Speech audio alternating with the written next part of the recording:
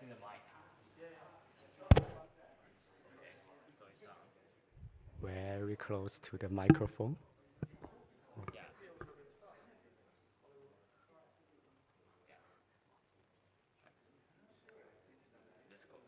This close. This close. Yeah. Oh.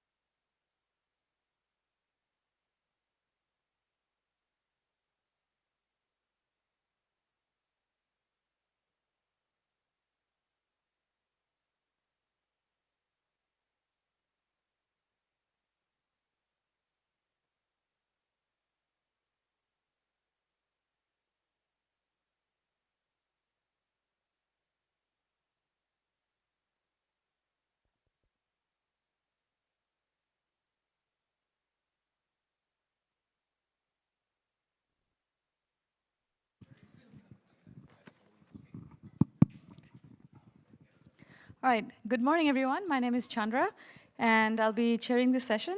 So our first speaker is Shijin Zhu from Tsinghua University, and he will speak about better semantics exploration for browser fuzzing. Okay, thanks for the introduction. Hello, everyone. I'm Shijin, a PhD student at Tsinghua University. Today, I'm going to introduce our recent research towards better semantic exploration for browser fuzzing. And browser security is a very important topic because if a browser is vulnerable, attackers can leverage the vulnerabilities to attack any internet users. So the goal of browser fuzzers is to generate a large number of HTML files which can explore browser states, and hopefully we can trigger some bugs and report them to browser developers and help them improve their code quality. And there were several browser fuzzers proposed in the last decade, and they evolve over time and pay more and more attention to the semantics correctness of fuzzing. And generally speaking, browser fuzzers relied on handwritten grammar, usually in the form of context-free grammar. And during the test case generation, they generate derivation trees based on the grammars, and finally instantiate a HTML file from these derivation trees. And the right side figure is an example of code generation. And let's first look at the CSS part. And the start symbol is CSS root, which is a non-terminal symbol. And the fuzzer will randomly select a production rule to expand this non-terminal symbol. And suppose it is expanded to this expression, and then we recursively to expand the non-terminal all the non-terminal symbols of this expression. And for example, we expand this non-terminal symbol to a terminal symbol, and we expand this CSS property non-terminal symbol to another expression, and we expand all the terminal symbols one by one, and finally reach a terminal-only expression, and we can translate this derivation tree to a CSS code. And this is the CSS code and generated by this derivation tree. And similarly, we can generate JavaScript code and HTML code and finally combine them to a test case. That's how existing browser fuzzers work. But the question we put here is that, are they good enough? A good browser fuzzer should be able to explore diverse semantics of browsers and generate semantically correct test cases. That's the common sense of fuzzing research. And let's put a figure to illustrate how fuzzers explore browsers' input space. And suppose this figure presents the input space of a browser, and the green area is the semantically valid input space, and the gray area is the invalid input space. And ideally, a good fuzzer should generate test cases like the green crosses in this figure. All the test cases are valid and cover diverse area of valid input space. That's an ideal case. But according to our observations, actually, existing fuzzers generate test cases like this figure. Their handwritten grammars limit the area they can explore, and in the meanwhile, they may generate some invalid test cases because of man-made mistakes or because the grammars they wrote are outdated. So in this paper, we aim to address their pitfalls. And the goal of our paper is to automatically generate quality grammars to improve browser fuzzing. And our key insight is to build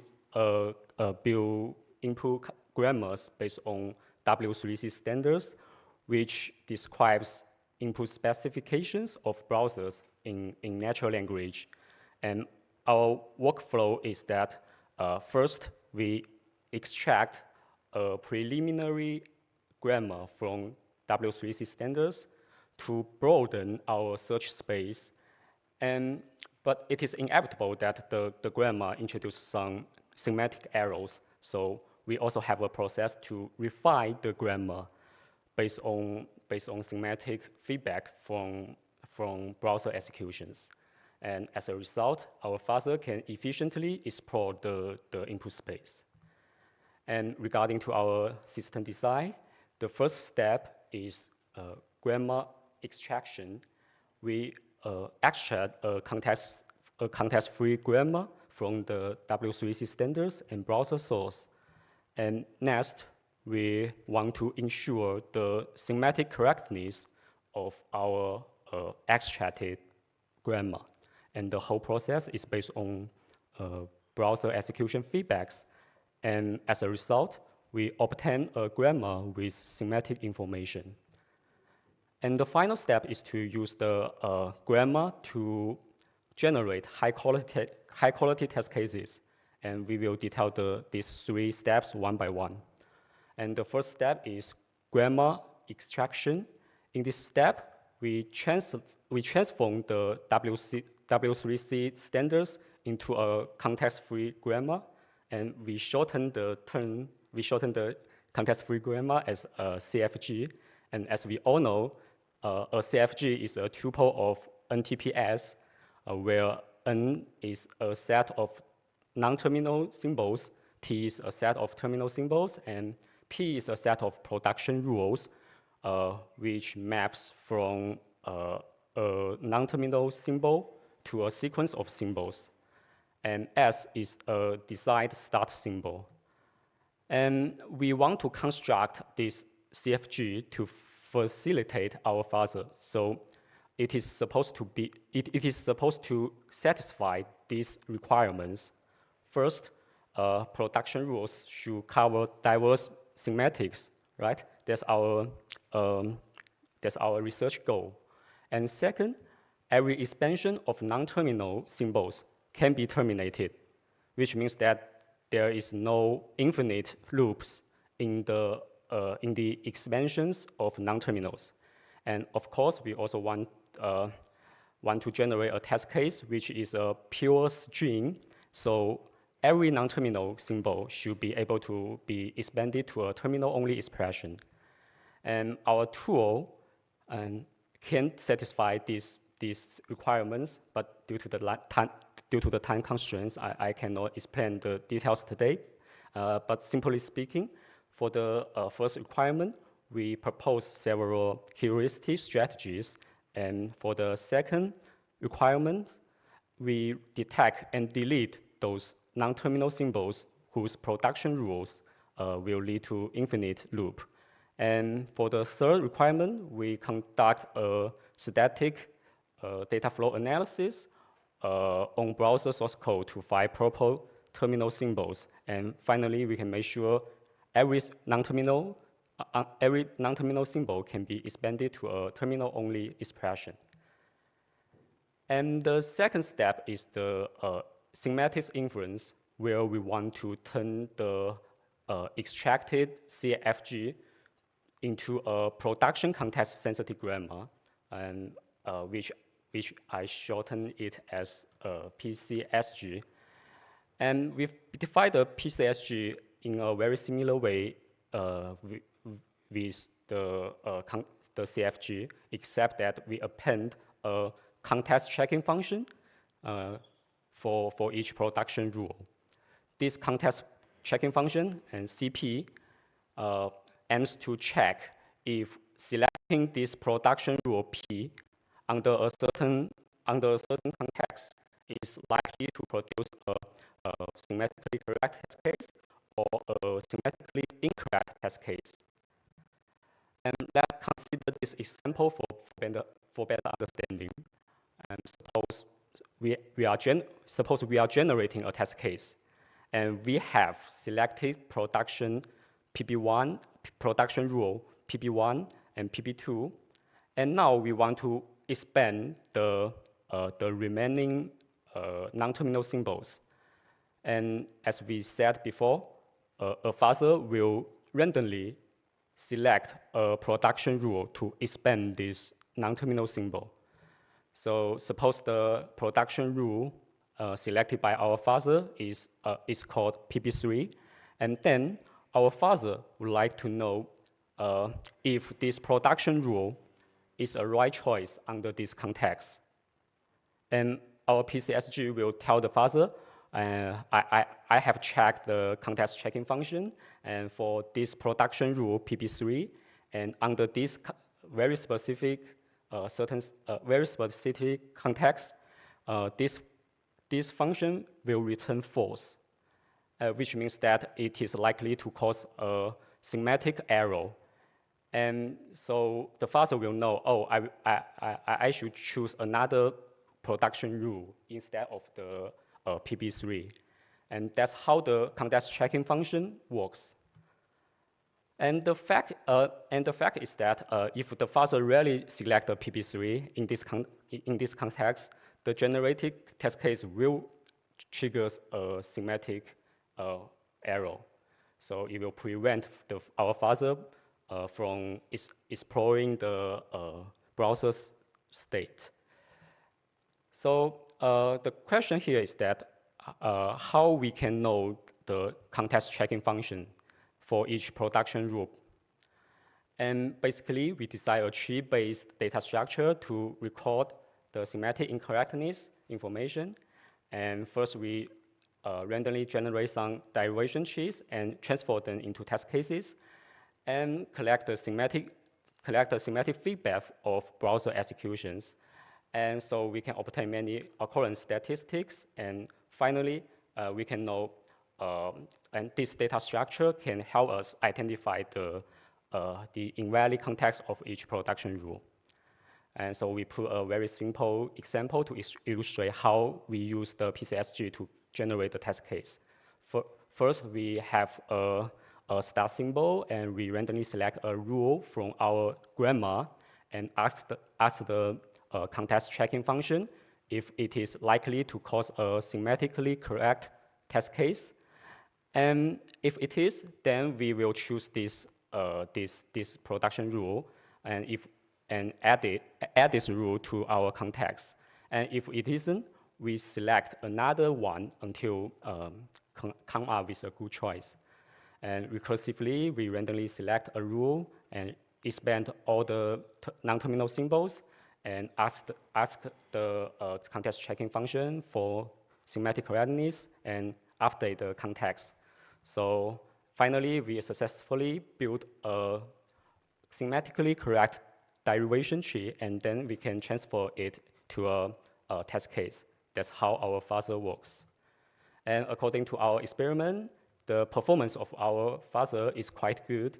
It has found 62 real-world bugs, and 10 of them are assigned CV IDs, indicating our fuzzer can trigger some critical security issues.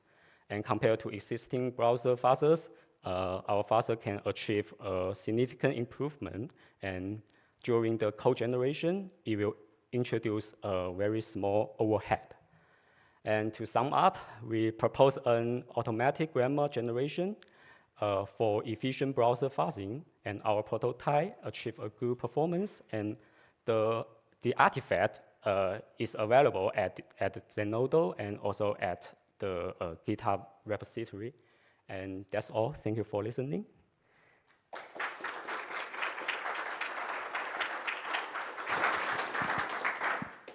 Questions?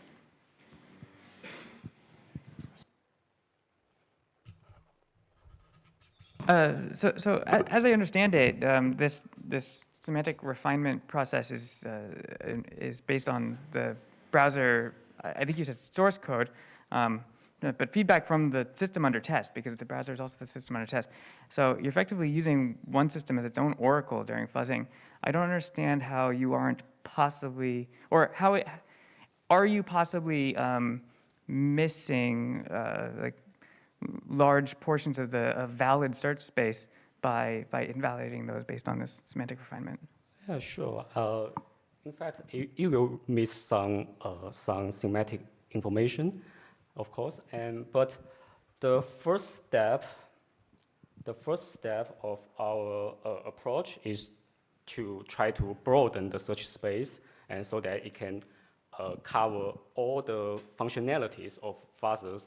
All the functionalities of browsers.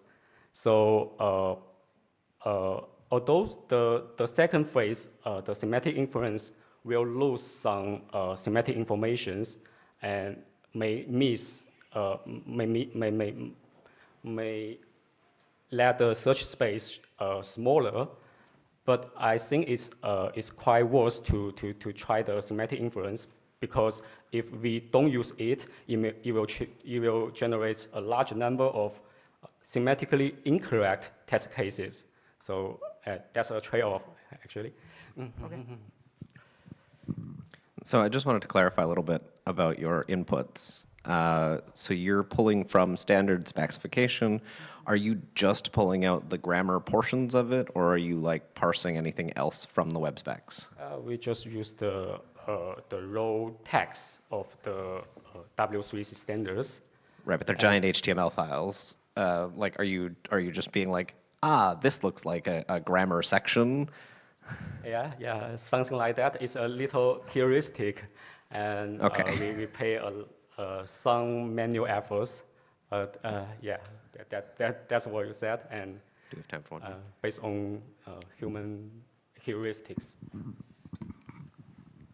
All right, let's thank the speaker one more time. I know there's more questions, so hopefully you can find them later. So the next talk is live pattern matching with type tolls, and we have Cyrus Omar, who is going to present the work. And this is also a distinguished paper, so congratulations to the authors.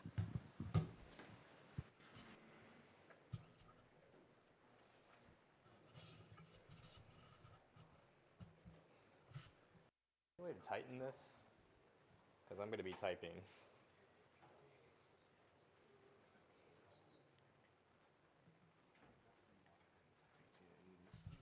Yeah, like there was another session where they had a tool that they used. If not, I can be careful, but yeah, okay.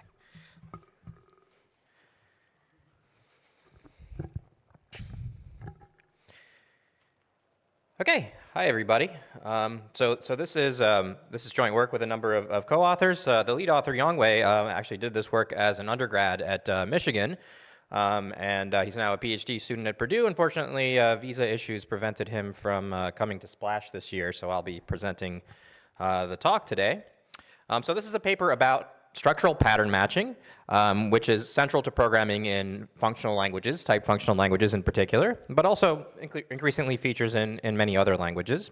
Our group is developing a type functional programming language together with a live programming environment called Hazel. So I want to start the talk just with a demo of pattern matching in Hazel. Let's hope the resolution cooperates here. Okay. So Hazel has data types like tree. So this is just an n-ary tree. It's defined in the usual ways, a leaf and a node constructor. This is a recursive sum type. And then you can write functions on trees, like this function that takes n-ary trees and converts them to binary trees by pattern matching on the input tree. So that's what case does. So what is pattern matching? It's just a way of doing a case analysis in a compositional way together with a destructuring binding construct for the product types that might appear. So you're matching in order on the tree, starting with this leaf n pattern where n stands for any integer n, and so on. So the node with the empty set of children, and so on, all the way up to 2 or more here. So this cons notation, if you haven't seen it, is just the head element x and the tail, y cons tail. So this is a really powerful way to write programs, of course. And in a type setting, you also have a really powerful set of analyses that you can do. You can do exhaustiveness checking and redundancy checking. So what is exhaustiveness checking? That just means that if I forget one of the cases that the type implies, then I will get either a warning or an error. In Hazel, it's an error. So if I delete that second case, I forgot the sort of the nullary node, then you get this error here, and it says at the bottom case expression is inexhaustive. You could actually show give an example of a missing case. We're working on that, but it's not currently implemented. So this is really powerful. Another analysis is redundancy checking. So redundancy checking comes up, for example, in subtle situations like this. So this example is the same as the last example, except I've reversed the order of all the rules. And because of that, the first rule actually subsumes the second rule, because this matches 2 or more elements in the list, whereas this matches only 2 elements. And so if I put my cursor here, it will tell me, hey, you might want to rethink this. This pattern is redundant. It will never be reached or never matched by anything that makes it to this point. So this is really powerful, but what Hazel's sort of claim to fame is that we support these kinds of analyses and execution during editing. So when the program is incomplete, and we use holes to handle this. So we have an editor that automatically inserts holes as necessary.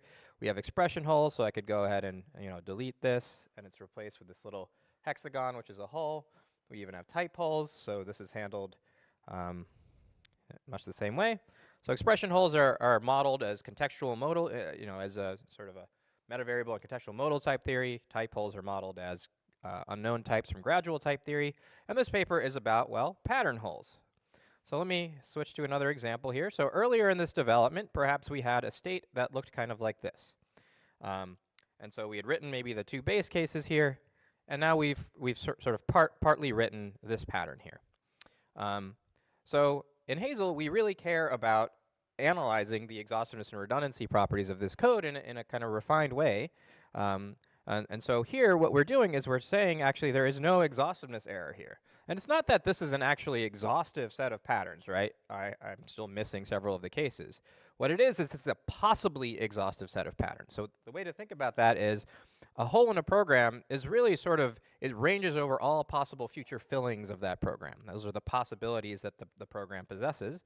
And so there is some way to fill this hole in this pattern such that this is exhaustive, right? I could fill it with the tail variable and it's exhaustive. There might be ways in which I could fill it in which it's not exhaustive. If I fill it with nil, then it's not exhaustive. And so we only give errors to users when it's necessarily inexhaustive, but as long as it's possibly exhaustive, then we don't give an error. A similar sort of reasoning will happen with this, except now we can give an error, an exhaustiveness error, even though there are still holes in the pattern. So it's not just that holes appear and therefore we don't do exhaustiveness checking. Here we can actually positively say there's no way to fill these 2 pattern holes such that this thing becomes exhaustive, because this has necessarily 2 or more elements in it. And so we've missed the singleton case. Okay, so we give an exhaustiveness error here, even though there are pattern holes in this program. Okay, so this is necessarily inexhaustive. So this binary exhaustiveness, inexhaustiveness distinction becomes a ternary distinction. Is it necessarily exhaustive, necessarily inexhaustive, or possibly exhaustive? A similar analysis can be done on redundancy. So here is a set of patterns that are exhaustive, and even though there's another pattern here at the end that has a hole in it, we know it's redundant with respect to the previous patterns because there's no way to fill it such that this wouldn't be redundant, right? Because essentially this pattern matches all lists that aren't nil. Okay, so a similar idea there. Let me actually go back and talk about the dynamic semantics really quick as well. So here I've written kind of an example of a call to binary with a node with 3 leaves, and I'm now calling a function with holes in it, and Hazel attempts to evaluate programs with holes. And so what does it give me? Well, it gives me an indeterminate result. It can't actually decide whether to take this branch or not, but it can decide at least not to take these first 2 branches. So it kind of crosses them out and leaves there sort of a pointer in this 3rd branch to say, I'm waiting for you to fill this hole to decide if this branch can be taken or not. Okay, so how does this all work? In the paper, we define Peanut. Peanut is a core calculus for pattern matching with holes. That's named after hazelnut, which was the core calculus of Hazel. And so it's a fairly straightforward type lambda calculus. It's got base type of numbers, functions, products. We have explicit eliminators there for technical reasons. And then binary sums. Okay, so we just have the left and right injections there. And then we have, of course, pattern matching. So a pattern match expression has a scrutiny E and then a set of rules. It's actually a zipper of rules, so we have a pointer into which rule we're currently considering in the dynamic semantics. The patterns consist of variables, wildcards, number, literals, pairs, injections. And then in addition, in both expressions and types, we have holes, both empty holes standing for missing expressions, and non-empty holes standing for type errors that have been kind of wrapped in holes. We have a paper at Popple in January that talks about how all that works. So that's the syntax of the calculus. And we define an operational semantic, so I'll talk about the live evaluation aspect of it first. This is a pretty standard semantics for pattern matching. You start by evaluating the scrutiny to some final expression. It may not be a value because of holes, so it might be indeterminate. And then we have 3 cases. The case where the expression matches the pattern, in which case a substitution is produced and we step into that branch. If it doesn't match the pattern, then we move on to the next rule, which has to exist. And then there's this 3rd case, right? All these binary distinctions become ternary distinctions. So we have this possibly match or indeterminately match relation that creates a pause in the execution of that match expression. And so we have our standard type safety theorem. It's stated the same way as in the Hazelnut Live work. And so a few things to notice here. The context here requires an empty typing context in the standard way, but a non-empty hole context delta, so you can evaluate programs with holes in them. And then another thing to notice here is that there's 3 possibilities for progress. It's either a value, indeterminate, or takes a step.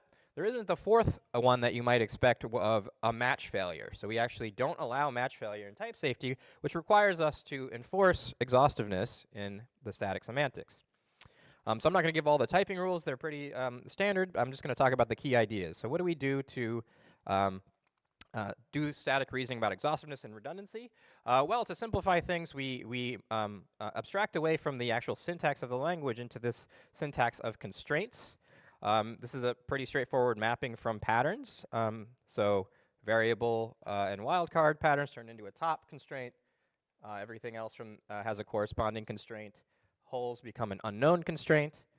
And then we have a disjunction so that we can talk about an entire sequence of rules as the disjunction of the constraints from each rule. So we talk about entire sequences of rules at once in the constraint language. And then finally, we have an important operation, the dual or negation operation on constraints, which is something we can do by just adding a few more constructs, a bottom and a complement and an and. So for example, the complement of a left injection is either a right injection with a top or a left with a recursively complemented argument. Okay, so we'll see why this is useful later. Just want to introduce it there. So what do we do with constraints? Well, the most basic thing we can ask about a constraint is, does a given expression satisfy it? And again, we have these kind of ternary distinctions. So an expression could necessarily satisfy a constraint. It could indeterminately satisfy a constraint due to holes in either the constraint or the expression. And then the disjunction of those two we call possibly satisfying, so it's either necessarily or indeterminately satisfying. And we denote it with that question mark and the cross there. Okay, so how can we reason about exhaustiveness? So for example, this possibly exhaustive case from earlier.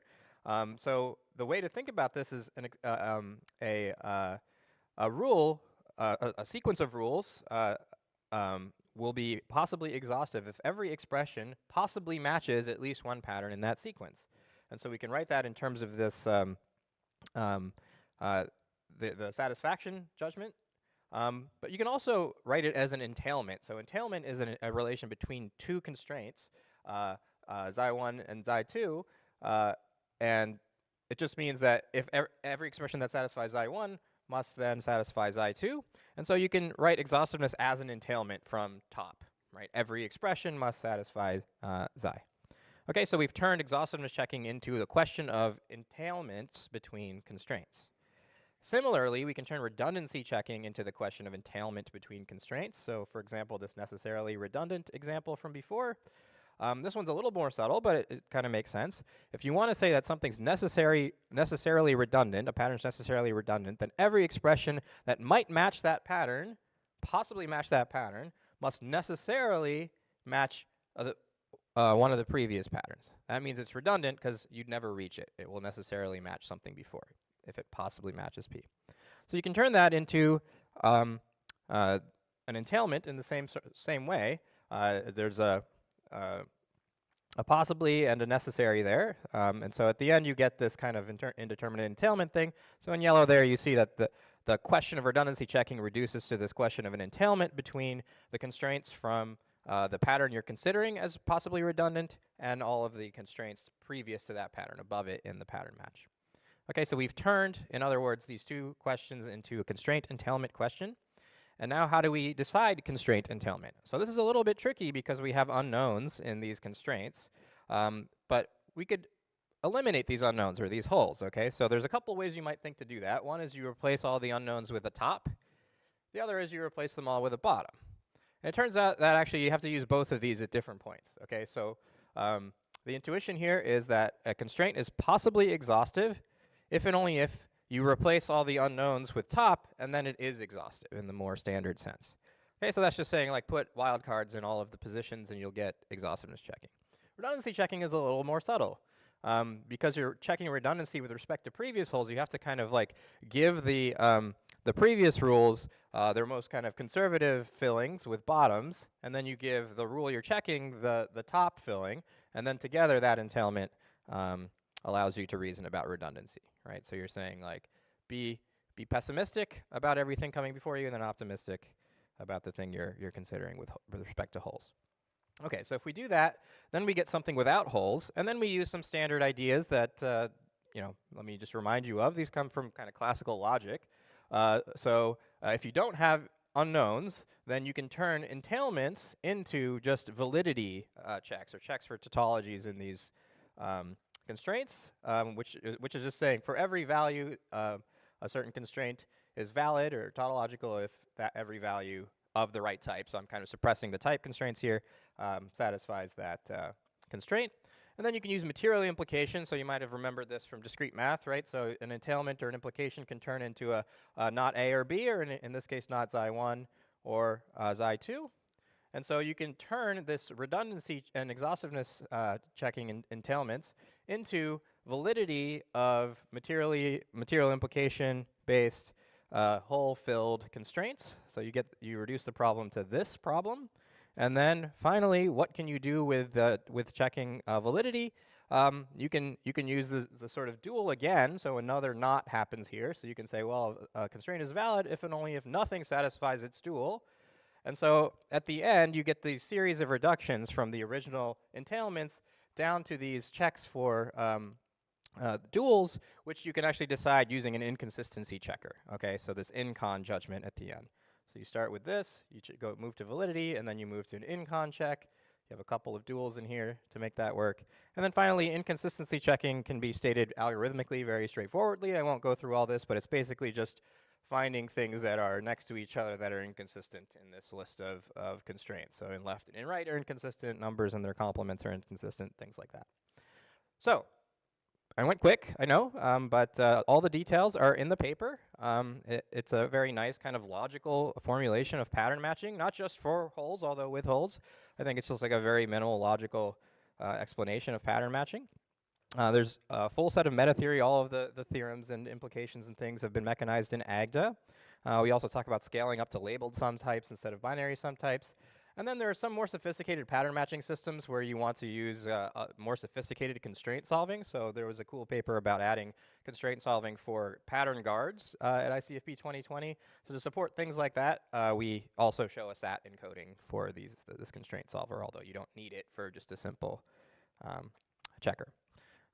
So I'll stop there. I just want to acknowledge that they're in the paper. The screenshots are from a previous version of Hazel 2.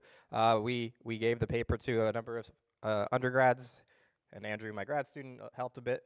And they were able to read off the rules and turn them into an implementation for Hazel 3, which was a rewrite. And so I think this is a very practical system once you look at the rules. And I just want to acknowledge support from the NSF, and I'm happy to take questions.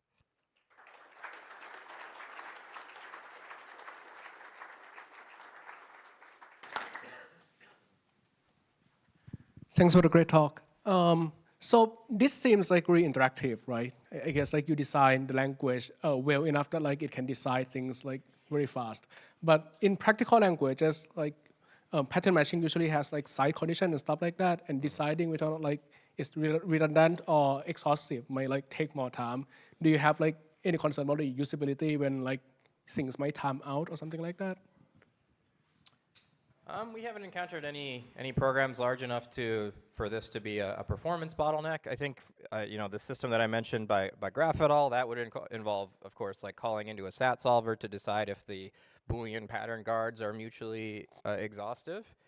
That would be hard to do on an every keystroke level. So in general, we have this problem in Hazel. So you could use various strategies.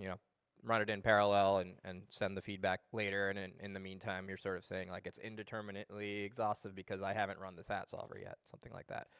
As we scale up, we'll hopefully encounter those problems and find solutions. Yeah. Thanks for the talk. When I type in Hazel 1 plus whole, the result is 1 plus whole. Yeah. If I type 1 plus a case match where the pattern is not evaluated, is this going to turn into 1 plus that annotated case thing that you showed us with the patterns crossed out? So in other words, is this thing like a whole but with annotations? Yes. Okay, thanks. Great. Thank you, Cyrus.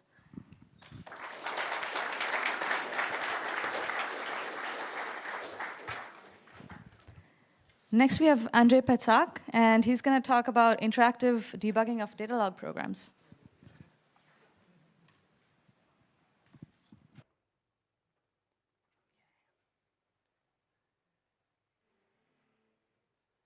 Okay, thank you for the introduction.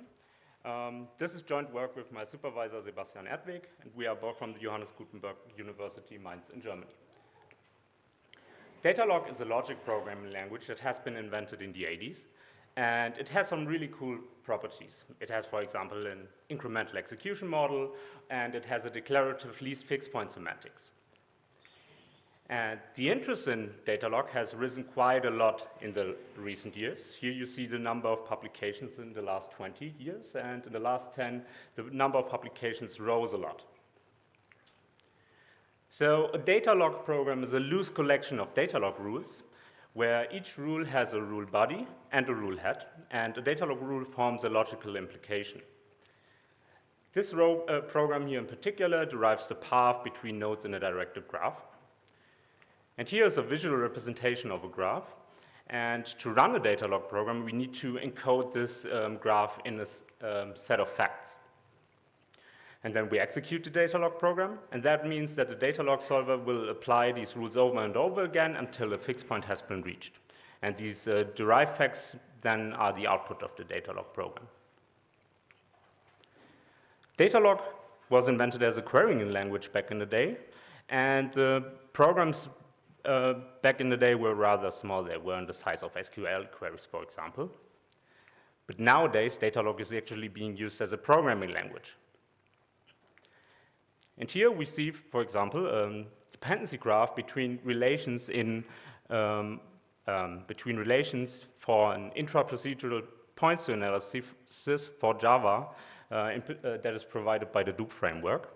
And all these bluely colored nodes here describe one big fixed point computation. So these programs get bigger and bigger, and naturally there will be bugs in the program. So we need some way to debug these programs. And here we have a small data log example that derives the typing relation of a lambda calculus term. And this program contains a bug, but you don't need to look for this right now. So what would we do to debug, for example, imperative programs? Well, we would identify a failing test case. We would then set a breakpoint. And then we would run a debugging session, right? So let's use these ideas and debug this program together, but we do this for data log. We identify this failing test case, and we suspect there's a problem with typing applications, so we set a breakpoint in the application rule, and then we start a debugging session. And we hit the breakpoint, and up until this point, this app call deconstructed the expression E into the function E1 and the argument E2. The next call, typeof, will type the function and expect it to be of function type. We just step over this, and up until this point, everything seemed fine. And then the next call seems a bit weird, right? So there is this, we want to type the argument expression, but we expect it to be of type NUT. So let's step into this and see what happens. At some point, we will arrive at this rule, where the rule says every Boolean expression should be of type bool, but the variable bindings indicate, well, this is a Boolean constant, false, and we expect it to be of type NUT. And what happens is that this rule is not applicable, so this variable binding will disappear.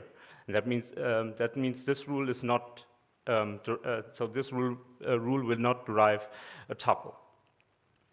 And all the other rules will also not derive a tuple because these are syntax-directed rules, basically.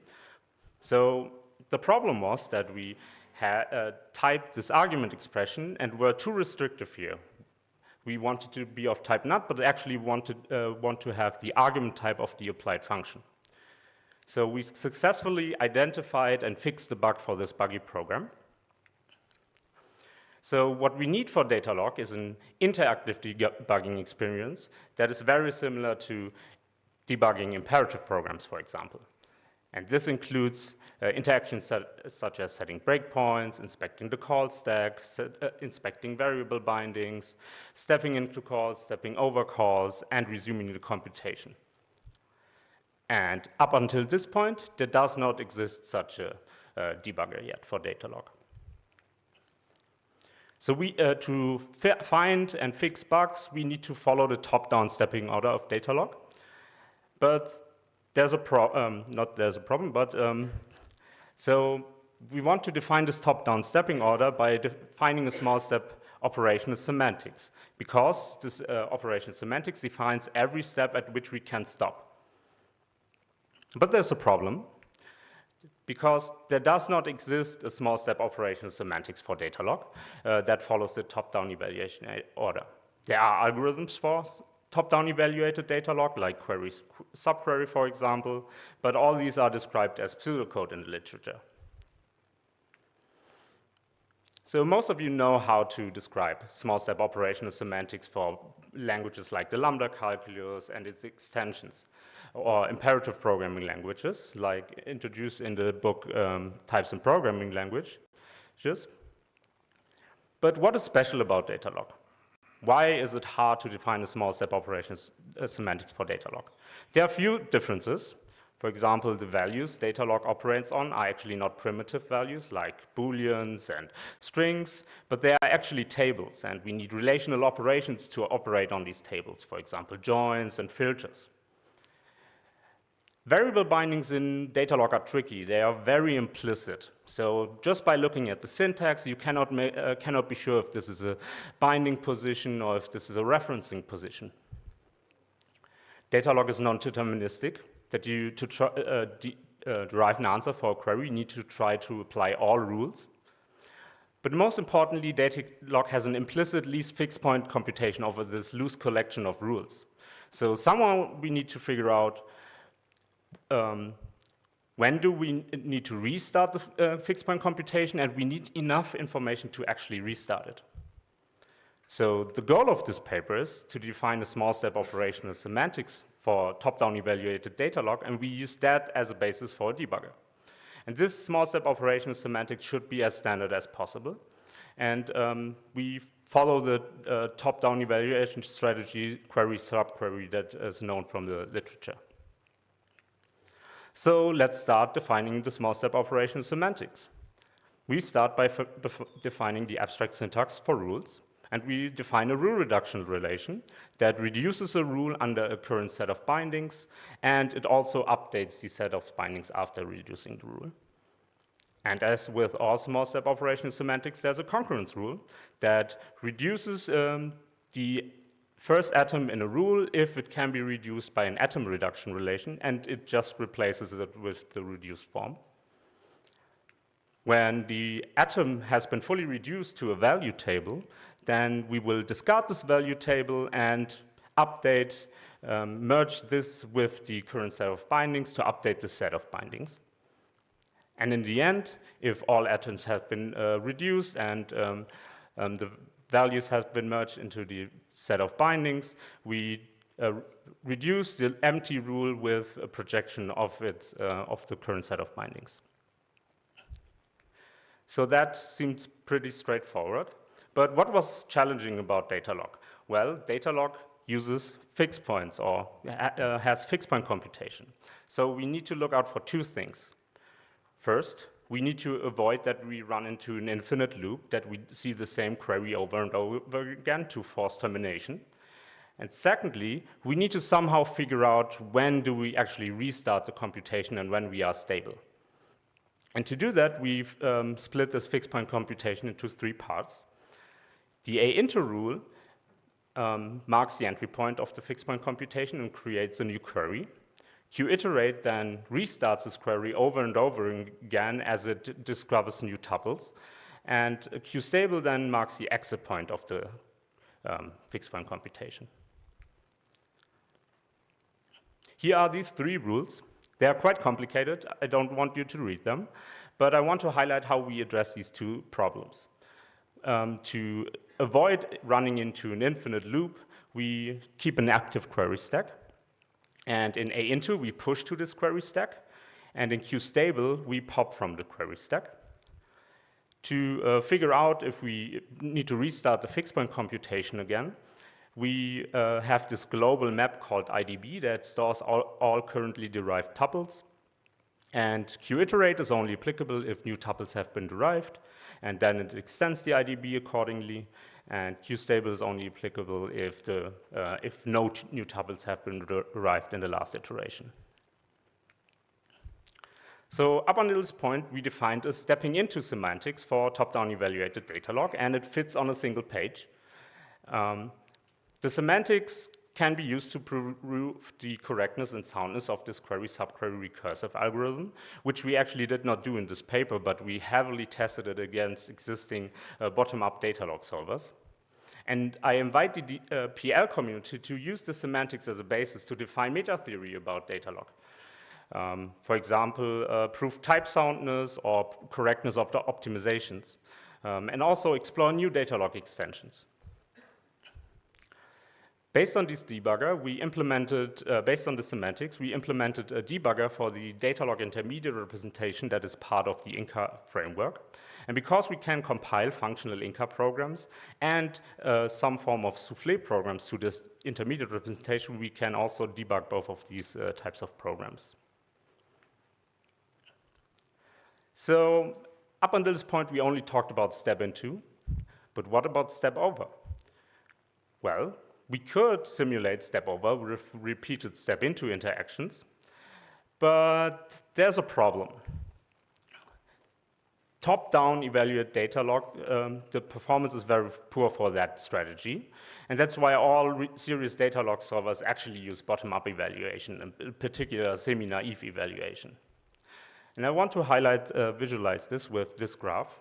Here we have the path program over that we where we compute with top-down evaluation strategy and bottom-up evaluation strategy on cyclic graphs with a rising number of nodes.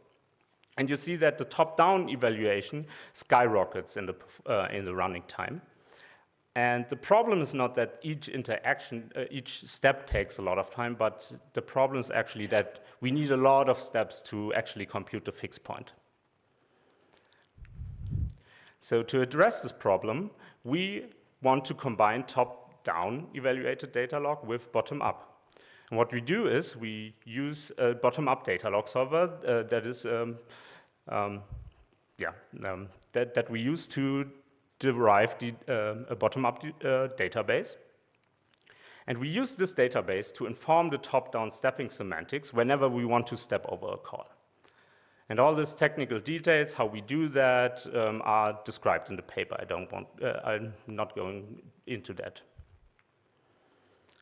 So we have this idea about this combining of top-down and bottom-up for step over. But does this actually work? Does it give us responsive interactions for step over? We measured that on a dupe analysis, a Java points-to analysis, that also analyzes parts of the JVM. And we described a few scenarios in the paper where we then measured a lot of step-over interactions, and indeed it's actually feasible. Most of the step into interactions take at most 70 milliseconds, so it's quite responsive. To conclude, to identify and fix bug in the data log program, we need to follow the top-down stepping order. To define the semantics of this debugger, we actually defined small step operation semantics. And again, I invite the PL community to use this as a basis to define meta theory and explore new data log extensions. To provide responsive step-over interactions, we combine top-down evaluated data log with bottom-up derived databases. And this makes interactive debugging actually feasible, and the interactions are quite responsive. Thank you for your attention.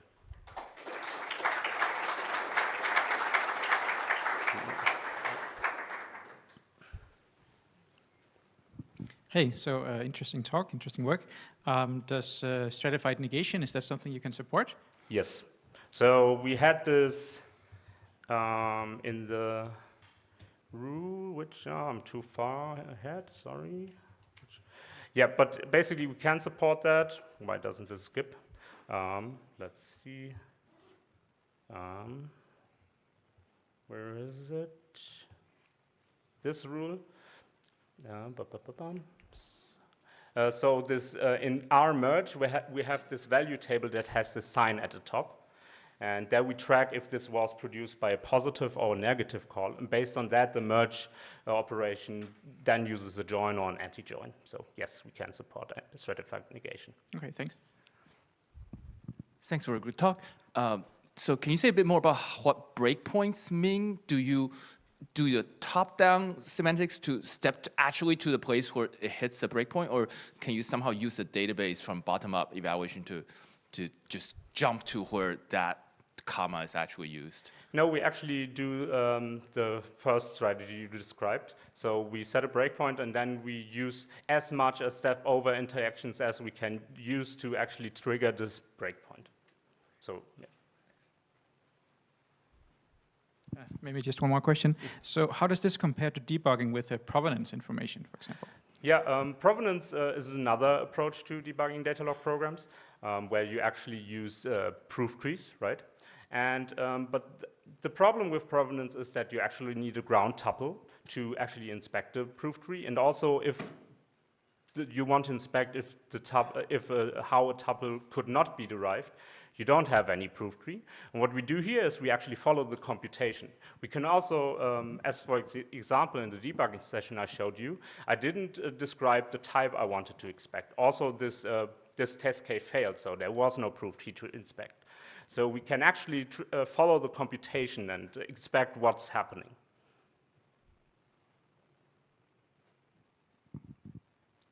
All right, well, let's thank Andre one more time.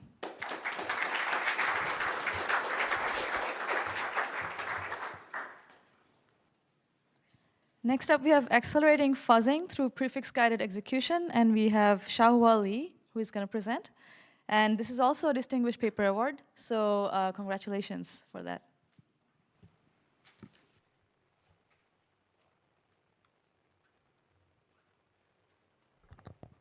Okay, thank you for the nice intro. So, hello everyone, my name is Xiaohua Li. I'm from ETH Zurich, I'm a PhD student. And this is a joint work with my supervisor, Zhendong Su. And this work is about accelerate fuzzing through the new concept called prefix-guided execution. So, first of all, what is fuzzing? So, for a fuzzer and you give it a target program, the fuzzer generates input, feed it to the target program, and execute it on this input, and at the end, it collects some information from the execution to decide if this input is interesting or not. And a typical feedback would be the coverage, like if this execution or the input trigger improved the coverage or not. And the goal of fuzzing is to find bugs, and in order to do so, the fuzzer tries to maximize the code coverage. And in order to maximize the coverage, it tries to find all the coverage increasing inputs from all the inputs in the generated during fuzzing. So the problem. Suppose on the right-hand side is some control flow graph of some non-trivial program, and the fuzzer generates some input and feed it into the program and execute it step by step. So by step, let's see, execute one basic block or one code edge, and execute it from one basic block to another one, and until after executed so many steps, it finally returns something. And at the end of the execution, the fuzzer can check, okay, if this execution is indeed interesting or not. So allow me use this simplification to denote this like programming execution. And after this execution takes some time, and at the end of the execution, the fuzzer can finally know, okay, this input is not interesting, but time has wasted, right? So that means like the fuzzer during fuzzing, the fuzzers will generate a tons of inputs for the target program, and often the time that it generates tens of millions of inputs for an hour or for the day. And for each of the input, it tries to execute it and to test if it increase coverage, execute it, so on and so forth. But the truth is, although it generates so many inputs, only a tiny fraction of them are truly interesting and require full execution. So that means among all the inputs generated by fuzzers, only a very small fraction of them are truly interesting and they require full execution. And the fuzzer, however, wastes most of the time on the rest of uninteresting inputs. So in this work, our target is trying to accelerate this process. So the new concept that we call prefix-guided execution. So let me first introduce some conceptual solution to this problem. So let me see, instead of fully execute the program, because our purpose here is to find out if an input is increase the coverage. So instead of fully execute the program, we're trying to partially execute the program and trying to use the so-called partially execute program and try to use the so-called execution prefix to infer whether or not this execution is likely to improve the code coverage or not. And let me use a simple example to illustrate this idea, that for input, we executed for a certain amount of inputs, and we pause the execution at some point. And we then check from the information we get from during the prefix execution to say if this execution seems to be promising. So if it is, then we resume the execution and reach it, and continue the full execution until reach the end, and ask the fuzzer to check for the information it needs. And if the check indicates that, okay, this is not interesting, this execution is not interesting at all, then we apply early termination to the execution and continue on the next input instead of with time on it, and pause it again, check it again, and we hopefully we can find an approach that is that our execution prefix can accurately identify those really interesting inputs. That means given all the generated inputs and the small amount of coverage, this approach can narrow down the space to those coverage increase inputs, and for the rest of the uninteresting inputs, it try to cut them off, and so in this way it can accelerate this approach. So the question is here: okay, after all this talk, what is a good execution prefix for this purpose? So we find out that the sequence of executed basic block ID could be one interesting and quite effective execution prefix. And if you want to know how we find that out, we refer to our paper, because we have a lot of interesting evaluation, a tons of evaluation to find this out. So let me give you jump directly to the concrete execution we implemented in the current fuzzer. So let's suppose this is a toy example, and this function takes 2 inputs, 2 integer, and after some execution, it returns something. So you don't have to understand the semantics of this execution. And on the left-hand side is the line number, or you can, in this, for the ease of the presentation, we denote them as a basic block ID, as I just introduced before. So we define some prefix length. Let's see, prefix length equals to 4. That means we will only execute 4 steps of this program, and give an input. The first input 1, 0. We feed it to the program, and we execute it one by one step by one step. Then we executed line 2, line 3. Line 6 and line 9, and then we pause it to check if this is truly interesting. And in this case, we would check if this sequence is unique or not. That means if we have seen this execution prefix before or not. In this case, this is the first execution prefix, so we think, okay, this is interesting, and we continue execution until the program terminates. And for the next one, again, we pause the execution at a certain prefix length and check, okay, this is still interesting because it's 2, 3, 6, 7 sequences and is unique to us, and we continue the execution. And for the next one, okay, 2, 3, 6, 9 is it's not interesting because it has been observed before. So we drop this, terminated this execution.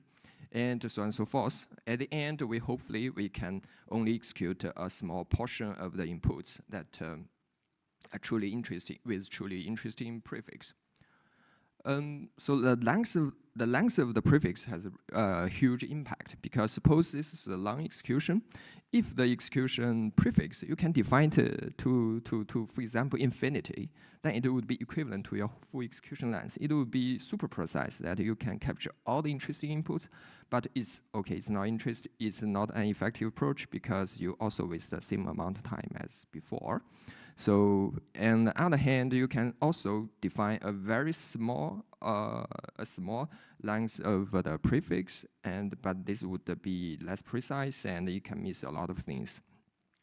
So in the implementation, you should trade a good balance between these two. And in this work, we propose some dynamic search algorithm that can search for a good balance between these two. So the evaluation. So after all, we need to know if this truly works. Okay. So we use a Magma benchmark, which consists of 21 real-world programs, including some really famous ones, like the libpng, libxml, and OpenSSL, etc. And we apply this for 2 days of fuzzing on each of the program using existing the most famous fuzzer, AFL and AFL++, and here's the result. First of all, the throughput, that means among all the executed, the number of inputs that are explored by the fuzzer. So the solid bars are the results of our prefix guided execution, and the shaded bars are the other basic Lexi AFL. And you can see that we can accelerate the number of inputs explored by fuzzer a lot, up to like 3 times more. And the x-axis represents is a parameter to tell the PGE to search for a trade-off of the prefix length. And with longer prefix length, you will have less accelerations, and with a small prefix length, you can have a huge improvement, but always comes with some cost. And the bugs. Okay, this is the ultimate goal of fuzzer. So interestingly, we find a lot of more bugs than the vanilla AFL because we just accelerated this whole process a lot. And but sometimes we miss some bugs. Why? Because we don't have formal guarantee to this. We cannot guarantee that all the interesting executions, they will indeed have the interesting execution prefix. We just do a lot of evaluation to evaluate this hypothesis, and we find out that, okay, for 99% of the time, this is indeed the case.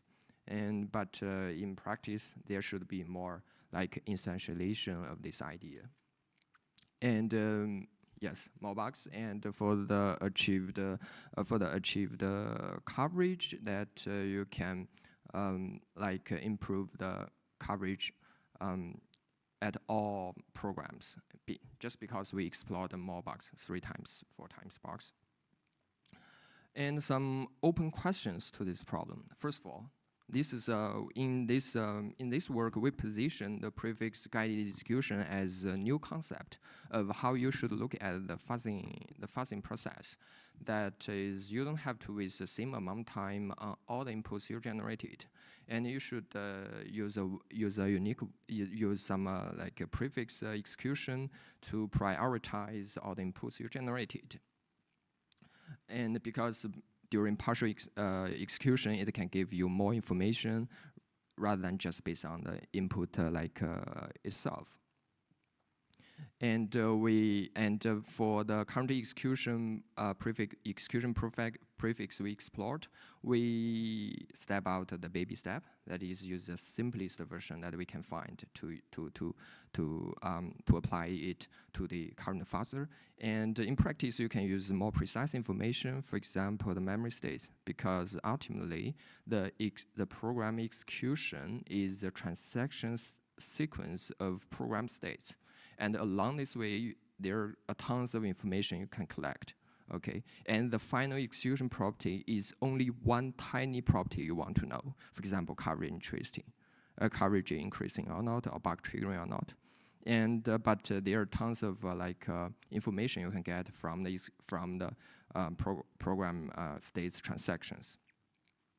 And for sure, for this current instantiation, we don't provide any formal guarantee, but maybe in the future, you can use static analysis to cut down the control flow graph to provide a more formal guarantee.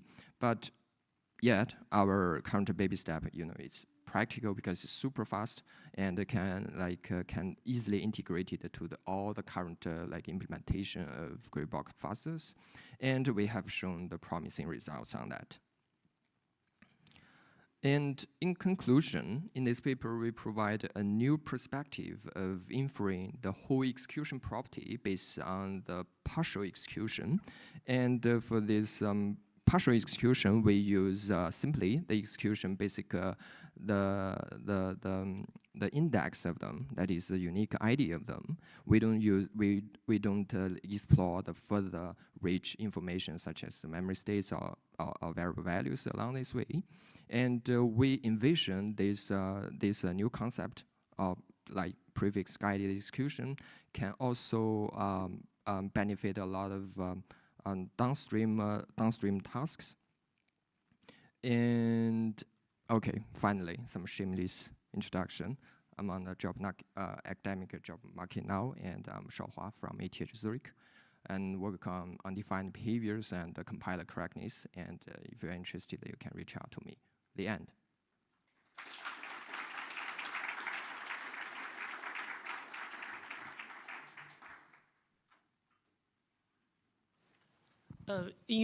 what happened to the loop when you have, because when you have a different input, when you enter a loop, you might have precise the same prefix. Are you choosing to cut them down?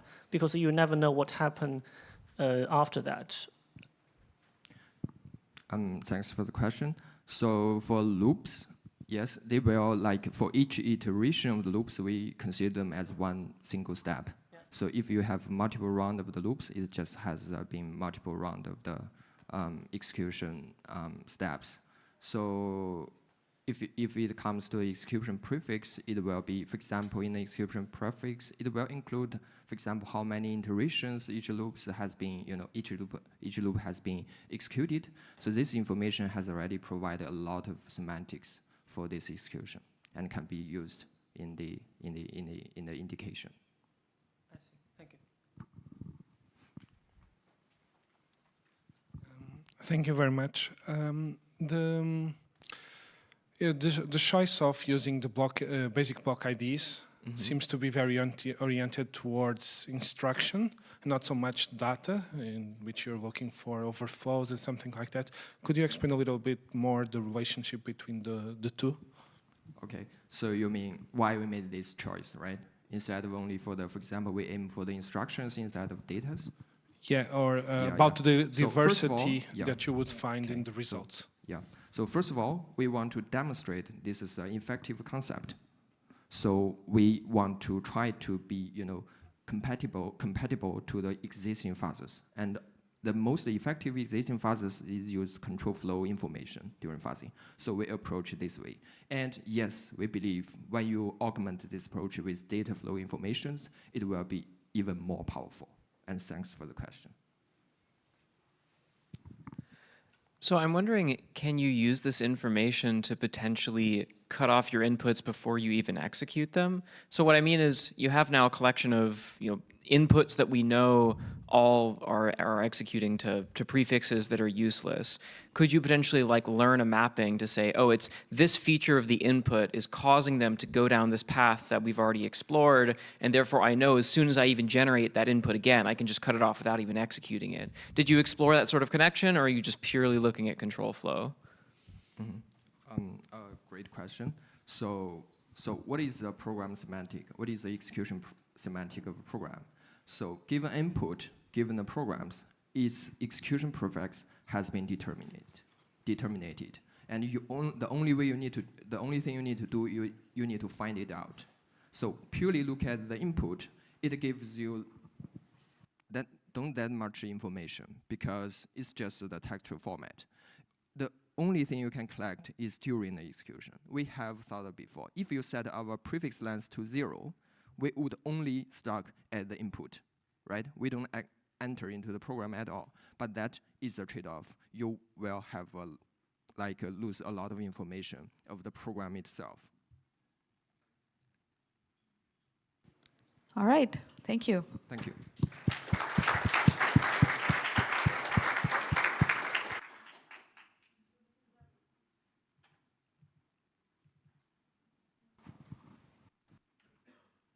All right, so this is the final talk for the session. We have Hongyu Liu, and he's going to talk about profiling allocator-induced performance slowdowns. Hi, my name is Hongyu Liu. I'm going to talk about our paper, MemPerf, profiling allocator-induced performance slowdowns. From this title, we can see this paper is related to memory allocators. So the first question is why memory allocator matters. And when you run a set of benchmarks and with different memory allocators, we can see none of the allocators can perform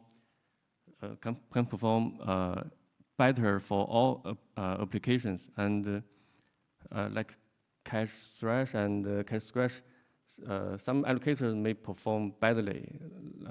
Like tcmalloc, the performance can be up to 38 times slowdown. And we also analyzed the root causes for allocator-induced slowdown. Actually, there are two types of root causes. One is slow memory operations. Obviously, when the application called malloc and free, it may the Malloc free may be very slow, so that's caused the performance issue. And another one is slow memory accesses. So when the allocator allocates some object, the performance can be memory accessed because the object, the life cycle of the object can impact the performance. And the slow memory access can be caused by TLB misses and cache misses. Of course, there are several existing profilers. One type is allocator profilers, because some allocator like TC-Malloc or G-Malloc, they provide its own profiler, but they only focus on how an application uses the memory, not for the performance slowdown. And their technique cannot be easily extended for other allocator. And another one is general purpose profiler like Perf. They only mainly focus on application, and of course they cannot detect allocation-induced slowdown as well. So that's why we propose MemPerf, detecting allocator-induced slowdown. As I mentioned before, the root causes are slow memory operations and slow memory accesses. So for slow memory operations, we propose a technique called performance modeling to kind of simulate the operation time consumption. And for slow memory accesses, we can identify that by TLB or cache misses. So let me introduce the performance modeling first. The intuitive idea is when we would like to know the performance issue in Malloc and free, we can use an optimal allocator and then run the application 2 times, and we can observe the performance difference so that we can know whether there's a problem in the allocator. But the problem is we cannot find the optimal allocator. And sometimes we cannot replace it easily. So our solution is it's kind of a simulation technique. We build an oracle by run the application many times and with different memory allocators, and we compute the average CPU cycles for each memory operations, and then we choose the fastest one as the oracle. And then we replace the cycles of memory operation by the oracles. Let me use an example to show this idea, because here is an original execution, and the red blocks are memory operations. And when we replace the red blocks by blue blocks, blue blocks means the optimal allocator, and it's the oracle. So we can compute the performance difference. If there's a significant difference, which means it should be some performance issue. And also we need to handle additional challenges like different types of operations, like malloc, calloc, reallog, and so on. And we need to handle multi-threaded programs. If you are interested in, you can take a look at our paper for the details. And another technique is to detect allocator-induced TLB or cache misses. The problem is we cannot directly count TLB and cache misses in heap objects, because if we use perf or like PMU to count TLB and cache misses, it cannot distinguish whether it happens in heap object or global variables.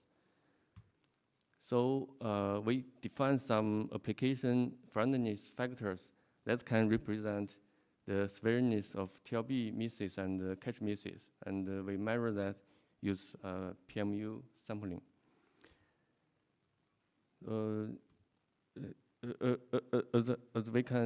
As we discussed, the slow memory accesses caused by TLB misses and cache misses. So for cache misses, we further classified into capacity misses, conflict misses, and the coherence misses.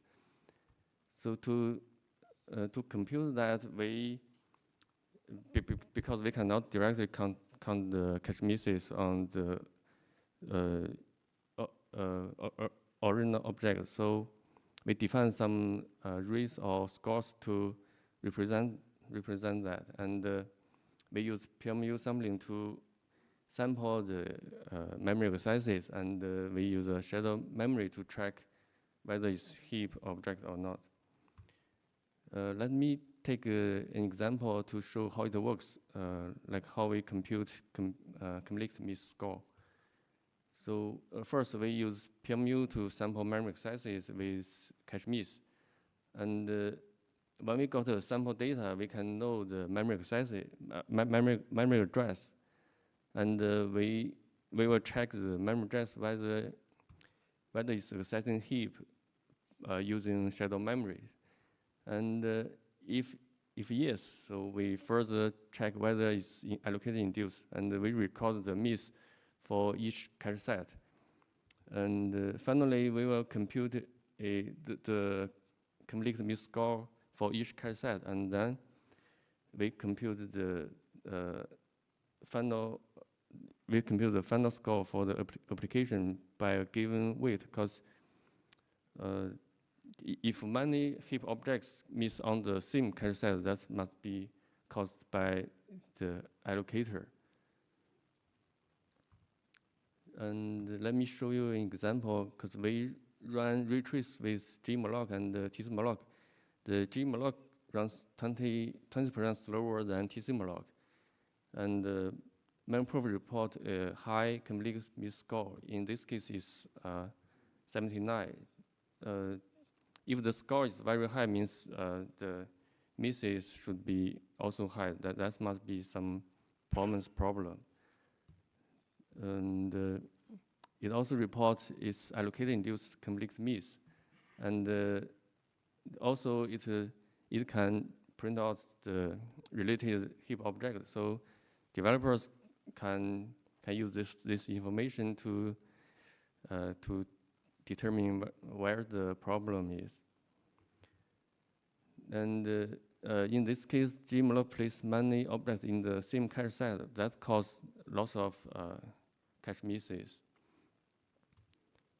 And if we use perf to identify this problem, perf can report the time consumption of each functions, but from this information, it's hard to know whether it's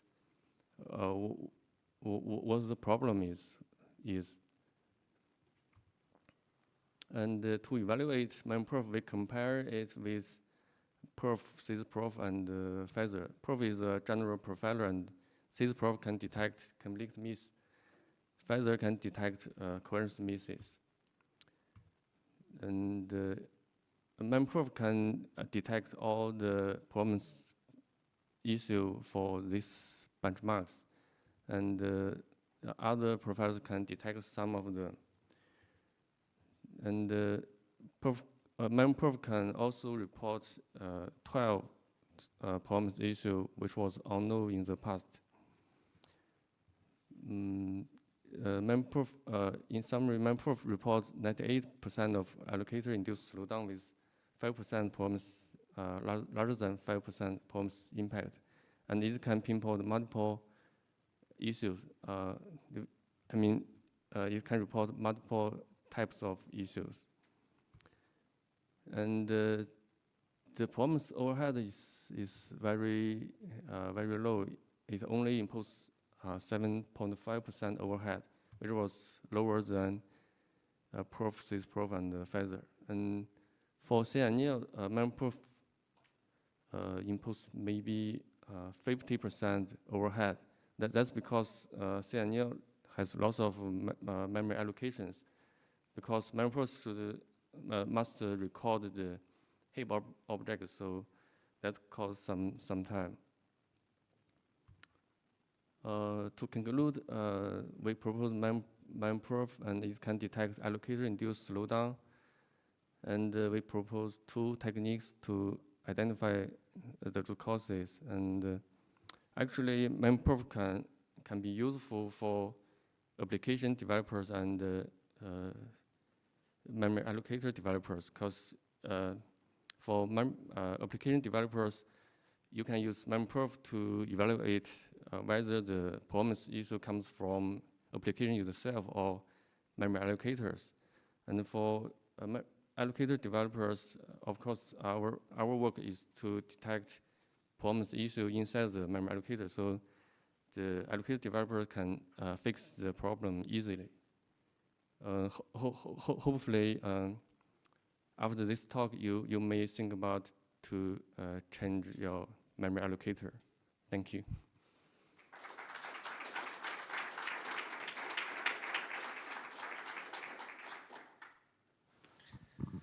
So one thing that's not quite clear to me is, does this approach scale if you have a very large application with thousands of application thousands of allocation types? Are you able to provide pinpoint accuracy about like this data structure is suffering this kind of miss, or does this not scale like on enormous applications? Actually, let me like for the performance overhead, if like XII, it has lots of memory allocations, so the performance has some problem. And another question is, we can print out the we can print out the objects allocated on some data structure, but it still needs developers to determine the real root cause. So if I read this on a big application, though, I'd get a long report with lots of these, or would it collapse them together? It will report lots of issues.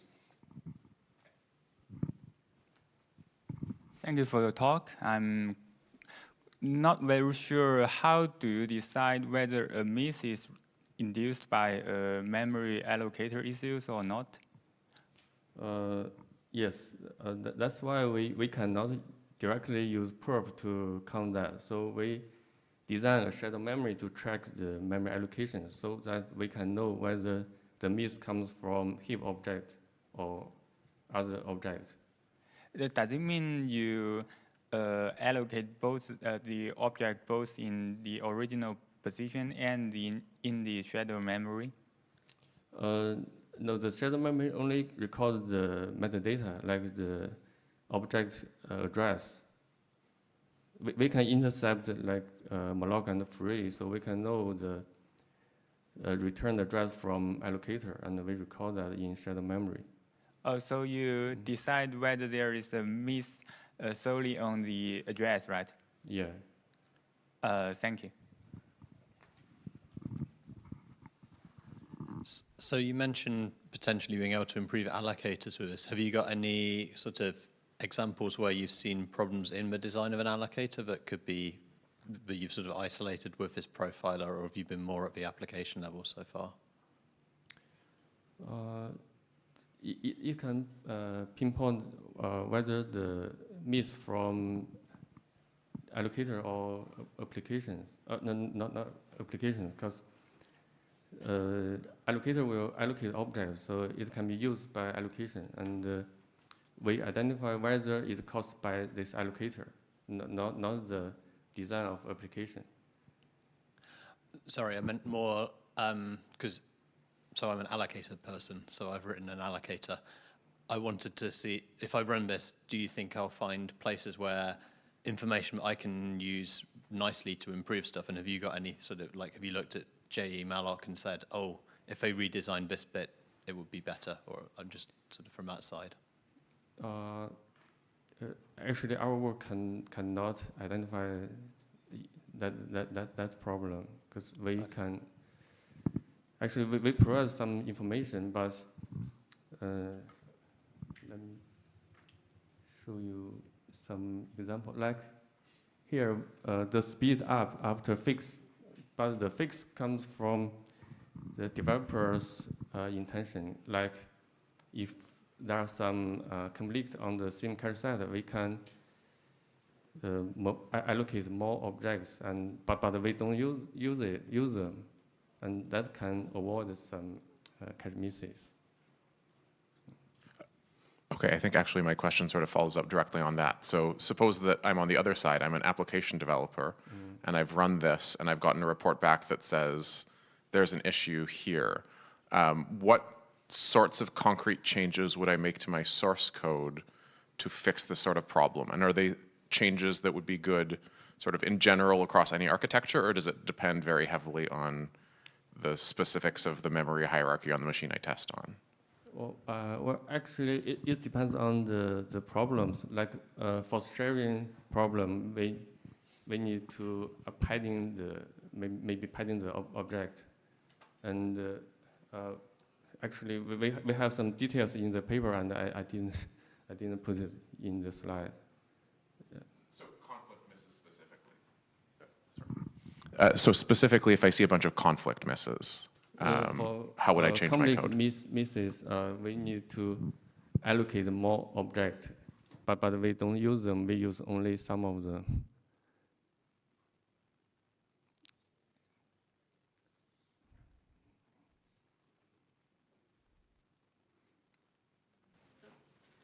When you do profiling, do you take into the environment into account? Because some obviously, your application will run in the larger content. The larger content, for example, your kernel, whatever system you're running, they might have effect on the memory allocator. Is that correct here?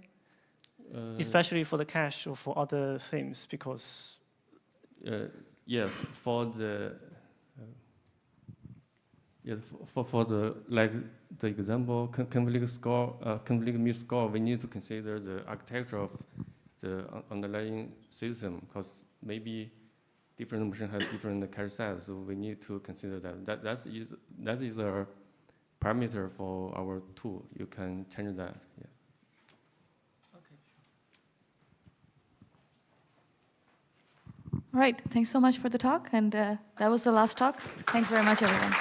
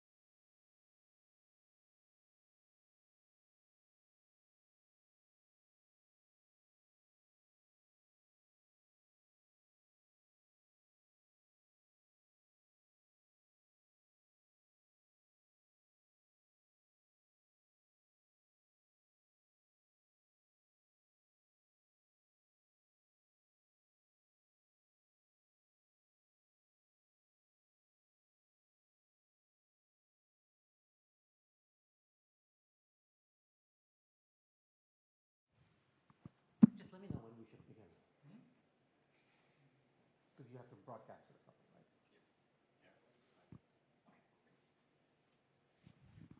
something, right? All right, everyone, welcome to the afternoon session on security and privacy. Our first speaker is going to be Jan. When it's time for questions, we have folks online, so I'd like to request people to take the mic, introduce yourself, and then ask. Anyway, take it away, Jan. Hello, everyone. I'm Jan Menz, and I'm presenting joint work with Andrew Hirsch, Pejman Lee, and Deepak Garg on compositional security definitions for higher order word declassification. Now, that's quite a mouthful, so I'm first going to explain what that actually means, and then I'm going to show you how we achieved what we're promising here. And the first thing you need to know is that this is a paper about information flow security. Information flow security considers a software with a secret or secrets, for example, a password, and it wants to prevent an attacker from learning the secrets or part of the secret. For example, that the password starts with a P. And in our work, in particular, we are interested in how we define security formally in such a setting. Now, there's a very standard answer to this question, a security property known as non-interference, which in essence says that for a program to be secure, an attacker must be able to learn absolutely nothing about the secret. More formally, what it says is that if we have different versions of the program with different secrets, then they must be indistinguishable to an attacker. So if we have our bank software with our password, and we change the password, then any outputs the attacker is able to observe, like the opening hours of our bank, shouldn't change at all. However, in practice, it turns out this is a bit too strict.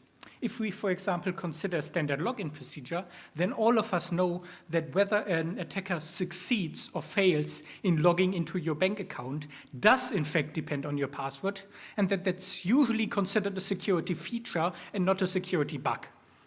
So if we want to allow these kinds of programs where we necessarily have to reveal some secret information, then we need something a bit more sophisticated. And what we can do is we can allow the programmer to specify which information flows they intend to happen. So you might, for example, let the programmer specify that this failure here is an intentional release of information. Now, there are various styles of doing this. In our paper, we're mostly concerned with what's known as where declassification, which allows a programmer to specify where in the program the information should be revealed and where not. This might, for example, take the form of such a declassify statement here. And the idea is that then any information release within such a declassify statement is considered a legitimate declassification and should be allowed by the security definition, whereas any information releases of secret information outside of such a declassify construct are a leak and should be disallowed by the security definition. So that's basically our goal. We want a security definition for where declassification. But I promised you something a bit more specific. I promised you a security definition for higher order where declassification. That is one that works well for higher order programming languages. And that's interesting because higher order programming languages can be a bit tricky. And that's because we have these higher order values like functions or objects that contain some unevaluated code. And what that means is that they can leak new data when we use them inside of another larger program. For example, this function here in isolation is a value, doesn't do anything. In particular, it doesn't leak any data. But the moment we actually use it inside of a larger program by applying it to an argument, it leaks the password to the public. So we don't really want that. So in higher order languages, we are left in the situation where we have these programs that do not leak data in isolation, so they may seem to be secure at first glance. However, they leak data when we actually use them, so they are not really practically speaking secure. And if we want to disallow such programs, and I think we should be disallowing them, what we really want is a compositional security definition. Now, compositional security definitions have the property that if we take a secure program and combine it with another secure program, the new program we get is also secure. So if we, for example, have the secure function applied to the secure argument, the resulting program is also secure. However, as we've seen before, if we take this function and apply it to a secure argument, the resulting program is not secure. So no compositional security definition would ever accept this function here. And therefore, if we have a compositional security definition, secure programs can actually be used securely, which is exactly what we want. They also allow us to do modular verification of larger programs, which can be quite useful, and they allow us to do meaningful verification of libraries, because by their very nature, libraries are always going to be used inside of larger programs. Unfortunately, the existing security definitions we have for where declassification in the higher order setting are not compositional. And that's completely independent on which style of definitions it is, whether they use bisimulation, some notion of knowledge, or something else. All of these existing definitions only consider the program in isolation, and therefore they all accept this program here that will leak the password if we actually use it. So that's what we want to do in our paper. We want to come up with a compositional security definition for where declassification in higher order programming languages, but how do we actually achieve this? And there are two major ingredients that I want to talk to you about today. Logical relations and some idea that we call relevant declassification. But let's start with logical relations. You've already heard about them today from Amal, but let me remind you, they're a tool that's used to study the semantics of programs. And the way they work is that you define these relations, which are often indistinguishability relations, for expressions and for values of each type. And those relations then define the semantics of those expressions and values.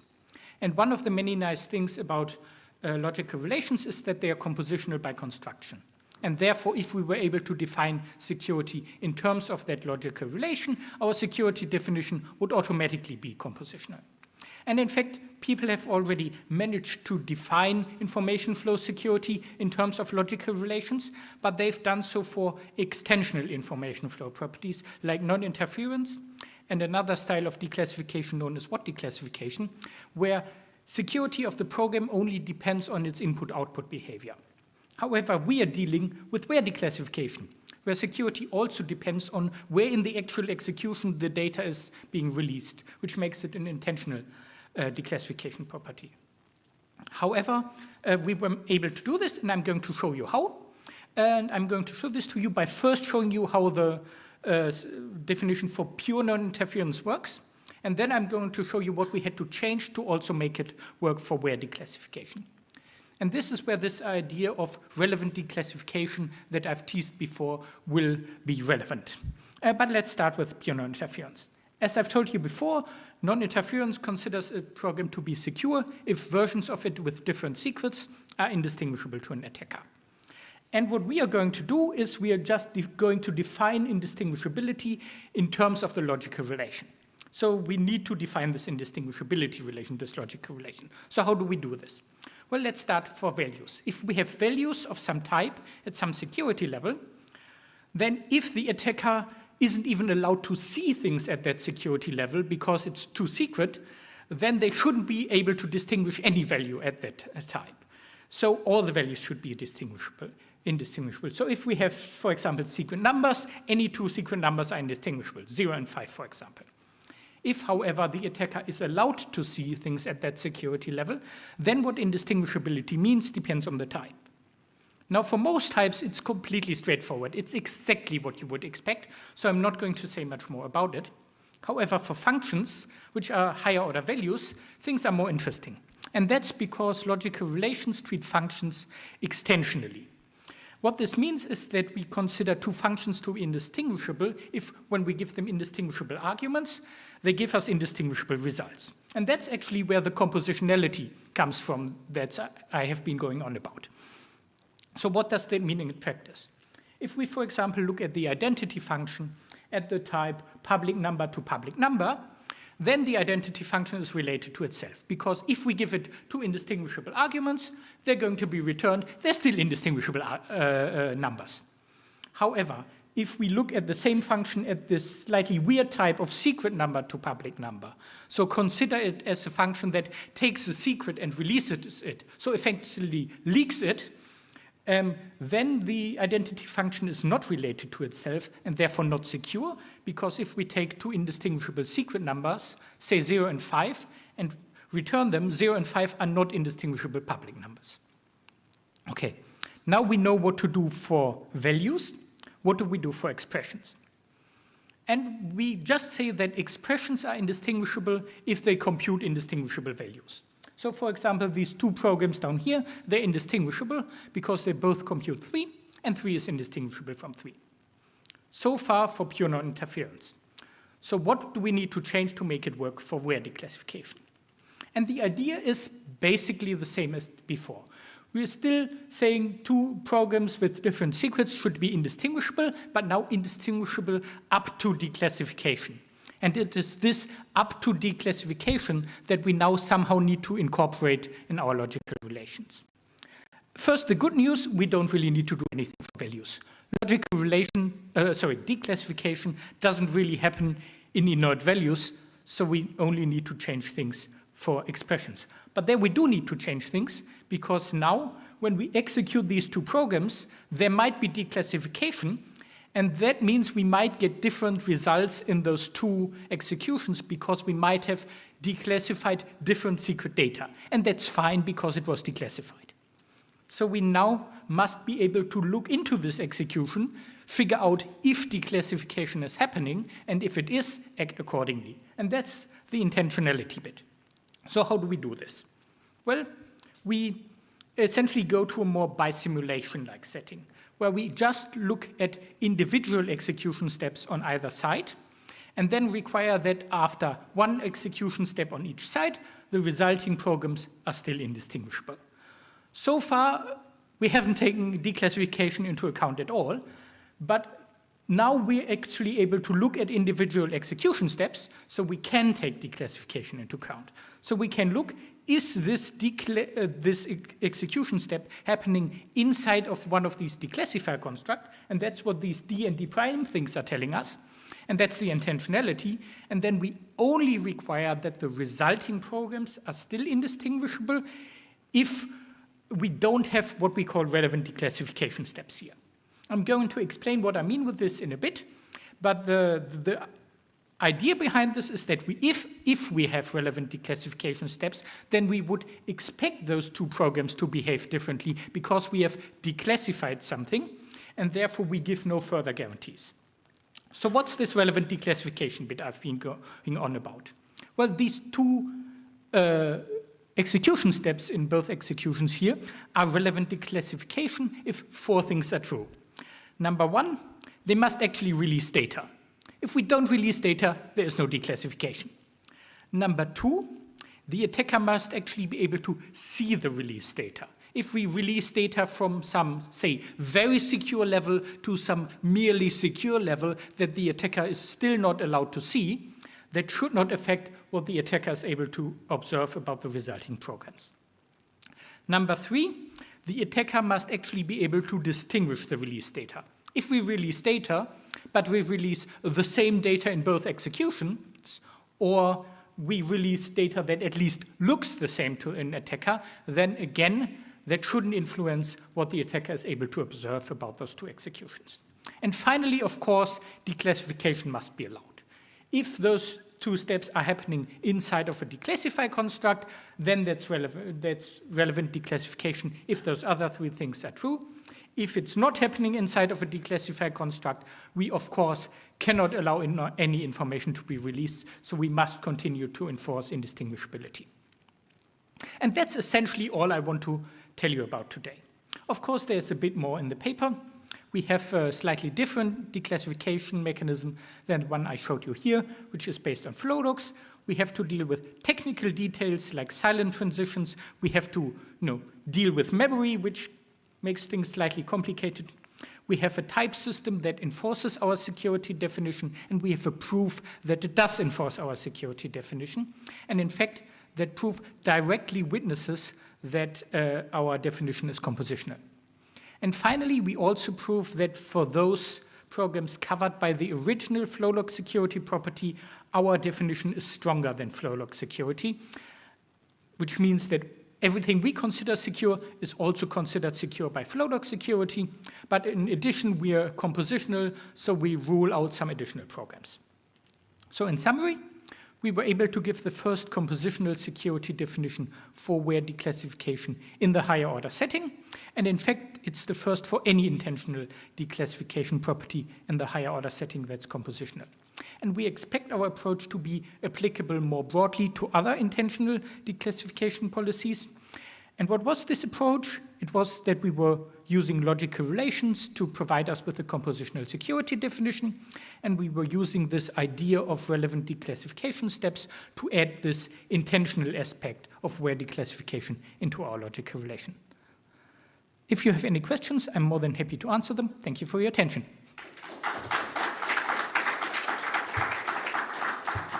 I'd like to invite people to come to the front with questions and just introduce yourself. Maybe I can start us off.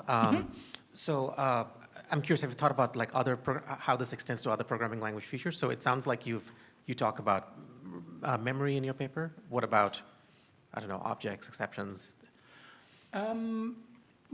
We haven't really directly thought about exceptions.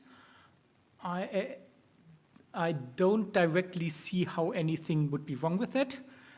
Our language also doesn't have objects. However, I've seen logical relations definitions for objects that don't seem to be doing anything that would affect what we're doing very much. So my memory of that is that, you know, an object is essentially similar to a function which has some body where we have an expression. It's just, you know, a collection of possible expressions that we're then going to evaluate in our expression relation. So I would expect that this should work.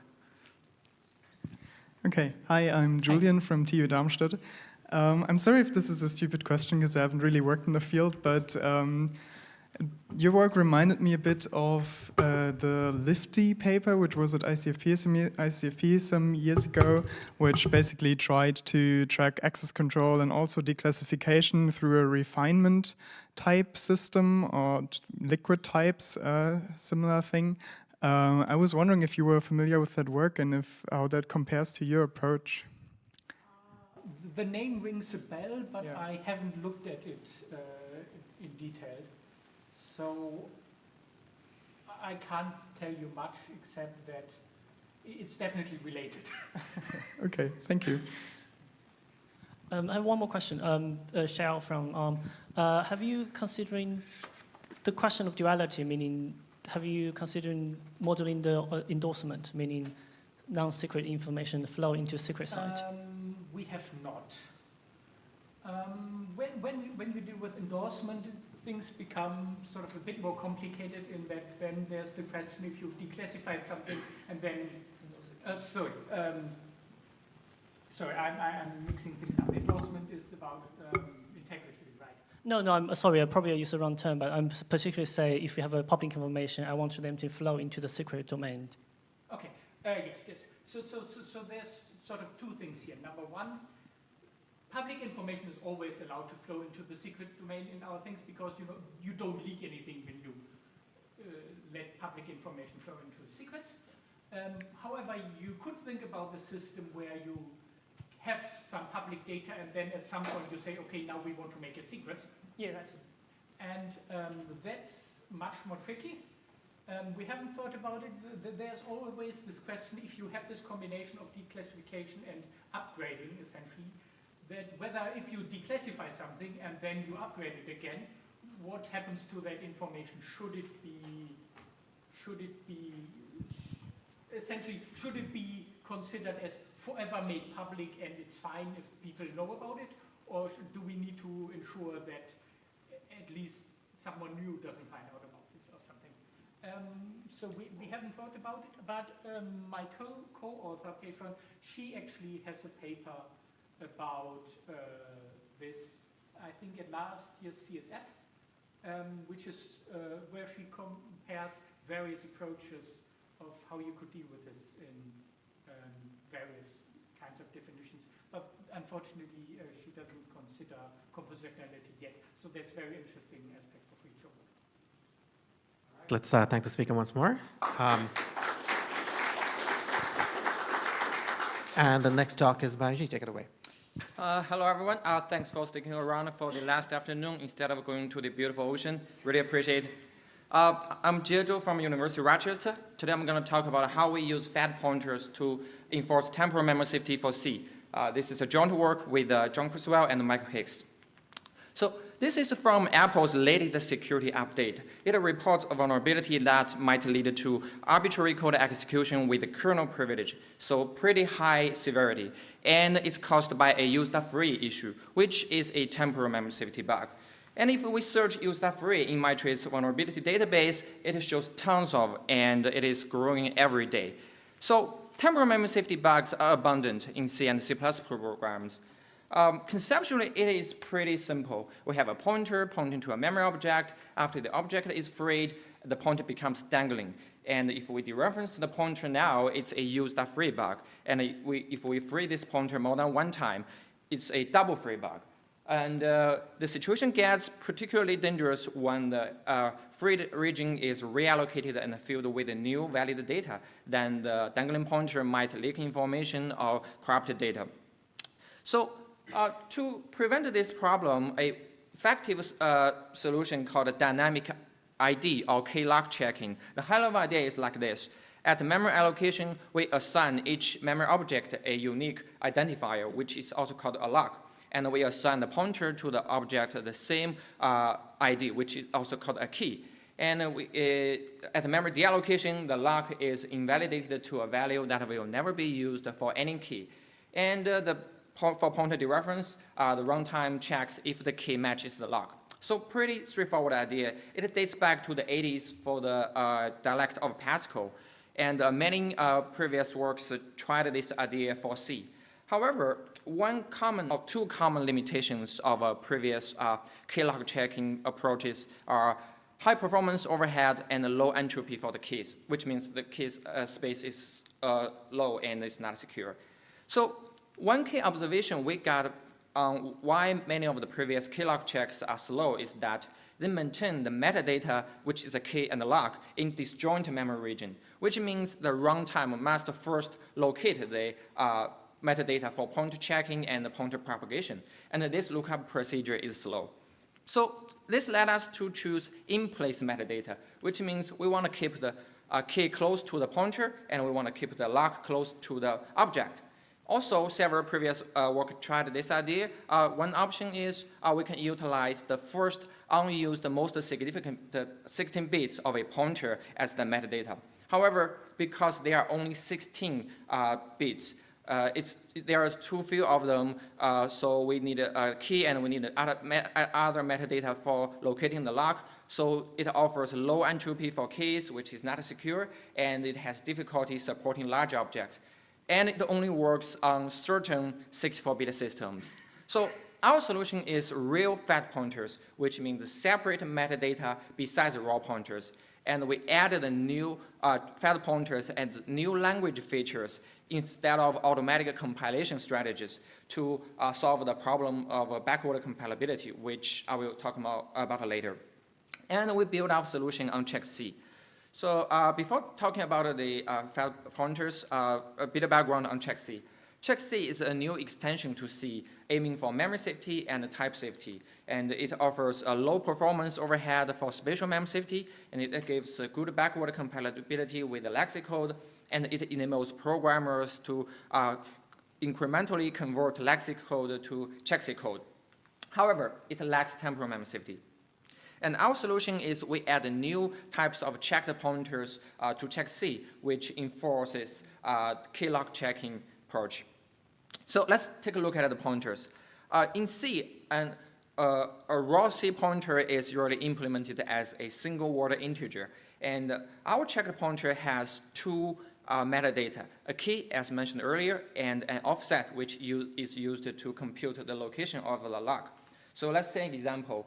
Here we have two pointers. One points to the first element of a struct, and the other points to the last element of the struct. And the lock is stored right above the memory object. So, and the key is together with the raw pointer. So the first pointer always knows where to find the key and the lock, so it can do K-lock checking easily. But for the second pointer, because it points to the middle of the struct, it needs a way to find where the lock is. So the offset is the distance from the raw pointer to the beginning of the object. So the runtime can simply subtract the offset from the current raw pointer to compute the location of the log. So the temporal memory safety check would be straightforward because the compilers or the runtime knows where to find the key and where to find the log. So that's the new checked pointer. Let's say a potential issue with this design. So perhaps the biggest concern or complaint about fat pointer-based approaches is memory layout compatibility with legacy library code. The problem is that legacy library is unaware of the structure of the new fat pointer. So here, for example, we have a library function that takes a pointer to an array of m pointers pointing to characters. And in memory, it looks like this, all pointers sitting together. However, when we have an array of checked pointers, in memory, we have all the metadata interspersed between the raw pointers. So the library function would now misinterpret this array of checked pointers because it would incorrectly assume the metadata to be pointers. So if we want to keep the legacy library intact, then an array of pointers must be presented without metadata in between for the library to use. And to solve this problem, there are several options. First, we can use raw pointers for such arrays. This is possible because in XII, XII allows mixing raw C code and XII code at a very high granularity. So we can do that, but it's less secure. Or we can use a hybrid mode of some pointer using in-place metadata, some pointer using raw pointers, or some pointers using disjoint metadata. But the implementation would be very complex, and the disjoint metadata incurs high overhead, as I mentioned earlier. So our solution is pretty straightforward. We do data marshalling.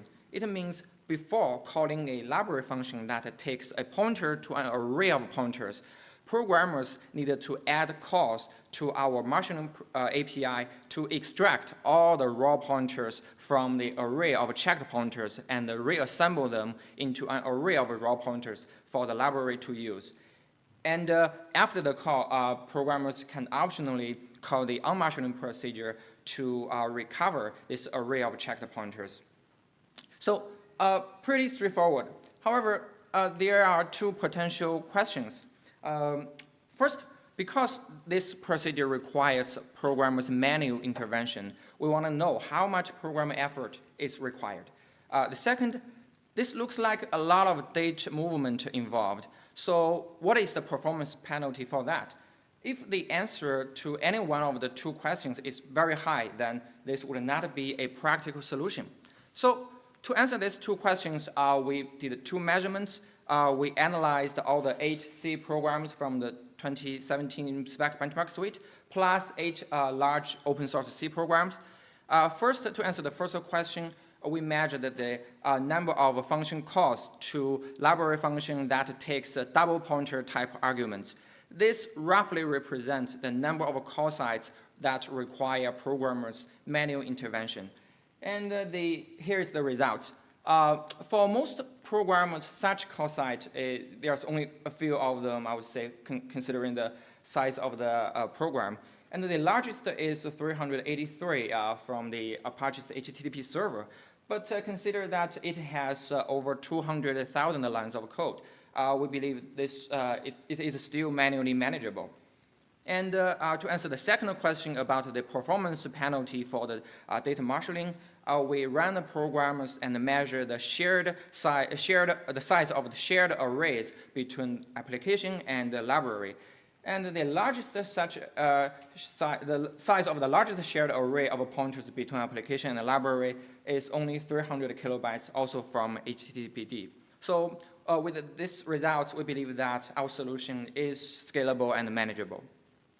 So next, about evaluation, we implemented the new checked pointers by extending the XII compiler, and we did a standard data flow analysis to remove redundant pointer checks. And we measured the performance and the memory overhead, and we compared our solution with the SET, which is a disjoint metadata K-lock check mechanism that provides the same level of security as ours. And for benchmarks, this is tricky because we need to manually port raw C programs to our check C programs. So it's impractical for us to do a lot of large programs. So we choose Odin, which is a small benchmark suite, but it is pointer intensive. And all previous memory safety work show that they incur significantly higher performance overhead on their pointer intensive benchmarks than other programs, which is understandable because memory safety work revolves around manipulating the metadata of pointers. And we also ported 4 real-world applications and 1 pointer-intensive benchmark of SPEC 2006. And here's a result. To summarize, for a lightweight HTTP server and for curl, which we ported the HTTP protocol and the engine part and leave the other untouched. The overhead is almost negligible, and for a lightweight JSON parser and a data compressor, the overhead is around 10%. And for Odin, our overhead is 29% overhead. It's not a small number, but remember that Odin is pointer intensive, so it represents a pathological situation for your programs. And in contrast, SATS overhead on Odin is 92%, while SATS overhead on SPEC 2006 is 45%. And for this MCF program, the overhead comparison is 64 versus 175. And the main reason for this giant performance gap is that how the two approaches locate the metadata for point validation and propagation. So here's the comparison of the key-lock checking procedure for dereferencing a pointer argument. And in our approach, we only use this 1 load, while SAT uses 4 loads. And because a load instruction is already 2 orders of magnitude slower than a lightweight bitwise or arithmetic operation, this explains the giant performance difference. So to conclude, we add 4 new types of fed pointers. I only introduced the one due to time limitation, but we added 4 new types of fed pointers to check C for temporal memory safety. And it is fast, and it is memory efficient, and it provides comprehensive memory safety, meaning detecting all types of temporal memory safety bugs for both heap and stack. And it gives manageable backward compatibility with the legacy libraries. And the takeaway message is we believe fed pointer can be a practical solution to temporal memory safety for C. And there's a lot more in the paper, like temporal memory safety for stack objects, and our porting experience, detailed comparison with related work, and more. And we open sourced our compiler and the whole tool chain, including the evaluation scripts. So if you use our tool and have any questions, problems, please don't hesitate to contact me. And lastly, I am on the job market this year. If you are interested in talking to me, I'll be happy to talk about it. And I'll be now take questions. Thanks. Right, so again, okay, let me not ask my question. Let's do audience questions instead. You guys come up front. Yeah, just introduce yourself. Hi, I'm Matt Parkinson from Microsoft. I was just interested in concurrency because... Excellent question. No, currently we don't have it. Yeah. Hi, I just wonder, how did you remove the redundant checks? It's a pretty standard data flow analysis. So basically, before each and after each basic block, you collect which pointer just got checked. So if you're pretty sure this pointer just got checked and inside of the basic block, you don't have any changes to the pointer, like it doesn't call external library functions or it doesn't have a double pointer writes, then you are sure after that it is alive and you can remove redundant checks. Okay, so no alias analysis since... No, yeah, but alias analysis will definitely improve the precision and remove more. Yeah, currently it's a very basic standard data flow analysis. Okay. So for the performance evaluation, did you include the checked zero notations in your evaluation, or only your new extensions? What do you mean the notations? Like the checked Z its original annotations to the code. Yeah, we have a related code. In the paper we have a column listing the number of new checked pointers we added and the number of calls to our secure API for memory allocation and deallocation. We have such three data in the evaluation section. Hello, thanks. I can see how you're marshalling the arrays of pointers works nicely for interacting with legacy libraries that read the data. How much more complex is the marshalling when those legacy libraries are modifying the pointers? How complex is the API? Yeah. We have it looks like this. So yeah. This is the API. So basically, if you have an array of checked pointers, you pass this array of pointers as arguments to our marshalling API, and it's pretty straightforward. It's just extract all the raw pointers one by one from the array of checked pointers and reassemble them into a new array, and then the API internally passes the pointer to this array of raw pointers to library function. That's all. It's pretty straightforward procedure. Okay. But if you want to talk more, we can talk about Oh, I'd like that. Yes, please. Thank you. All right, let's thank the speaker again, and Song's up next. Hi, everyone. My name is Kong. Today, I will present our work on a new abstraction to study cache side channel. This is joint work with my collaborators listed on the screen. First, let me give a quick primer on the cache side channel. There are 3 facts about the cache that allows an attacker process to steal information from a victim process. First, accessing the cache changes the cache state. When a process accesses some data, the corresponding cache line will be brought from the memory to the cache, which could evict another cache line that belonged to another process. Second, accessing the cache also reveals the cache state. For a cache hit, the access is fast, but for a cache miss, the access is slow. Finally, in an attack scenario, the victim and an attacker run on the same machine and thus share the cache. As the victim process runs, it continuously accesses the cache, thus changing the cache state. Meanwhile, the attacker continuously probes the cache state by accessing some data in its own address space and measuring the access time. They can therefore learn about the cache state and what the victim is doing. Here are 2 implementations of modular exponentiation, a subroutine commonly found in crypto libraries. Both program leak the encryption key. Let's see why. On the left-hand side, the program iterates over every bit of the encryption key E. If the bit is 1, the program enters that branch, which invokes multiply and a modular function, each of hundreds of lines long. These functions incur a lot of cache activities with unique patterns. If the bit is 0, the program does nothing. An attacker can distinguish which branch is executed by monitoring cache activity. On the right-hand side, the encryption key is split into W0 to Wn. Inside the program, Wi is used to index into array G. A different key will cause a different element to be accessed in G, therefore the attacker can learn the exact key by monitoring the cache. The type of leakage on the left is commonly called control flow leakage, and the one on the right is called memory access leakage. In addition, I will call if condition that uses secret as sensitive if conditions. Their corresponding branches will be called sensitive branches. Memory accesses that involve secrets will be called sensitive memory accesses.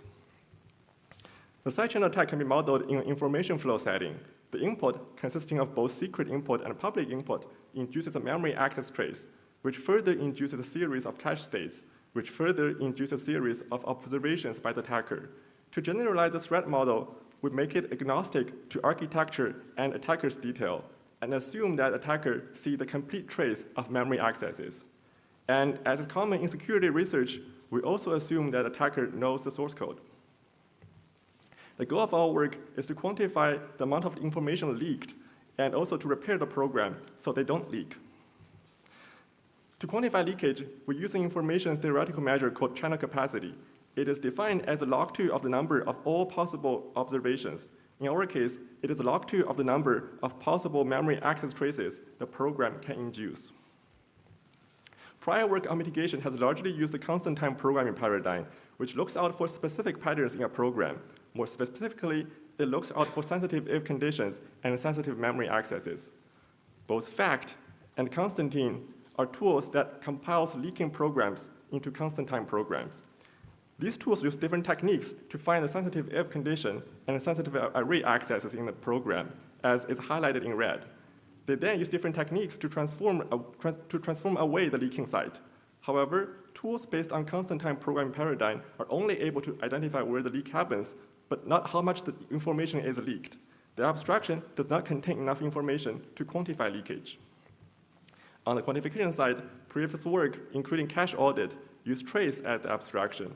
We believe trace is also not a good abstraction to deal with cache side channels because they don't provide enough information for mitigation. Let's go back to this example. On the right-hand side, you can see a list of all traces a program can produce. If two traces differ in one location, it is very hard to pinpoint which instruction in the source code causes the difference because different traces have different lengths. In other words, the traces lack structural information about the program which we need to fix the code. We therefore argue that trace is also not a good abstraction. In this work, we propose a novel abstraction differential set for analyzing cache side channels. It can be used to both quantify and mitigate leakage. We build implementation DSA, which performs better than the baseline in both tasks. In the next few slides, I will informally explain what differential set is. We will use the running example on the left throughout the presentation. The program partitioned the input array using the other input pivot and stored the result in the out array. It is very similar to the one used in quicksort. J0 and J1 are indexes that points to the beginning and the end of the out array, and they move towards center as the results are written into the out array. We provide two examples inputs and outputs on the right. Let's see what the trace looks like for these two inputs.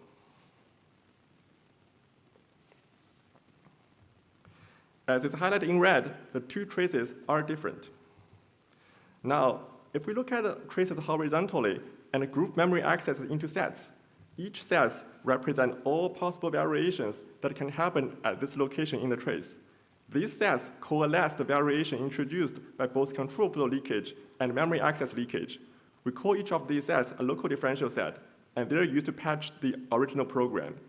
How the patch works is that instead of accessing memory address directly, the program will access every element in the local differential set and choose which one to use inside the CPU core. We will discuss more about that later. Also, we use a simple example where the branches have the same length. We will show how to deal with more complex programs later. Now, still looking at the trace, but do it vertically. We obtain a set of all traces. We call this the global differential set of the program, and often shortened as differential set. It summarizes the variation on the entire traces that a program can induce. The size of the differential set gives us an upper bound on the leakage. So we also solve the problem of leakage quantification. In the next few slides, I will discuss how the differential sets are computed. To simplify the discussion, we will use an unrolled version of the running example. As the first step, we will compute the access set for every memory access in the program. Access set is defined as a set of concrete memory addresses that a memory access instruction can reach. For example, out J0 on line 2 can only reach out 0 because 0's initial value is 0. So its access set will have one element, as is shown in the table. Next, we arrive at the most interesting step. We're going to align memory accesses across branches. We call the aligned memory access the siblings, as they occur in relatively the same place in their respective branches. We will then merge their respective access set into what we call local differential set. Let's see how that works with the running example, where we focus on the first iteration of the loop. We also have a control flow graph of this code snippet. The obvious way to align memory accesses is to group the first two in 0 into the sibling sets and merge their access sets into local differential sets. Next, we align out J0 and out J1 and merge their access set. We align the rest of the program, and we arrive at this mapping from sibling sets to local differential set. Again, we cheated a little by using a simple example. We will discuss how to align more complicated programs later. Now, we claim that the mapping can be used to mitigate leakage, and I will show you how that is done. First, we harden every memory accessing instruction in the source code by touching every element in the local differential set. The exact mitigated code can't be fit on the slide, so they're highlighted in a different font. Now, let's see a concrete execution with the hardened program. Say the program is now executing an access to out J0 on line 2. Instead of just accessing the address directly, the program will sequentially access the elements in the local differential set. Therefore, it will first access out 0, as the animation shown below, and store the data in a register inside the core. The program will now access the second element in the differential set, as is shown in the animation. The result is stored in another register. Once all data are fetched, the program selects which one it really needs. Such choice happens inside the core and is not seen by the attacker. What I show in the animation is a slightly simplified version of what really happens. I was describing the access to out J0 as if it is a read instruction, but it's actually a write instruction. So what really happened is that the program will iterate over the local differential set and load most addresses in the core. If the address is the address it intends to store to, it will do a store instruction rather than a load. Let's convince ourselves that the hardened program is now secure. Looking at the trace before, different input induces different traces, which leak information. After mitigation, the program produced the same traces regardless of the input. What the attacker sees is a sequential access to the local differential sets, which they already know since they have the source code. We've seen how we can mitigate the leakage. A natural way to quantify the leakage is to take the Cartesian product of the local differential sets and count the size. If we do so, we estimate the leakage to be log2 of 18. However, doing a simple Cartesian product will overcome the leakage. For example, the combination highlighted in red is impossible, as out 0 is accessed multiple times, which can't happen in an actual execution. We therefore refine the differential set by attaching a pass condition to every element in the local differential set. We can use the conjunction of pass condition to rule out impossible combinations. Using this new table, we are able to compute a set of traces which has size 4, and we conclude that the program leaks 2 bits, which is indeed the ground truth leakage. Besides, we want to point out that the quantification task is compositional. Instead of counting the number of traces, we can instead count subtraces and multiply the leakage. Users therefore have a choice between precision and scalability. I'm not going to discuss branch alignment. The idea is simple. If 2 branches have different number of memory accesses, we pad no up memory access called holes to the shorter branch. This ensures that every pair of branches had the same number of memory accesses, and consequently, the program will produce traces of the same length. For the same program, there are many ways to align branches. A different alignment will result in a different differential set. Are they all valid? The answer is yes. We have a theorem that states, given a program S, regardless how the branches are aligned, the resulting differential set has its size strictly greater than the set of all possible memory traces, thus providing a sound estimate of leakage. Another natural question to ask is whether the different alignment are equally good. The answer is no, because some alignment produce more efficient mitigations. Let's look at this example. The then branch has 2 memory accesses, whereas the else branch has just 1. There are 2 ways of aligning branches. Each will produce a different local differential sets. The alignment on the right aligns similar memory accesses, which results in an overall smaller mitigation overhead. DSA is implemented using a series of softwares. You can find the details in the paper. Now, let's look at the evaluation, first on the quantification side. We use benchmarks from prior works, and DSA reports the ground truth leakage for all benchmarks we tested. In contrast, cache audit overestimated leakage for 4 out of 18 programs. On the mitigation side, we also use the benchmark from prior work Constantine. DSA reports produce mitigated code with fewer memory footprint compared to the baseline Constantine. We found that out of all the leaking memory accesses across all the benchmarks we tested, DSA can mitigate 6.7% without touching the entire array, while Constantine touches the entire array to mitigate the leakage. Let's do some case study. First, on the quantification test. In this program, K, the secret, is used to index into array buff. However, even though the array is accessed in every iteration, the same K is used. Therefore, the program only leaks 3 bits, as K ranges from 0 to 7. However, cache audit is not able to reason about the correlated leakage like this, so it overestimates. In the second example, we have an outer branch that is not sensitive and an inner branch that is sensitive. Because of the control of the leakage from the inner branch, 1 bit is leaked. However, cache audit don't distinguish public and secret inputs, and instead treat all inputs as secret. They therefore also overestimate. Now let's look at a case study on the mitigation. In this program, the variable I2 is indexed into an array. I2 is sensitive, but it can only take on 32 unique values because of the modular operation on the previous line. Therefore, DSA only needs to touch the first 32 elements, whereas the Constantine needs to touch every element in the array. In conclusion, differential set offers a new abstraction for studying cache side channel. It is the first of such kind that can both quantify and mitigate leakage. It can be computed compositionally, which allows users to make strategic trade-off between precision and scalability while remaining sound. We hope it unifies advancement in cache side channel quantification and mitigation research in the future. That's it. Thank you.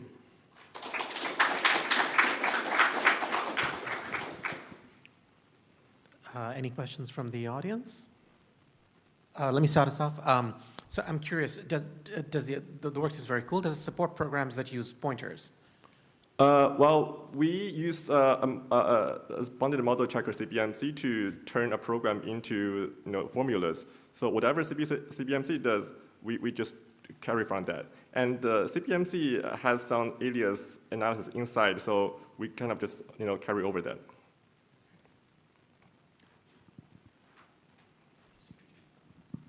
Awesome. Thanks for the talk. I'm Kirby Linville. You'll see me in 2 talks. So for the mitigation piece, it sounds like you fill up more of the registers. Whenever you run out of registers, how do you handle the additional things that need to be added? Do you start spilling to memory? And if so, how do you avoid the same kinds of issues there? Good question. So basically, we don't need to store every data in the register. We can just, because we just need to show to the attacker that we are loading things, right? If we don't need that data, we don't need to store that data. So what I show is kind of a simplification. Sometimes you just need to load the data. If it's not what you want, you don't need to store it. And also, I want to point out that we kind of inherit some mitigation strategy from prior work Constantine, where they use vector registers, which is a lot more efficient because you can load a lot of data at the same time and use vector operations to choose one data that you actually need. So that's also a nice strategy to deal with this. Okay, thanks. All right, let's thank the speaker again. And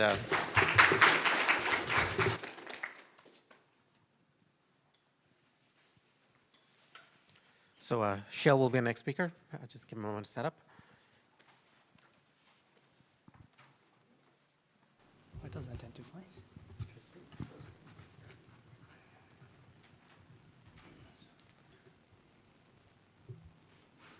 Oh, voila. Starting from, okay, cool.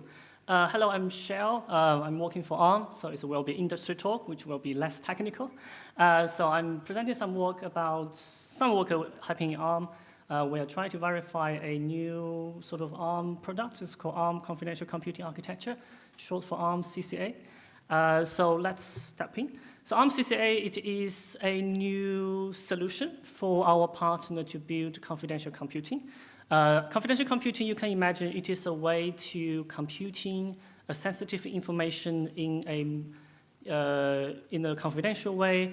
In that case, will enable our partner to build solution to, for example, processing healthcare information or potentially even military information in the public cloud infrastructure. In ARM CCA, it is a complete solution that including hardware, software, and protocol. But in the entire solution, the key part is what we have presenting here, that is the hardware extension. The full name is called Rome Management Extension. Short name is IME. In this new hardware extension, we introduced two new secure states. One is called Rome state. It's in the orange-ish to the left. That basically is what we're going to focus on this talk. Separately, in this new extension, we also introduce a new state called root state that will correspond to the monitor run on EL3. In the new Rome state, you can see in the diagram there's a key component called Rome Management Monitor. It's basically provide a bunch of interface to allow the non-secure hypervisor to interact with with any Rome inside Rome state. There is also provides some interface for the Rome to extract certain information they want. For the sake of this talk, you don't need to understand some of the content. For example, what is the measurement, what is attestation. If you understand what is memory mapping, that's fine. But all you need to know is for any end user who wants to use Rome, you have to explicitly trust RMM. There's no way you can bypass it unless you should not use that as part of your solution. So this leads to our part of the main talk. We want to provide some verification to make sure these products are correct. There are several criteria by us being correct. In these themes, we have let's talk about how we define themes. So we have pretty much two teams. One team is defining the specification, meaning defining what is the behavior of all the interface. We have a separate team, they're gonna use that they're going to implement a software that's supposed to satisfy the specification. In particularly, the specification team, they wrote this specification in a way that is machine readable. So for us, as a verification team, our challenge is actually we need to dealing with a moving target. The specification and implementation are still changing today, actually. Also, as a verification task, our challenges are very different with with academia, let's say. Our challenge is more about scaling. The specification is quite large. It's probably around 100 pages now. The implementation we're dealing with is around 10K-ish C source code. So there's three pieces of work we are conducting here. First of all, we want to verify the specification. We use a theorem improver, surprise, to sort of verify the coherence and to verify certain invariant in the specification. Second part, we use a model checker, CBMC, to check the source code actually satisfy the specification itself. Third part, in the CBMC part, we mainly focus on sequential functional correctness. Obviously, the general question people ask is, what about concurrency? We provide a sort of debugging tooling to allow our engineer to manipulate, to intersect the execution and to manipulate the interleaving by themselves. So let's jump to slightly more technical detail. What the specification looks like. If you go to our public page now, you will see our specification there. The specification are written in a style as we call rule-based writing. This is very common for all ARM products or all ARM document. Quite often you will see some description, and to the left you will see a label that's basically say this is a rule. It must be held through certain criteria. And the second part is, because we're dealing with a specification for interface, the specification engineer, they choose to define them in a pre and post condition pairs. You can see in the slides, probably a little bit small. Basically, there's a several pair of failure condition. So precondition is specify what is a failure you are checking. If they fail, they're going to return some error code. Otherwise, if there's no fail occur, you will reach the successful condition. That basically says the state after you execute the program. As I mentioned, the document is generated from machine-readable specification. What I show here is the PDF version. So the first question we're asking is, does the specification make sense?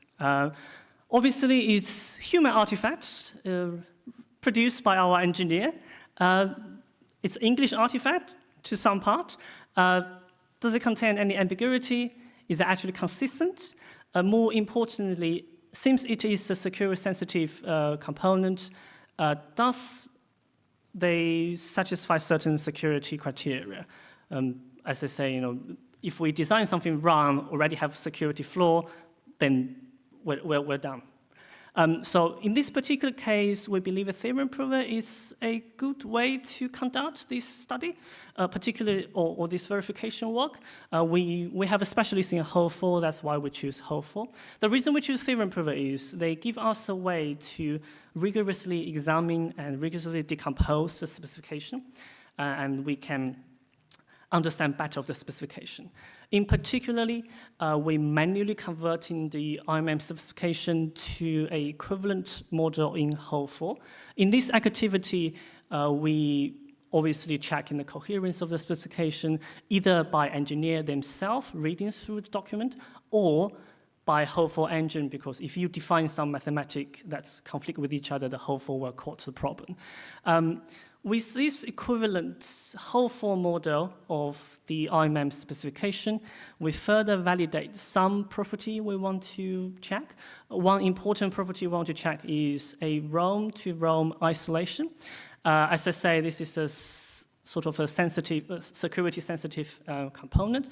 Roam-to-roam isolation, you can imagine basically you have two different applications inside roam. They should never share any data, or they should never share any memory pages. This has to be achieved by our interface design. We prove that. Separately, we prove some property related to the specification itself. For example, we've proved there's no undefined behavior in the pre and the post condition. So as we're dealing with a theorem prover, most of the cases you'll fail when you try to prove something. In the early stage, when we starting this work,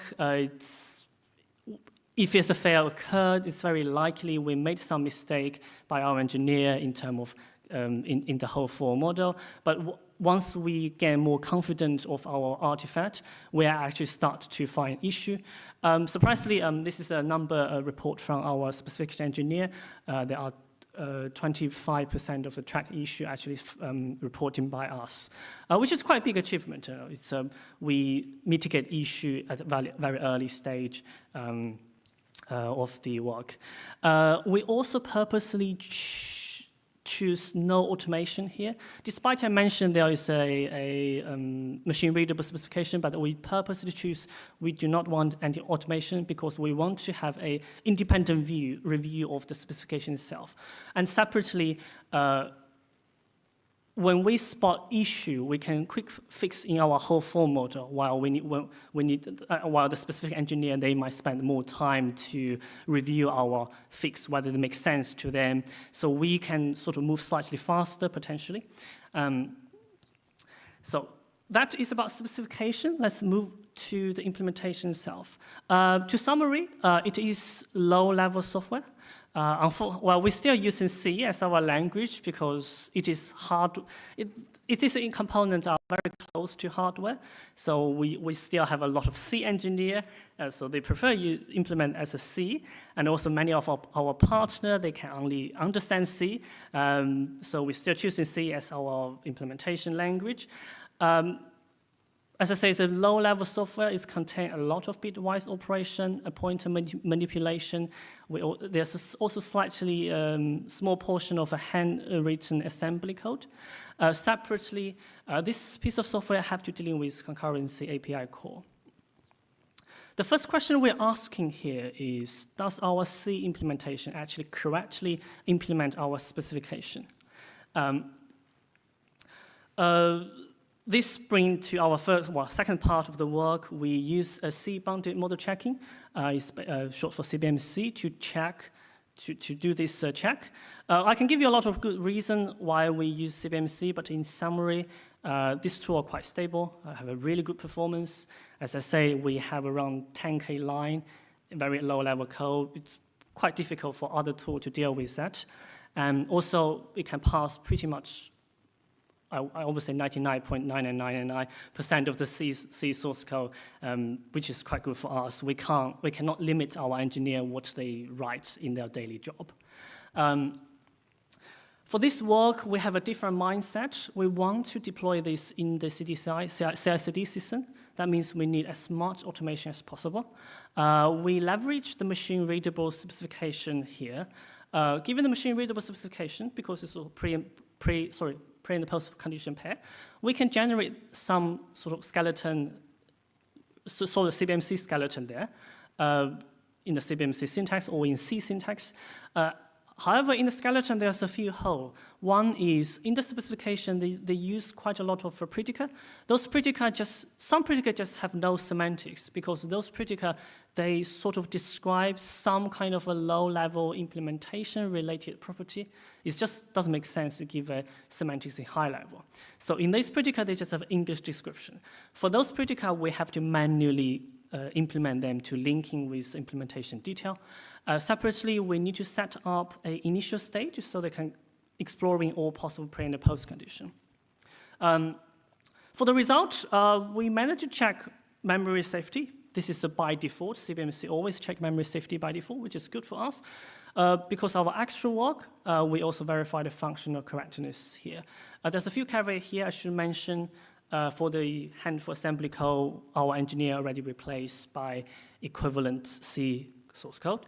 Separately, all the loops are bounded, so we don't have an infinite loop here. We can easily deal with a bounded loop. Bounded model checking. Which then let's move to the next topic. We managed to verify, or we check sequential functional correctness here. What about concurrency? There's a few topics here. We explore a little bit themes. First theme we explore is a deadlock. In the implementation, they sometimes will lock several pages in one command. This might lead to deadlock, because if you have different command run parallel, they might lock in a different order. We use Ho4 to define a deadlock-free and also prove a deadlock-free locking order based on the structure of the RMM state. And then, given the locking order, we verified locking order in the implementation using CBMC with some help of a ghost state. The ghost state basically tracking the lock history. And then we want to move forward. What about data race? We believe we can potentially do that similarly using CBMC and some ghost state, but we haven't have a concrete solution here. Which more important property we want to check is atomicity. It's proven to be very difficult because some commands are by design not atomic. So there are some commands that will read some non-secure pages, which are not completely controlled by the RMM itself. So those commands are just not atomic. It's even very difficult when we talk to the specific engineer. They have vague idea how to even specify what we mean by atomic. So this is sort of an open question for us. Given all those open questions, we think, since we cannot give a very full verification set, can we just provide in some tool to our engineer to exploring the concurrency by themselves? That is what we call TFS come from. As I mentioned, they can intercept the actual execution of the implementation. They can manipulate some RMM states, and they can also change, more importantly, change in the interleaving decision, so they can explore interesting interleaving by themselves. This is also supplement for the CBMC verification. This tool are more targeting, helping our engineer to in their daily work. So, which brings to our conclusion. Obviously, this is industry work. We want to find issue rather than verify something 100% correct. In fact, we can. From the point of industry, we cannot never say to our partner, this is 100% correct, because you will always find issue. You'll always find something. So our claim here is we try as much as possible to help our engineer to find issue. We must use more pragmatic way to provide a feedback. Last point, people will always ask what happened to end-to-end verification. Obviously, it will be very ideal. Everybody wants end-to-end verification, but in this particular case, We even don't know what we mean by end-to-end because we're dealing with something low-level software. Are we only thinking end-to-end is the software stack, or are we thinking is hardware combined with software? Even in hardware, do we only think architecture level, or do we think microarchitecture level? We have no clear mindset here. That's pretty much everything I want to present here.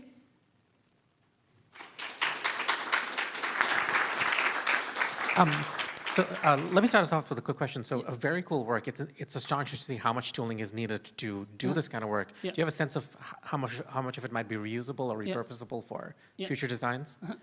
That's a good question. Maybe obviously for the theorem proof of side, you always have case by case. But for other part, for example, the CPMC part, we're using a lot of automation. As long as we have a ground truth that is machine readable, those things can be reapplied to other type of software we provide. For the last tooling, this is actually built on top of some existing tool inside ARM, so that is already being reused in other part of other kind of a project inside ARM. Yeah, I have a question about the undefined behavior. You mentioned that pre-condition and after condition, there's no undefined behavior. Yeah. Now, this is tricky because since undefined behavior are undefined, right? We have by we, I mean, all we collectively developers or engineers.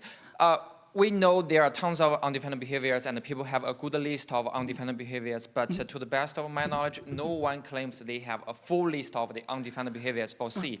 So then, I'm curious, what is your list of the undefined behavior you can claim? Yeah. You don't have an undefined behavior. I think it's more about, because we are defining the interface in the pre and the post condition, we want to make sure we cover all the possible pre condition, and for all the possible post conditions, actually, you have a valid post condition. That is what we mean by undefined behavior. It's probably slightly different with when you're talking about hardware undefined behavior. This is more about the quality of your specification itself. Okay, one last quick question. Thanks for a cool talk. Are there any plans to try to do concurrent verification of the C code as well? And if so, have you looked at any of the concurrency verifiers out there? It's a good question. We don't have a concrete plan, but the observation here is concurrency is just way too hard, and we want to provide a tool for engineer to use because we only have a limited verification engineer in ARM. We can't just spend hundred hours to chasing what they have to change in, so we have to use more automation. We do not see any existing tool enable us to do more systematic concurrency verification. And also, as concurrency, you always have a problem of search and space just explode. Combining our code base already 10K, it seems not very practical at this stage. All right, thank you. Okay, and in just a moment, all right, the final talk of the session, Kirby. All right, cool. Can everyone hear me okay in the back? Awesome. All right, hi everyone, thanks for coming to my talk today. I'm gonna talk about my work on verifying indistinguishability of privacy-preserving protocols. This is joint work with my advisor, Gautam Kaki, and our collaborator, Eric Wistro, and we're all out of CU Boulder. Privacy today is critical, whether it's to protect sensitive information like healthcare data, to preserve internet access in the face of censorship, or even to protect physical safety in the case of journalists and dissidents. The protocols we're gonna be talking about today aim to provide these kinds of critical protections.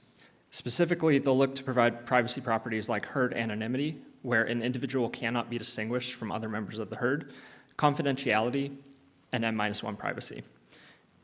These protocols that we're going to talk about today are also going to be communication protocols, where participants are going to be communicating over a network. Importantly, because participants are communicating over a network, we're going to be talking about these privacy properties with respect to an attacker on that network, specifically an adversary in between these participants. I mentioned a few privacy properties in the previous slide, but really we're going to be talking about one in particular. We can boil all these properties down to indistinguishability. And essentially what we're asking here is, can an attacker distinguish between two pieces of information or two participants? For example, we might ask a simple question like, can an attacker distinguish between these two encrypted messages, hello Alice or hello Bob? Now, of course, what we want from our protocols is that an attacker cannot distinguish between those.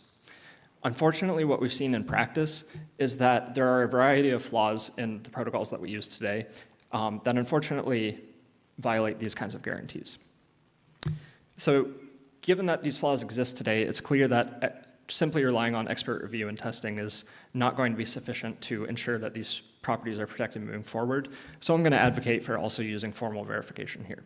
And I'm going to be talking about one approach to formally verifying these kinds of properties for these protocols. Specifically, I'm going to cover three different challenges as well as our contributions in this talk, and you can find some more information in the paper. First, current models of cryptography are either too difficult to automate or too imprecise, and so we're going to propose a balanced approach. Secondly, reasoning about non-determinism is hard, so we're going to extend some prior ideas to get rid of concurrency, and we'll talk about that a little bit later. Finally, we're going to take a look at TLS-ECH as a case study. TLS-ECH is a protocol that aims to hide which sites users are connecting to. It has been formally verified under a prior model, but as we'll see, the prior model that was used to verify this protocol excludes some trivial leaks. We're going to talk about how we helped verify TLS-ECH and also some fixes that were required to the model in order to verify the privacy properties we're looking for. I'm going to start off by talking about the different models of cryptography. Specifically, the gold standard model for how we model cryptography whenever we want to verify protocols is in this computational model. In this model, messages are going to be bit strings, and properties as well as cryptographic primitives are going to be probabilistic and computational. So for example, we might ask something like we might want to verify a property like the below property, where we might want to ask, can an attacker distinguish between two pieces of information, A and B, with non-negligible probability? In other words, or with we want it to be the case that an attacker can distinguish between two pieces of information with negligible probability, meaning less than epsilon. However, we don't care about attacks that are going to take an infinite time to run. We only care about practical attacks. So we're going to restrict this to an active attacker that has polynomial time and some bounded number of queries. Now, as you can see, this model is very precise and realistic because it reflects some of the actual constraints we're dealing with in practical properties. Unfortunately, like a gold, it ends up being cumbersome to actually use. This is partly because it requires cryptographic expertise to frame the privacy properties you want in this model. And furthermore, because we're trying to verify such precise properties, they end up requiring more manual effort.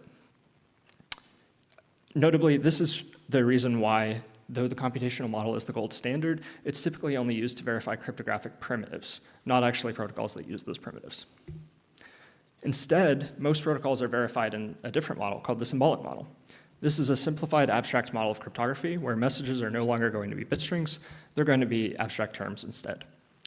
We're now going to model attackers' capabilities using equational theories that end up looking something kind of like this in practice, where you can say, if an attacker knows an encrypted message and they know the key that was used to encrypt that message, then the attacker can derive the original unencrypted message.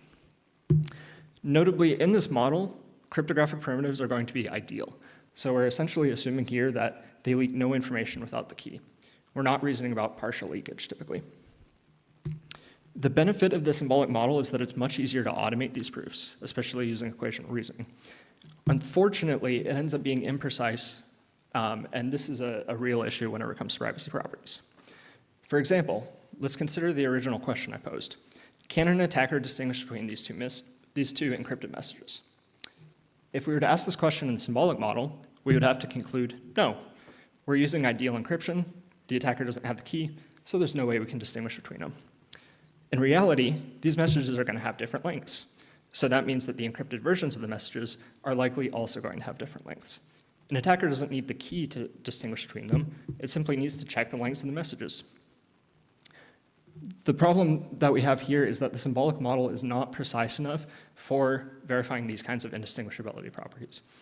And since we're boiling all the privacy properties we want to verify down to indistinguishability, this means that we could end up verifying protocols in the symbolic model that have trivial attacks against them. It's these kind of attacks that we aim to address.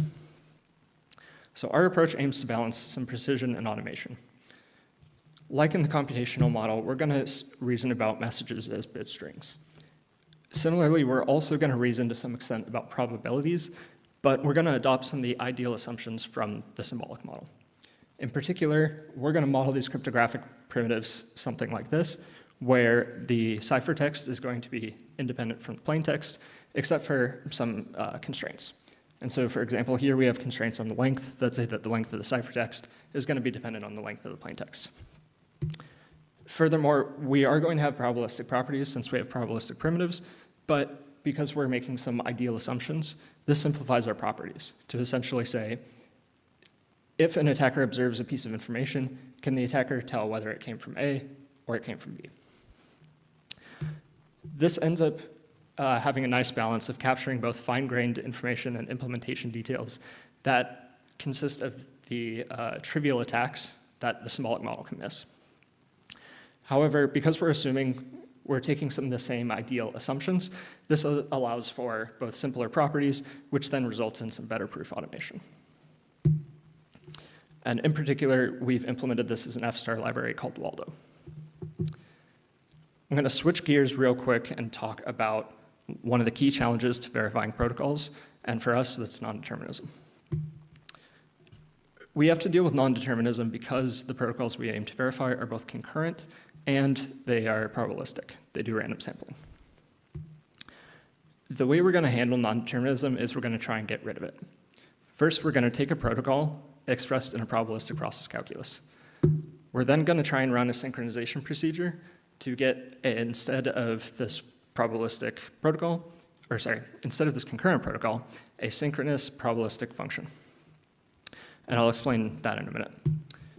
We're then going to factor out randomness essentially out of the program so we can just reason about a deterministic function. Now, this sounds kind of like magic, so I'm going to go ahead and talk about each of these components a little bit in turn. There's prior work that's shown that under some conditions, we can soundly reason about representative synchronizations of protocols rather than the concurrent versions of those protocols. And so this is prior work like Lipton's theory of movers, as well as canonical sequentialization.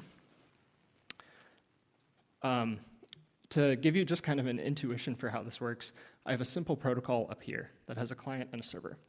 The client's going to send a message to the server and then wait to receive a response. The server is going to wait until it receives a message and then send the client a response. Because this is a simple protocol where the receives are going to be blocking, what we'll see is that there's only really one execution order this could go in. And so it is sound to just consider that execution order. There's some further simplifications we can do here, like since we're sending a message and then receiving it, you can essentially just replace this with an assignment statement. We can do the same thing for the rest of the program, and what we end up with is this much simpler synchronized program that's much easier to reason about than the original concurrent program. Notably, prior work has shown that you can do this whenever essentially the synchronization preserves the same outputs as the original protocol. However, in our setting, we need to consider probabilities. So it's not enough just to preserve the same outputs. We have to preserve the same outputs with the same probabilities. There's some more information about how we do this in our paper, so please take a look. And I'm going to omit the rest of this in the interest of time. The second piece we want to deal with is once we have this synchronous probabilistic function, then we want to handle the randomness. Our key idea here is we're just going to replace non-deterministic sampling with a deterministic reading from a tape. Importantly, for this to be sound, the tape itself has to be randomly sampled from the same distribution that we'd be sampling the random numbers from anyway. So we're not getting rid of random sampling altogether. Instead, we're essentially just lifting it up into this tape construct so we can reason about the rest of the program as just a simplified function. What does it look like if we want to prove indistinguishability? Well, we can consider these two probabilistic functions, f and g. Formally, we can say that these two functions are going to be indistinguishable if the probabilities that they produce any particular value is equivalent for all particular values. whenever we're dealing with tapes, what this boils down to is showing that for every tape, if we can show that there's an equally likely tape, such that F evaluated on the original tape produces the same output as G evaluated on the new tape, then this property ends up holding. There's also some other restrictions, like these tapes have to be drawn from the same distribution. But essentially, this is a technique called proof by coupling in probabilistic proving. This is also the same core technique that's used in probabilistic relational Hoare logic. And so proving indistinguishability for our protocols boils down to essentially having the user provide a bijection here that shows this mapping, much as a user may need to provide a loop invariant for program verification. I'm going to conclude real quick by talking about one case study we looked at. To give you a little bit of a background, we're going to talk about an extension to TLS. TLS is a protocol that's used to encrypt most of the traffic on the internet today. It starts off with this handshake process before deriving a key that can be used to encrypt further information. Importantly, the first messages are sent unencrypted in the clear. So TLS starts off with this client hello message, which contains within it typically the name of the server, or at least the domain the user is trying to connect to. The issue with this is if there's a sensor on the line, they now know that this is a connection they want to block. TLS encrypted client hello is an extension that aims to hide this kind of information. It does this by first encrypting the client hello, sending the client hello through a proxy, which is going to unwrap it. And then the rest of the handshake is going to proceed as before. The key idea here is if there's a sensor between the client and the proxy, they should not be able to tell what server a user is connecting to. And so this is what we're going to try and prove, is we're going to try and show that if there's a sensor that can take a look at this network trace here, they can't distinguish connections to different servers. Importantly, this was previously verified using a symbolic model, but as we mentioned earlier, there are trivial attacks that symbolic model doesn't capture. In our model, we were able to prove this property, but we needed to add a few extra additional assumptions. Specifically, we had to make some assumptions on lengths, like that these inter-client hellos have to be padded out to the same length. Otherwise, the trivial attack where an attacker can just take a look at the lengths of messages applies in this case as well. And the same thing needs to apply for messages that are sent back from the server, not just sent from the client. Importantly, there's also any fields that are sent in the clear, like the server hello here, need to be essentially identical across all servers. And so it's also important that these extensions are sent in the same order. And then finally, these finished messages need to be also padded out to the same length, or sometimes it's sufficient to just choose the same length hash algorithms. It's notable that these are all implementation details that are very easy to get wrong. So it's important that whenever we verify these kinds of protocols, that we verify them in these finer grained models that can capture these attacks. So it's very clear that these issues do exist. There's more I wish I could tell you about, but you'll just have to take the word of our spokesman here, Billy Mays, and check out our paper. There's some more information there about the synchronization rewrite rules we use for our synchronization procedure. There's a little bit of details on our implementation, as well as another case study on a private information retrieval scheme. And I just want to leave you with this closing thought. Whenever you want to verify privacy, just remember to ask, where's Waldo?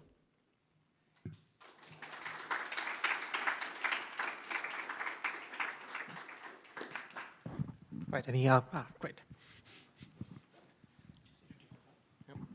Thanks for a nice talk. How realistic is it in practice to do this message padding that is needed for the TLS protocol? Like, do you sort of need to pick the longest domain that exists and pad everything to that length? Yeah. So it's not only the longest domain, but it's the longest. You essentially need to know how long can that encrypted client hello message be. And so there's partly the server name indication field. You need to know the length of that sort of. But you also need to know if those other extensions are there too, what could the longest response be across all the servers in the anonymity set.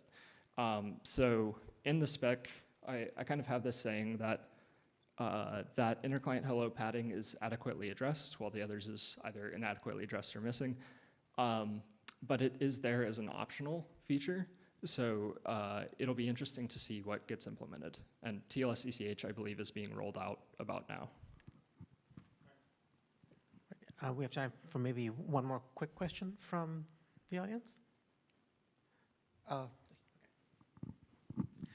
When you were showing how to get rid of the concurrency, you were saying things like, under some circumstances you can do this. Are these circumstances always fulfilled in the cryptography case? Yeah, so it's not necessarily to do with the cryptography, but typically about how they communicate over the network. We argue that for a like reasonable set of practical programs, this is the case. So essentially, whenever these operations, so like Lipton's theory of movers applies whenever these operations can commute left and right. Process symmetry then applies to like broadcast cases and responses. And so we find that essentially for TLS-ECH, because it has this kind of like very lockstep manner to the protocol, that falls nice and easily into kind of like this commutativity requirement, and then it's also over TCP, so we can kind of just assume everything's reliable. The process symmetry ends up being important for like the private information retrieval case, because those are all just like essentially broadcast calls out to end databases and then responses back. And so we claim that there's a non-trivial subset of protocols to which this applies. But if these conditions don't apply, we don't handle it. All right, thanks. All right, thank you. And that concludes the session.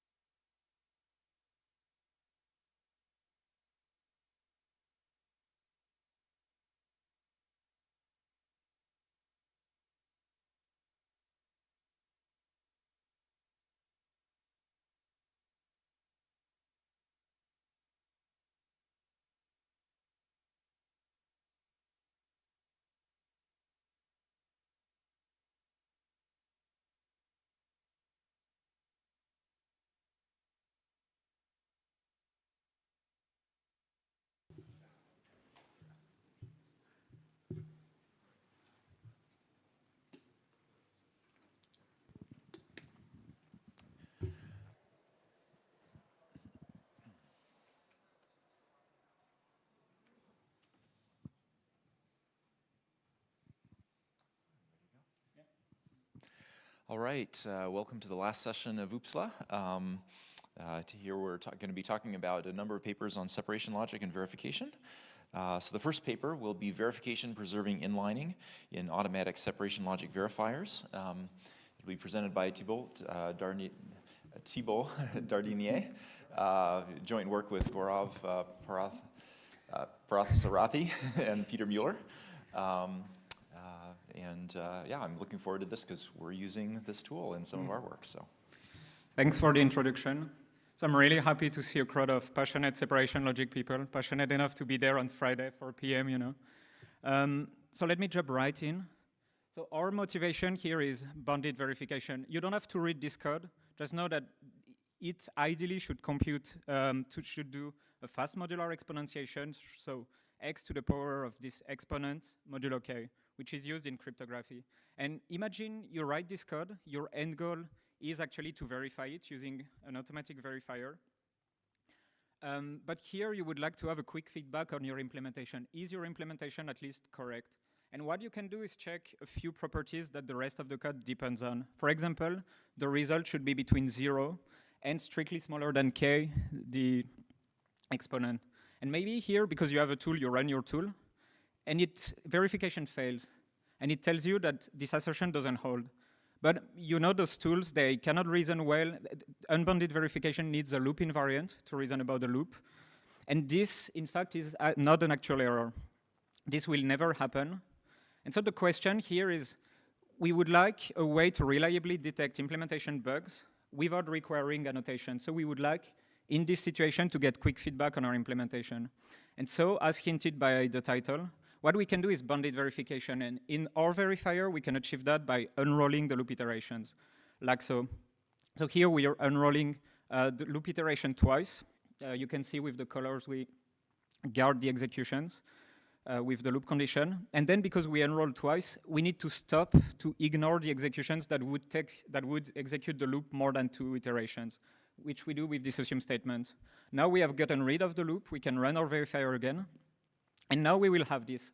So verification fails, but on a different assertion, which gives us first a bounded guarantee that this first assertion will hold for any input x, exp, and k, for as long as the execution is at most 2 loop iterations. And then the second one is an actual error here. So this is our goal in this work. In this work, we want to report meaningful errors to the user without requiring annotations in the context of using a verifier. And to do so, we use inlining. So inlining in this work means inlining method calls and unrolling loop iterations up to a bound. And the reason why we would like to do that is because it has already been applied, and this has been really successful. So it has been applied successfully for boogie programs in the Coral tool at Microsoft Research, and it's now powering the static driver verifier. And the question we ask is, can we replicate this for automatic verifier based on separation logic, like those non-verifiers here? And for inlining to fulfill our goal, we need an essential property. And this property is verification preserving. So inlining is verification preserving if any error in the inline program reveals a true error in the original program. So in the examples we had before, the error that we had in the inline program corresponded to an actual error in the original program. By the way, if you're still wondering, it's if we don't enter the loop, we got that this assertion doesn't hold. And so the good news, the reason why Coral was successful was because this property always holds when we don't have separation logic and in the context of boogie programs. But when we add separation logic into the mix, it does not always hold. In particular, in all those 9 verifiers, we have examples of where inlining is non-verification preserving. So now let me tell you why this property does not always hold. And for that, I'm going to use an example based on VeryFast. So VeryFast is a verifier based on separation logic for Java and C programs. And in VeryFast, here this is really simplified, but there is, for example, a library to manipulate locks. So this library does not have an actual implementation, but is axiomatized by pre- and post-conditions in separation logic. So we have here a way to allocate references that does not require anything and returns us a resource own of L. We have a method with which we can create a lock. And you can see here the precondition requires on of question mark x. And that is very fast syntax to existentially quantify over an argument. And in particular, x is going to be bound at the call site so that it can be reused in the post condition. So you can think about on of x here as, this is a simplified example of existentially quantifying over an invariant so that we can put an invariant inside our lock. And then we can acquire this lock. So we just require to know that we have a lock of LA, and then we will get access to the invariant. So now we can write a client, for example, a main method that allocates two references A and B, and that calls a method N, and N will just create a lock and then acquire it. So now the question is, does this program make sense? Is this program correct? If we run our verifier, if we run very fast in this case, verification will fail. But it might be because we don't have any annotation here. So we want to perform inlining. And to perform inlining, we're going to first take the body of main, put the two first allocations, and then we're going to replace the call to N by the body of method N. And now, let's see whether this program verifies. So to do so, if we run very fast, this program doesn't verify. And to explain to you why, I'm going to walk through the steps that the verifier takes. So the verifier starts with an empty context, so it doesn't have any resources. And then when it allocates, after the first call, it gets, it has in its context on of A, because this is the post condition of alloc. Similarly, after the second call to alloc, we have on of A star on of B. And now comes the crucial piece. When we want to verify the call to create lock, we have to resolve this existential. And we have two ways to resolve this existential. We could choose to satisfy the precondition with on of A or on of B. Here, for reasons that are that I'm not going to explain, the very fast heuristic instantiate X with B. And so it's going to exchange on of B with lock of LB, and it's going to keep on of A.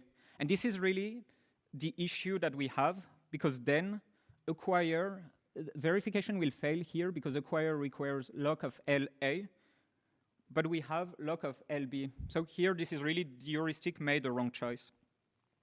But if now we would have written this annotation for the method for original program, verification would verify.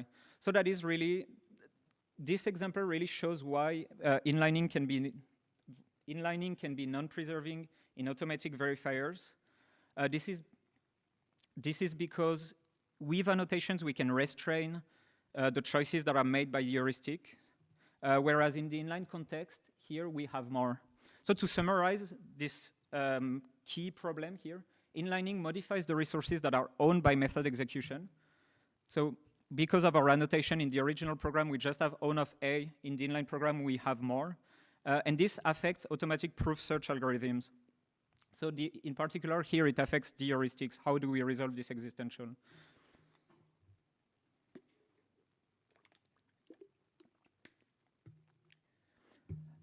So this leads me to the contribution of this paper. In this work, we identify this problem and its causes. But it turns out that in practice, many programs are can be still inline in a verification preserving way. So to prove that, we derived a theoretical solution that we call the semantic condition. This condition is a condition that we can check on inline programs without annotations that ensures verification preserving inlining. And the keyword here is compositional. Verification preserving inlining, this property is not compositional. It corresponds to the two programs. But this semantic condition is not. It's still a bit too hard to check automatically, so we weaken it to a structural condition that is easier to automatically check. These two solutions have been formalized in the Isabelle proof assistant for a parametric verification language that essentially captures the automatic verifiers for separation logic, Grasshopper, Verifast, and Viper. And to show that, I don't know why the arrow is there, it shouldn't be, but to show that our solution is practical, we implemented an inlining tool for Viper. And finally, we evaluated those 4 contributions based on the test suite of Grasshopper, Nagini, RSL Viper, and Verifast. And all our implementation, our evaluation, and our formalization are available in the artifact. So in the remainder of this talk, I'm just going to talk a bit about the semantic condition, what are the key ideas behind it, and a bit of the evaluation.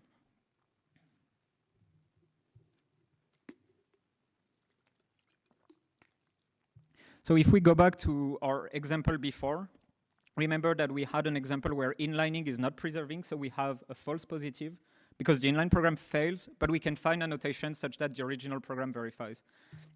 If we zoom in a bit, and if we rewrite the original program with a hard triple, we see that this is really the issue that we have. We have the same program in both cases. We create a lock and then we acquire it. But in one case, if we only have on of A, it verifies. And in the other case, having more resources makes verification fail. And this violates a condition that we call safety monotonicity. And this condition basically says that adding resources shouldn't make verification fail. So what you can see here, the index V means that this is with respect to an actual verifier. This is not a theoretical proof. This means that a verifier V can verify the statement S in an initial context P, and its output context will be Q. And so to be safety monotonic, in every larger context P star F, it should also verify. But our semantic condition uses 3 key conditions. That's the 3 key properties. That is the first one. A second one that is stronger is monotonicity. And the main difference with safety monotonicity is in this output context here. So in the first case, we just require any output context. For monotonicity, we require that adding resources cannot make the output context smaller. So if in the original case, the output context is Q, we should have something that is larger than Q. And the third and final condition is extremely related to the frame rule of separation logic, which we call framing. The difference, again, is in the output context. And it means that additional resources should be at least preserved. And so now, just to make clear again, if you just think about separation logic in a theoretical way, all those 3 properties should trivially hold. I mean, the last one is the frame rule. That is one of the core rules of separation logic. And the other one are weaker. So the key point is that this is really for a given verifier. And so why do we have 3 key properties? The reason is that they apply to different parts of the program. So if we look at a simple example here, we have a main method with 2 method calls and 3 blocks without any calls or any loop. We will require the inline method bodies to be framing. And the reason is that automatic verifiers apply the frame rule, but explicitly only at call sites. The block in the middle must only satisfy monotonicity, which is weaker, because no frame rule is explicitly applied there. And finally, the last one doesn't need compositionality, so it must only satisfy monotonicity. So this is a simplified picture. There is actually more in the paper. But now I just want to convince you that this is an actual problem and that our solution is effective. So to evaluate this, we have taken files from 4 test suites, so Grasshopper, a verifier for a decidable fragment of separation logic, Nagini, a Python verifier, RSL Viper, a verifier for C++ program, weak memory C++ program. Both RSL Viper and Nagini are built on top of Viper, so they can benefit from our tool. And the last one, VeriFast, is a verifier for Java and C programs. So taken together, that gives us more than 1,500 files. And then we wanted to know whether first, these files use features that could potentially lead to non-preserving inlining. And we did that automatically with syntactic check by looking at the features that could do this. And we found that at least 2/3 of these files could lead to non-preserving inlining. So which means that we need some solution for that. But then we wanted to know whether non-preserving inlining actually occurs in practice, and we cannot do that automatically. So we sampled randomly for manual analysis 72 files from the 4 verifiers. And we asked the question, does non-preserving inlining occur? And it turns out that in 1/3 of the cases, for 22 files, it does. But for a majority, almost 70%, it does not. And so finally, we wanted to evaluate our conditions. So for those 50 files where inlining is always verification preserving, 49 files are captured by our semantic condition, and 47 files are captured by our structural condition, the one that is implemented in our tool. So that's what I wanted to say today. So to summarize, our motivation in this work is bounded verification. If you're using a tool to do unbounded verification, you would like to have some quick feedback without writing annotations, and you can do so with this, with inlining. But you need inlining to be verification preserving, otherwise you could get false positive, and it wouldn't be really useful. In particular, our main contribution is this semantic condition and a weakened version of this that can be checked automatically in a tool. And our semantic condition, as I said, is based on 3 key properties. But the key insight that I want you to remember is that those 3 properties are really based on the verifier. This is no theory of separation logic usually looks at this automatic verifier, which is why this problem was never really discovered before. Thank you for your attention.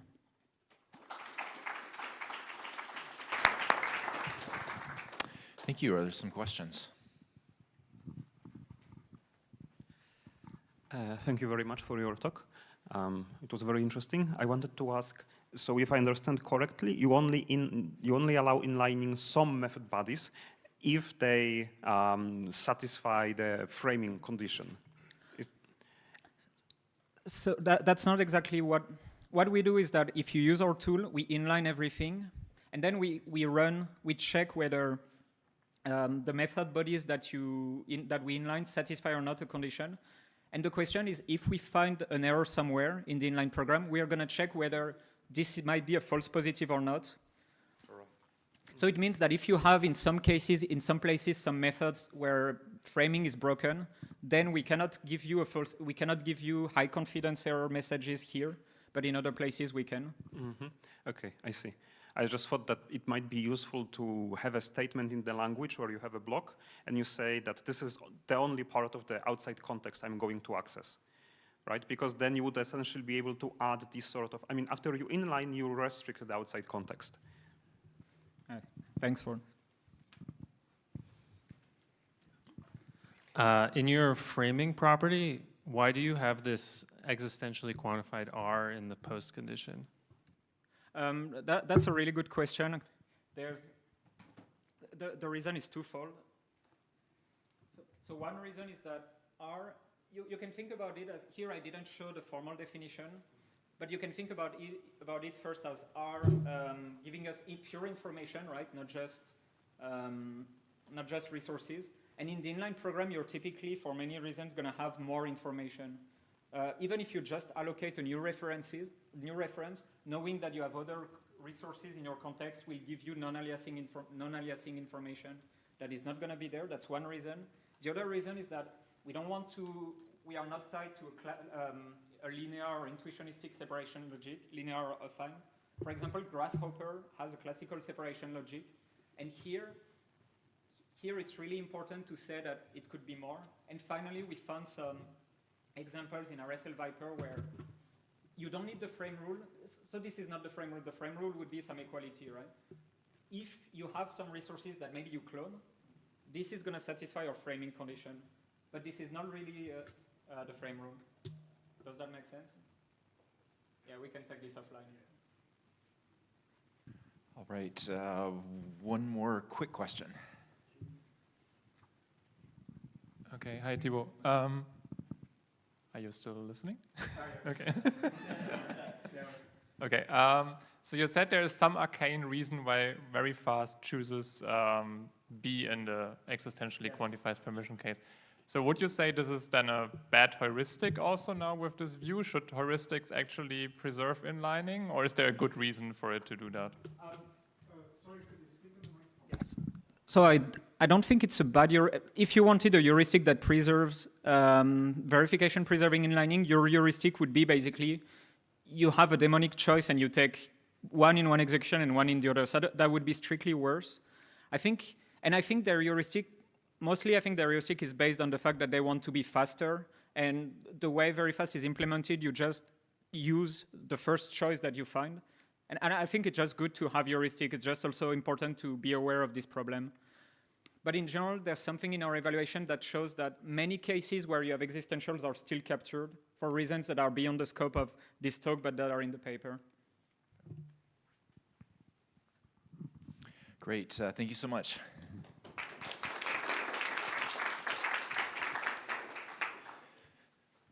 So the next talk will be by Travis Hance, and the paper is Leaf, Modularity for Temporary Sharing in Separation Logic. And that's joint work with John Howell, Oded Patton, and Brian Parno. Hi, everyone. So, yeah, I'm Travis, and today I will be talking to you about a common pattern in concurrent programming, which is that of concurrent read sharing, like in this example here, where we allocate a data structure and then share it between a bunch of threads in a read-only fashion. Now, of course, whenever this pattern comes up, we also have to deal with its opposite, where we reclaim exclusive access, like here, where we join all the threads, reclaim full ownership, and destroy the data structure. Of course, it's also quite common to have a situation where you're continually alternating back and forth, like with a reader-writer lock, where you might ping-pong back and forth between a read and write state. So the question we're going to be concerned about in this talk is, how do we verify code with these patterns? And our weapon of choice for formal verification will be concurrent separation logic, which is, of course, a great option for handling situations with unique ownership, because concurrent separation logic allows us to conceptualize propositions as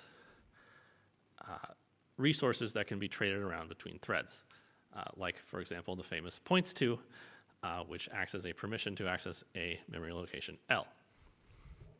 Okay, so what about temporary sharing?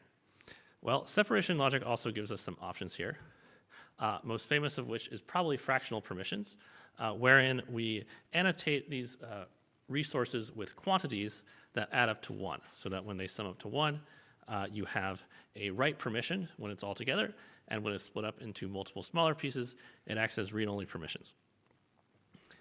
Now, this has a lot of nice properties, but when you go to use fractional permissions, one thing you have to ask is, what exactly do fractions have to do with my program? So what I mean by that is that there are several situations which might be better suited for something slightly different. For example, if you have a reference counter that counts the number of read references, then it might be better suited for something with a centralized counter rather than sort of decentralized quantities. And counting permissions are one such technique that can be used to handle this. I'm not going to go too much into the details of counting permissions here. Right, of course, counting permissions are also not the end-all be-all, because there are many situations where those would not be great compared to fractions. Another example I like is this queue, where you have a producer putting content into some array, and you have pointers that sort of demarcate a read-only range, which you then have multiple receivers pulling entries out of. So in a situation like this, where the sort of most important property is the in-betweenness relation of the head and tail, it's not clear that either counters or quantities are sort of the ideal kind of permission logic for a situation like this. So to sum up sort of the status quo for permission logics, one, any specific permission logic might map poorly to some problem domains, as we just saw. However, because you need to write proofs of different components that interoperate, you sort of need to agree on some representation that you're going to be using. For example, the iris concurrent separation logic usually uses fractions everywhere. And one more point, which is a bit of a technical one, but basically propositions need to support the representation of choice, which complicates the construction of those propositions. Again, with iris, for example, they define L points to V as the quantity 1. So basically, the fractions are sort of baked into the points to, so that fractional permissions are available wherever you're using the points to. And if you want to use fractional permissions for any other kind of resource, you need to sort of bake fractions into those as well. Okay, so to address these, this situation, we developed Leaf, which is our framework for having a way to talk about temporarily shared state in a uniform way across all kinds of different permission logics. So it's general with sort of aforementioned permission logics as special cases, and it's also modular in the sense that it lets you build specs that are sort of independent of the sharing mechanism used, so you can still mix and match. Leaf was implemented in Coq as a verified library in the iris concurrent separation logic, and also in some follow-up work, which was recently published at OSDI, we embedded lots of Leaf ideas as axioms in Daphne and did some more advanced examples.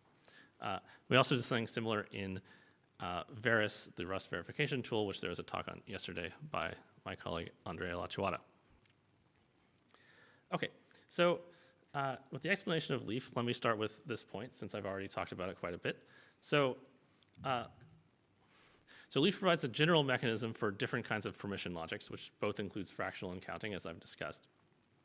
However, once we have a general mechanism, we can start to develop new kinds of permission systems. So for example, we can develop permission systems that are sort of highly fit for particular implementations, like in locks or queues. Okay, this would be like totally impractical if you had to choose one sort of permission system to use everywhere, but is reasonable if you get to sort of choose the best one on a case-by-case basis. Okay. So how do we actually do this? So the key lies in our uniform way of talking about temporarily shared state. And to develop this uniform way, the key question we have to answer is how exactly are we going to unify different kinds of reader resources from different permission logics? So if we consider the different kinds, like the fractional, the read-only points to from the counting permissions, or any particular weird new permissions we might want to develop for queues or locks, the problem with all these different reader resources, they have sort of dramatically different properties. So how can we talk about them under one umbrella? Well, what we do in Leaf is we create that umbrella as a new relationship, which we call the guarding relationship, read G guards P with this funny arrow. You can also read it G as a reader for P. So basically, we can use this to talk about all kinds of different reader types with one notation. And we can also talk about readers for arbitrary types of propositions, which is nice. Although in this talk, I am mostly going to talk about the points to proposition for concreteness, but it does work for arbitrary propositions. So let's go down to this example here at the bottom, where the fractional points to guards the sort of normal points to. So it's first important to understand that in Leaf, once you're given a proposition that you want to guard, like the points to or anything else that you want to be on the right side, you can construct the proposition that's going to be on the left and prove this relation. So this here is not an axiom of Leaf or anything. It's something you can derive from sort of the base rules within Leaf. Now, this proposition here is what gives the fractional quantity permission the qualities we expect of fractional permissions. So namely the quality of being a reader. So let me show you that. If you're familiar with fractional permissions, you're probably expecting some rule that looks like this, which I'll read right now. So it says that if you have a fractional permission to L and you do a memory load, then you retain the fractional permission and you learn that the return value is equal to V.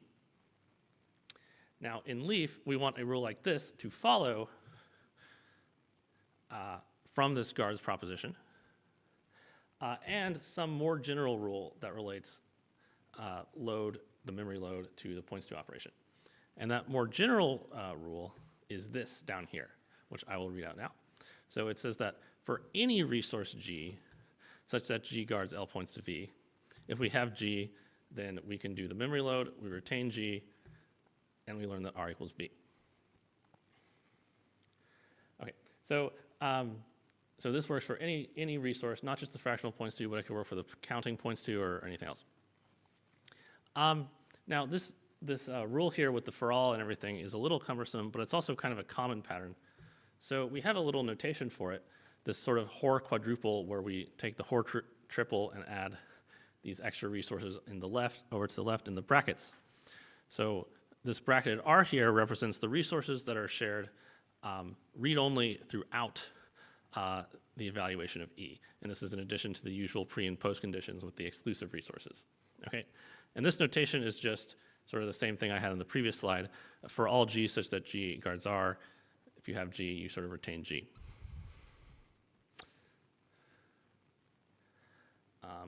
Coming back to the memory load, for example, we can now write that rule in sort of our concise notation, and now we can clearly see that it's saying, okay, to do a memory load, you just need L points to V in some read-only mode. And of course, the most important point is that the specification for load is independent of any specific read-sharing mechanism. Okay, so This gives an idea of what you can do if you have a guards proposition, and it's sort of a special case compared to the more general rules in the paper. But for now, I want to go to the flip side of the coin and answer the question, where exactly do guard propositions come from? So in Leaf, our answer to that question is an extension of resource algebras that we call a storage protocol. Now, if you don't know what a resource algebra is, don't worry about it too much. What you do need to know is that a resource algebra is something that sort of provides a general form of a ghost resource and allows the derivation of updates, which are operations that can modify the resources. And what we do with storage protocols is they do all of that, but they also allow these special updates that can transition between exclusive and shared resources. And they also allow the derivation of guards relationships, which of course is what we're here for. And so storage protocols are the thing that generalize fractional permissions, counting permissions, the implementation-specific sharing protocols that I mentioned earlier. And you can also have other simpler things like a protocol that just makes a proposition indefinitely shareable forever that can't be reclaimed. It's kind of like the trivial case. Okay. So I'll now get into the final part of the talk where I talk about sort of writing specifications using Leaf. So one of the goals was to be able to write modular specifications. And I'll show you what that looks like using this example that we illustrate in a lot of detail in our paper, which is a reader-writer lock. The idea being we prove that the reader-writer lock meets some specification, and then we prove some client application sort of using the specification. And the main point is that the client doesn't care what permission system the lock uses to implement. So the reader-writer lock spec that we show, this is a simplified version, but this one has 4 operations: lock and unlock for exclusive ownership, the write lock, and lock shared and unlock shared for shared read-only access. And we're going to be protecting an access to memory here. So the specification looks like this. And so you can see here that when you call lock, you obtain the points to proposition. And then when you call unlock, you have to return it, possibly after having like written to L or modifying it or whatever. When you call lock shared, however, instead, you get this strange resource locked shared. And rather than getting the actual points to proposition, you get lock shared, which guards the points to. So lock shared is a reader for the points to. Okay. Now, what exactly is lock shared? Well, the client using the specification doesn't need to know what lock shared is. It's just some opaque definition as far as the client is concerned. The client only needs to know this proposition down here in order to make use of it. What it actually is we use a storage protocol to construct the lock shared proposition and a few other propositions to help us out in the proof. And of course, the important guards proposition. Okay, but the client doesn't, and it looks like this. You don't have to read that. I guess you can't read it. The point is that the client doesn't have to know about any of it. In fact, this also remains true in the more general specification where the client can protect any resource rather than just protecting the points to, like in the special case I showed you. Okay, so that's sort of how we illustrate the situation of modular specifications. I have one more point I want to talk about, which is sort of addresses the question of what is it like to actually do proofs with the guards proposition. So one situation that comes up is you often are like, well, does the guards proposition commute with the conjunction? This comes up, for example, if you're doing fine-grained locking, for example. Unfortunately, the answer is that this does not hold. If you think about it for a bit, you should conclude that the whole idea of sharing is just antithetical to the premises of separating conjunction. So how do we handle this? Well, it turns out we can actually use non-separating conjunction, which we usually don't use in separation logic, but because it's harder to use in the presence of mutation, but sort of the whole premise of what we're doing is that we're manipulating read-only resources, so it becomes easier again. Okay, so that is basically it for my talk. In the paper, you can find all the technical deduction rules of Leaf. and the guards operator, the storage protocol formulation, the proofs of the lock, and its hash table client, and also information about our sort of embedding an iris. And that's it. Thank you.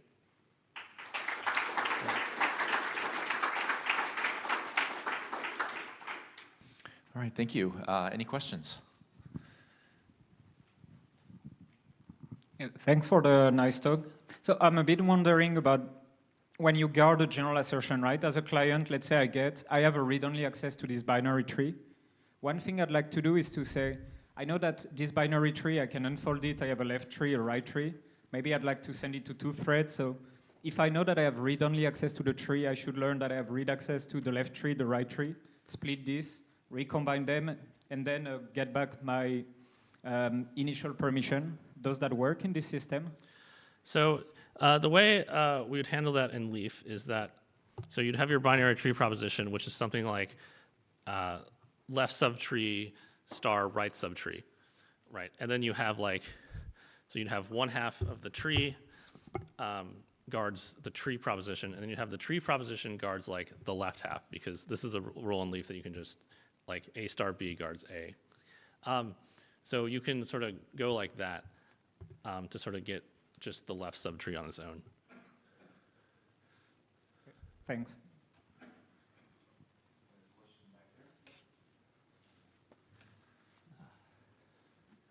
Thank you for the talk. Thank you for the talk. So I understood the later part of I followed the later part of the talk, but at the beginning you mentioned that like the multiple different permission systems, including like fractional permission and counters and blah, blah, blah.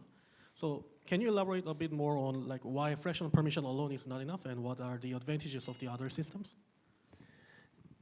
Yeah, so to the first part, why are fractions not enough? I don't really think there's anything you like technically can't do with fractions. But our take is that sort of using, there are other systems that sort of work better for situations, and it would be nice to be able to sort of pick the best situation for each case. So like implementing a reference counter with fractions, you can do it, but you need quite a bit of expertise to sort of know how to sort of map what you're doing to the fractional system, right? And our perspective is that all that work you do to like go from one system to another, that should have just been in your permission logic to the first place. So does that answer your question? Okay. Last question. So great stuff. So one very quick bit. So the guard, is that a pure assertion or does it have? It's not pure, but it is persistent. Okay. And so the tree shares work by Dawkins and Hobor, kind of, this feels a bit similar to that because you're sort of pulling things off. So with the tree shares, you've got the 2 sides of the splitting. I don't know if you know that work. Sorry, I'm not familiar with that off the top of my head. So. Okay, let's do it offline. All right, thanks again.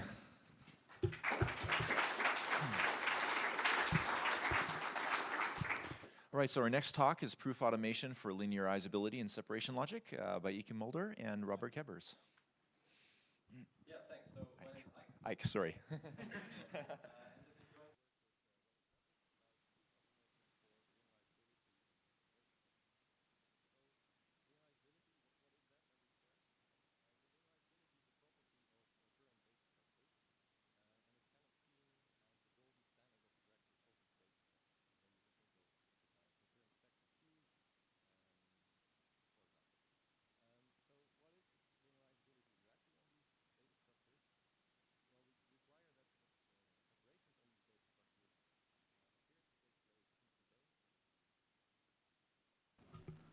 And that the effects of concurrently running operations always constitute some valid sequential history. And this is all kind of to say that the data structure really behaves like its sequential counterpart in the correct way. So if you have such a data structure and you want to establish this golden standard of correctness, what can you do? Well, people have researched this, and so there's various tools available. So I've listed some of them on the slides, there are more, and some properties of these tools. So for example, there's the Voila tool, which uses composition, or which uses logical atomicity to establish linearizability. Logical atomicity itself is a compositional notion, and in the Voila tool you have some degree of automation in that you can write proof outlines and these are checked for you. And finally, the Voila tool is not foundational, meaning that you don't get an independent proof, unlike independent proof in a proof assistant, unlike some other tools out there. Now, another example is the Plankton tool, presented at UPSLA last year, which really provides an impressive degree of automation, but the method they use itself is not compositional. So you'll notice that if you are looking for a compositional method of establishing linearizability, you're really not getting a lot of automation.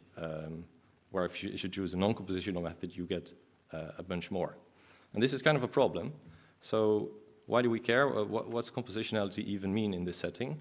So here we define compositionality as being able to use the linearizability of one data structure to prove that another data structure is linearizable. And this becomes relevant when you're doing large-scale verification efforts. And especially in these large-scale verification efforts, you really care about having some degree of automation. So that's kind of what this paper is about. What we do is we take two of these existing approaches of establishing linearizability and add automation to these systems. So we take the iris concurrent separation logic notion of logical atomicity and build automation for that, and the same we do for the ReLog system for contextual refinement. So that's the first contribution of this work. We provide proof automation strategies for contextual refinement and logical atomicity that can fully automate some simple examples, and for the more complicated examples, they make, the automation makes good partial progress. And this is nice since it allows a style of proof of semi-automated. So you call the automation, it does some steps for you, it gets stuck for some reason, then you do some manual steps and then call the automation again. And the key ideas that allow this is that our proof automation strategy can use both the program under consideration and the logical state to determine the proof rule. And the second key part of these strategies is that they really minimize the amount of backtracking they do on proof rules. So this helps us with efficiency, of course, since the search space is smaller. But also this is really key for the partial progress part, since as soon as you start backtracking on proof rules, partial progress kind of goes out the window, since it returns either completely solved or no progress. All right, so contextual refinement, logical atomicity, these are very different notions, different rules and different strategies, but there's one thing which is quite the same, is that they both live in this concurrent separation logic. And so if you're building proof automation for these kinds of program specification styles, you really need to solve kind of the same problems. So you need to deal with separation logic bookkeeping, and since we're doing concurrent separation logic here, you need to deal with the challenges faced there, such as dealing with invariance and ghost state. Now to solve these challenges, we present our second contribution, which is a Diaframe 2.0. So Diaframe is a proof automation library for Iris's concurrent separation logic, and the main addition with respect to Diaframe 1.0 is that it's now extensible with respect to program specification style. So previously we could just do Hoare triples, and now you can build your own proof automation strategy for the specification style you prefer. So in our case, this was logical atomicity and contextual refinement. And here the key thing we discovered is that all the proof rules we kind of wanted to represent, they can be fit into one of two hint formats. So then the rules in a proof strategy can be represented in the Coq proof assistant as type class instances. So this makes it extensible and easy to experiment also with the strategies we tried. Now, for the rest of this talk, I kind of want to zoom in a bit on contextual refinement. What is that? And let's see an example verification with our automation strategy. So the data structure we will be giving behavior or specifying its behavior is a concurrent counter. So here, this expression on the slide will first allocate some location L, and then it will return a closure. And whenever you call this closure, it will use the fetch and add instruction to atomically increment the stored value in L by 1. Now, fetch and add will also return its old value. So whenever you call this closure, it will report to you how often this closure has been called. And so this you can also call this closure concurrently and multiple times, and you can imagine using this in a kind of profiling system, for example, measuring how often a function has been called. Now, this data structure is linearizable since it always returns the correct amount of how often it has been called. And we will use contextual refinement to show that this is the case. So what is that? I've been talking about contextual refinement. We say that program E1 contextually refines program E2 for all well-typed context or clients C. If using the client with program E1 and this terminates with value V, then this is also a possible return value for when the client would use program E2. So clients cannot really tell the difference between these two expressions. And here the left-hand side expression we usually call the implementation and the right-hand side the specification. And this relates to linearizability in the following way. If we take E to be our concurrent data structure and we take the specification side, the right-hand side, to be a log-based sequential version of the same data structure, then this contextual refinement implies linearizability. So in the case of our concurrent counter, the log-based version is as follows. So we also allocate a reference, but we also allocate a log. And the closure we return in its body will first acquire the log, load the value, use regular load and store and increment in this critical section before releasing the log and returning the loaded value. So this is the contextual refinement we want to show.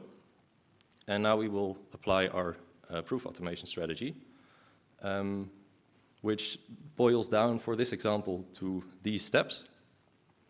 So we do symbolic execution of the left-hand side, since these proofs kind of proceed by symbolic execution. So we do symbolic execution of the left-hand side until there is interference from some concurrent thread or the expression is fully reduced to a value. If we run into interference, there's a choice we need to make, and this is the source of backtracking that we do face sometimes, that we have to choose between restoring the invariant or doing symbolic execution on the right-hand side. And finally, once both expressions have been values, there is a value rule we should use to continue. Now, for this example, that's not relevant, and so it just becomes symbolically execute left-hand side, then right-hand side, and then use the value rule. So let's get started. The first thing we want to do is execute this allocation instruction, which returns some fresh x1, which we now know points to 1. So this is on the bottom left corner, we will show information we currently have about our heap. Now the left-hand side has been fully reduced to a closure, which is a value. And so we will continue with symbolically executing the right-hand side, which will also allocate a new location x2. So we have these two expressions, and so two kinds of points to. So there's an implementation points to and a specification points to keep them apart, since they kind of live in different worlds. And okay, so now we would need to allocate the log to continue, and now we need to think of the next thing to do. So both sides have been reduced to closures, which are values, and so we should apply the value rule. Now remember that these closures can be used concurrently and multiple times. And so if the closure has been called multiple times, we don't know that these locations still point to the value 1, since they can be kind of been incremented already. So the value rule for closures says that we must forget all the information we had about our current state. But we still have some information right now, and so doing that would kind of get us stuck. So at this point, the proof automation stops, since the value rule is not applicable. And this allows us to intervene now and do some manual steps in the proof.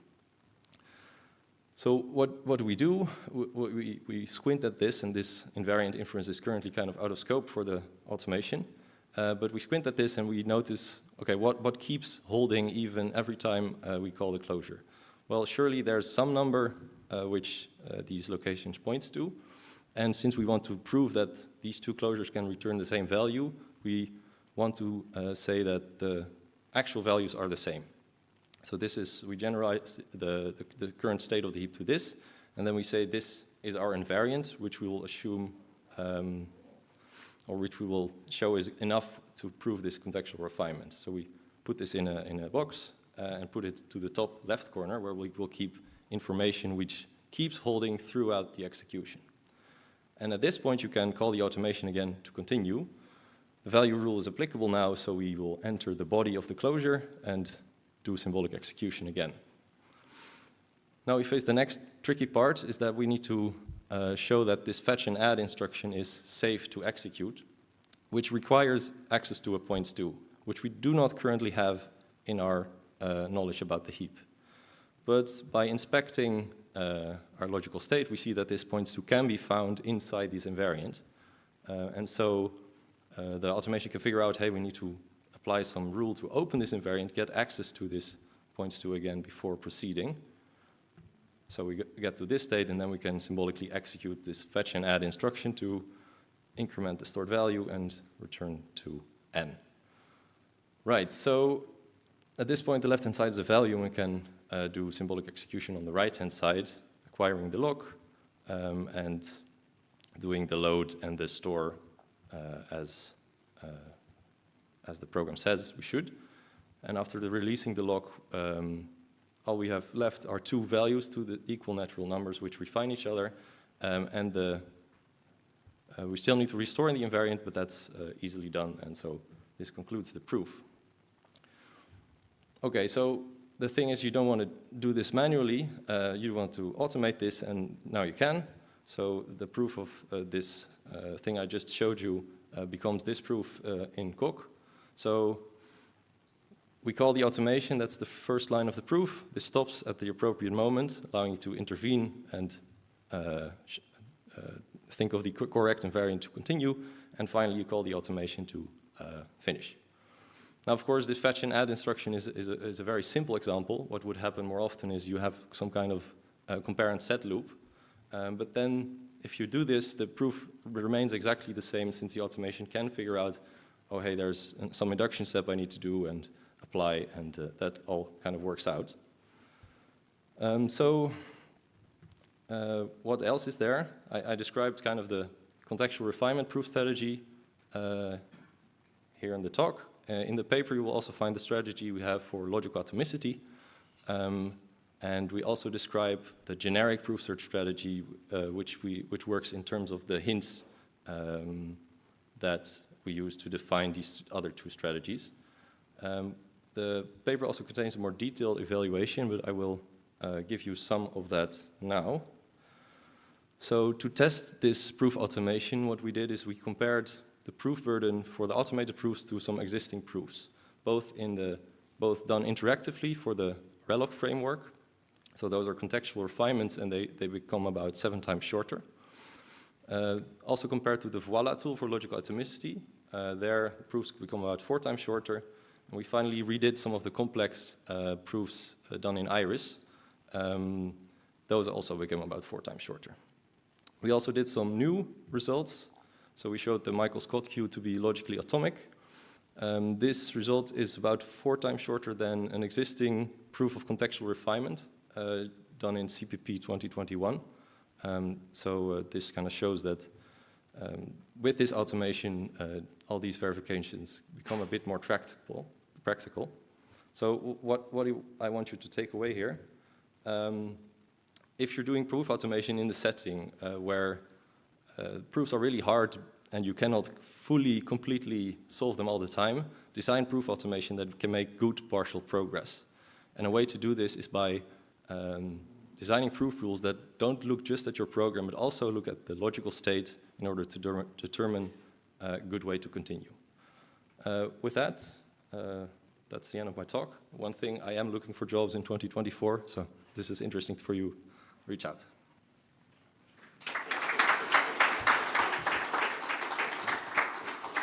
All right, do we have any questions?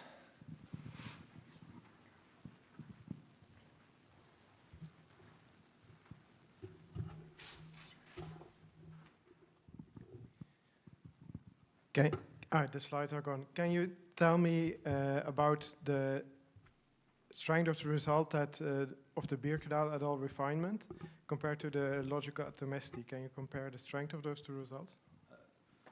Yes, so logical atomicity implies contextual refinement, and in the paper and the artifact, we've actually used that to re-establish contextual refinement from the logical atomicity we've shown. So, and the other way around? that doesn't work. I think that logical atomicity is strictly stronger, but don't quote me on it. Okay, thanks.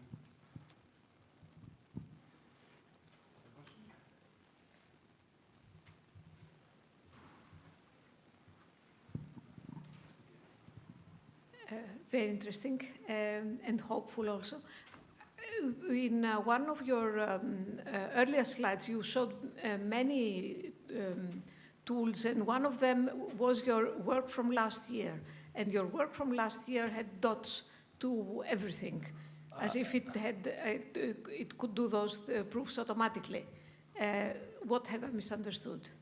I think like the second slide I showed maybe, those didn't show any of my work, I think. Okay, I have to ask you offline then. Sorry.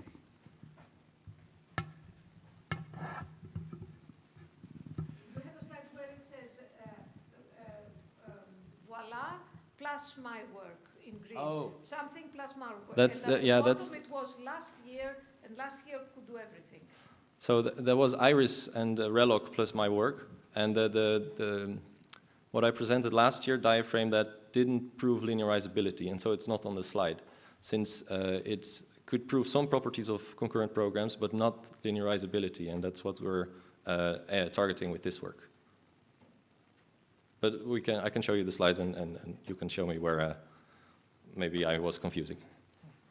I had just one quick question, which is you use hints to direct the automation in a particular direction. Does it ever happen that those hints are wrong? And what do you do then? What does the user do? So when I as a strategy designer create wrong hints, I should of course create better hints. If the user tries to write hints themselves and then figures out they are not the right way to go, so then the proof automation will take a wrong step. What you can do in this case is say, hey, proof automation, only do X many steps, and this helps in kind of figuring out where it went wrong, and also allows you to intervene if you want to do something else in a particular case. All right, thank you. All right, let's thank the speaker again.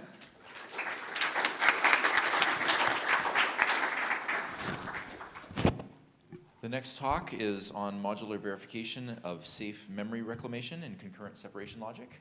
It's by Jaewon Jung, who will be giving the talk, as well as Jung-Eun Lee, Jaemin Choi, Jae-wook Kim, Soonwoo Park, and Ji-hoon Kang. Thank you for the introduction. I'm Jae-wook Jung from KAIST.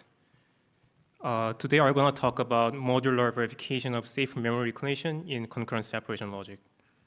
So before we get into our work, let's warm up with an example that shows the problem of memory reclamation in non-blocking concurrency. Let's consider a linked list like this. It has the head node at location L head and data nodes at L1, L2, and L3.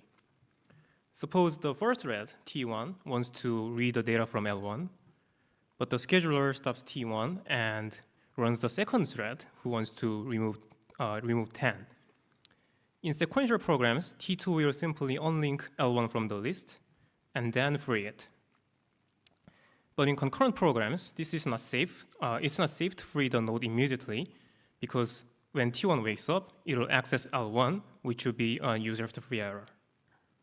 So to safely free L1, the reclaimer should ensure that T1 has finished accessing L1. But designing and implementing such a method is quite a difficult task. So programmers usually use libraries that encapsulate such complex synchronization in a modular interface. Hazard pointers and read copy updates are well-known examples. However, they are still difficult to use correctly. I myself made mistakes when I'm using them, and many experienced programmers make mistakes too. So the goal of our work is to formally verify the reclamation libraries and clients. Specifically, we want to verify many lock-free data structures that use various reclamation libraries. So there are some existing approaches for this problem, but they have some limitations. First, some of them don't support compositional verification. Specifically, we want to verify the library and client separately so that we can avoid duplicating the proofs. Second, some of them are not generally applicable. To verify complex concurrent programs, we need a powerful tool to describe their invariants and reason about them. So to overcome these limitations, we developed modular specifications for reclamation libraries in a concurrent separation logic. In the rest of this talk, I'll focus on verifying the list example using our hazard pointer specification. Now let's take a look at how to use hazard pointer in the list example. In hazard pointers, each thread is given protection slots P1, P2, and so on. When thread 1 wants to use the node L1, it should pick a protection slot and call the protect function to announce that it's going to use the node. On the other hand, after thread 2 unlinks the node, it should call the retire function to schedule the reclamation of the node. At this point, L1 can't be freed because T1 is protecting it. But once every thread revokes the protection by calling the unprotect function, then the node can be freed. But actually, calling the protect function itself doesn't guarantee safety. Suppose T1 is about to protect L1, but T2 comes first and removes L1. Then L1 can be freed because the protection is not announced yet. So when T1 wakes up, even if it protects L1, it will get the user after free error. So to ensure safety, after T1 announces the protection, it should validate that the node is not already retired. In practice, this is done indirectly by checking that the node is not detached. And this works because the node is retired only after it is detached. Now let's take a look at an example of validation. If T1 is protecting L1, it should ensure that L1 is not detached. In this case, the head is still pointing to L1, which means that L1 is not detached, so the protection is validated. On the other hand, if the head doesn't point to L1, then L1 is maybe detached, so it may be retired. So the validation fails, and T1 needs to restart the operation. But validation can be difficult when traversing the list. For example, T1 wants to proceed to L2, so it's going to protect L2 with slot P2. But T2 comes first and removes L1 and L2. In this case, L2 can be freed immediately, and now T1 protects L2 and wants to validate it. But this would require checking all the links from the head, and if we traverse deep into the list, this will be very costly. So we need some additional mechanism for efficient validation. A solution is to give a warning before unlinking. When you want to remove some nodes, then we should first mark those nodes. Typically, this is implemented by setting the least significant bit of the link pointer. After that, the remover can unlink the nodes. On the other hand, the traversing thread can use this mark for validation. After protecting a node, we should check the link we followed is still intact. And if still intact, so if L1 is not marked, then we know that L1 is not detached. Oops. And if L1 still points to L2, then transitively, L2 is not detached either. So the protection is validated. But if L1 is marked, then L1 might have been detached, which implies that L2 might have been detached too. So the validation fails, and the traversal has to restart from the beginning.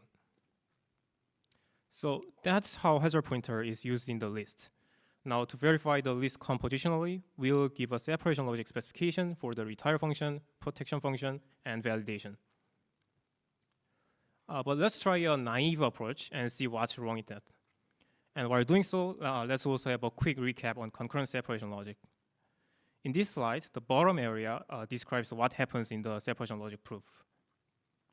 In the proof, we have an invariant. And in concurrent separation logic, invariant is the main tool for describing the shared state. In our example, the invariant says that there is a linked list starting from L head. In this moment, the invariant contains the bunch of points to assertions for the nodes. And points to assertion of a node tells us the value in the memory block, and it represents the permission to read, write, and free the node. Now, suppose T2 removes L1 from the list. Then in the proof, we'll take L1's points 2 out of the invariant. And when L1 is retired, you'll pass the points 2 as the precondition for retire function. But this proof doesn't work because this is a concurrent program. For example, T1 could have protected and validated L1 just before it was removed. In that case, the remover shouldn't take the points 2 out of the invariant because T1, thread 1, needs it for accessing L1. But at the same time, the remover wants to take it for retiring L1. To resolve this dilemma, we need separate permissions for accessing and retiring. So first, for retiring, we introduce the managed pointer predicate. In the invariant, the points to assertions for nodes are replaced with the managed pointer assertion, and it represents the fact that the points to of the node is managed by header pointers. When a node is detached, we can take the managed assertion out of the invariant, and when the node is retired, we pass the managed assertion as the precondition of the retire function. In this sense, the managed pointer assertion represents the unique permission to retire the node. For accessing the node, we introduce the protected pointer predicate. At the beginning, the thread starts with the HP slot assertion for each protection slot. And when thread 1 calls protect function, we update the value of the slot. But note that the contents of the invariant may have changed while protecting because someone could have modified the list concurrently. Only after T1 checks that the head still points to L1, we can know that the invariant still contains L1's managed assertion. This means that L1 is not retired yet, so we have successfully validated protection, and as a result, we get the protected assertion by upgrading the HP slot assertion. This assertion represents the permission to read L1, and importantly, it's separate from the managed assertion, so we can access the node even if it gets retired. And finally, when the thread unprotects, we downgrade the protected pointer assertion to HP slot. Now let's make our specification generally applicable. To do so, we need some mechanism to support mutation. So what I mean is that the specification we just saw doesn't support rules for writing like this. This is because the managed pointer assertion and the protected pointer assertion talk about the same memory block, which means that they must agree on the value. So we can't allow modifying just one of them. The solution is to introduce something else to be agreed upon. To this end, we replace the value with the block invariant. The block invariant serves as a logical ID that these assertions can agree on. And in addition, it describes how the memory block can be mutated. So when we have protected, then we can temporarily obtain the points to assertion of the node and mutate it as we wish, as long as we maintain the block invariant. Finally, we are ready to verify the list example. First, the invariant of the list is similar to the old one. It contains managed assertions for the non-detached nodes. Then we set up the block invariant to encode the marking protocol. For L1, it says that if L1 links to L2 and is not marked, then both of L1 and L2 are not detached. Now, suppose thread 1 wants to protect L2 with slot P2. When T1 calls protect on L2, we update the slot and to validate protection. T1 checks the link from L1 to L2 and sees that it's not marked. Then from the block invariant, we learn that L2 is not detached. And from the list invariant, we get the managed assertion out of L2. So we can upgrade assertion. On the other hand, thread 2 wants to remove L1 and L2, so it marks the links. And now the left-hand side of this implication is false. We may detach L1 and L2. So when they are detached, we can take their managed out of their list invariant. And when they're retired, we pass them as the precondition of the retire function. So that's the key idea of our hazard pointer specification that supports compositional verification while being generally applicable. We apply this style of specification to another popular recognition library called RCU. So RCU is a relatively simpler than hazard pointers. It provides the function to activate a critical section, which basically protects everything. So in a critical section, you can traverse the list without extra work. And even if some nodes are removed and retired, you can keep traversing without restarting. However, this protection only works when clients maintain some subtle additional invariants on the link structure, which can be tricky to reason about. So our specification abstracts away this reasoning. The key idea was to extend the managed pointer predicate with the pointed by parameter, and which tracks the incoming references of the node and enforces the rules about the link structure. For evaluation, we formalized and verified our specification in Coq Proof Assistant with the IRIS framework.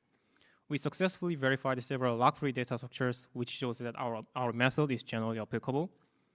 And to our knowledge, this is the first verification of these data structures under manual memory management. Also, the overhead of adding recognition to the code was on par with the overhead of the proof, which indirectly shows that our method is indeed compositional. So that's the end of my talk, but there are some interesting details that I left out. For example, in the paper, we'll talk about how to verify the hazard pointer and RCU, and we'll discuss how to verify the clients and see what's interesting about their proofs. And we also automated some client verification with diaphragm. So that's all. Thank you for listening, and I'd be happy to take any questions.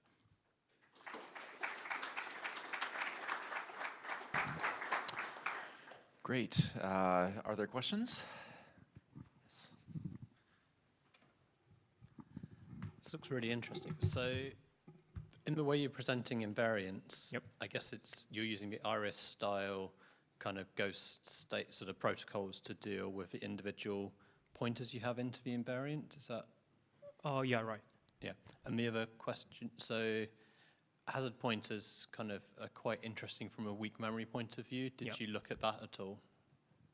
So actually, we are working on that right now. So it has some interesting properties because it uses the memory barriers for protection and validation. And it has some, interestingly, it has some global effect on the data structure. So the main challenge is that you have to model how to this memory barrier affects the data structure invariant.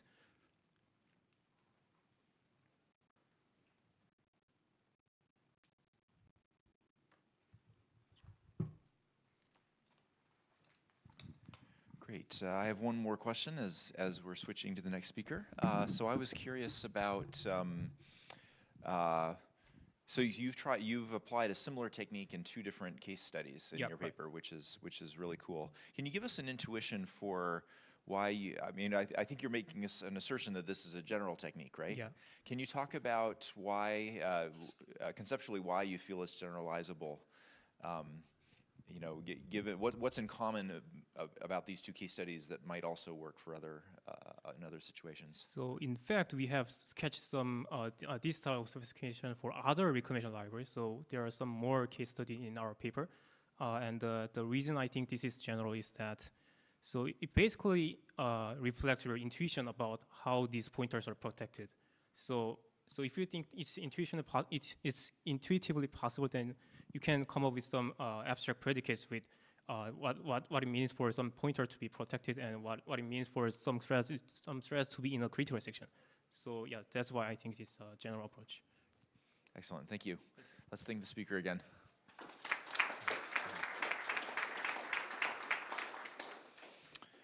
All right. So the last talk of the day will be functional collection programming with semi-ring dictionaries, presented by Amir Shekra, and co-authored by Matthew Hote, Jacqueline Smith, and Dan Olteano.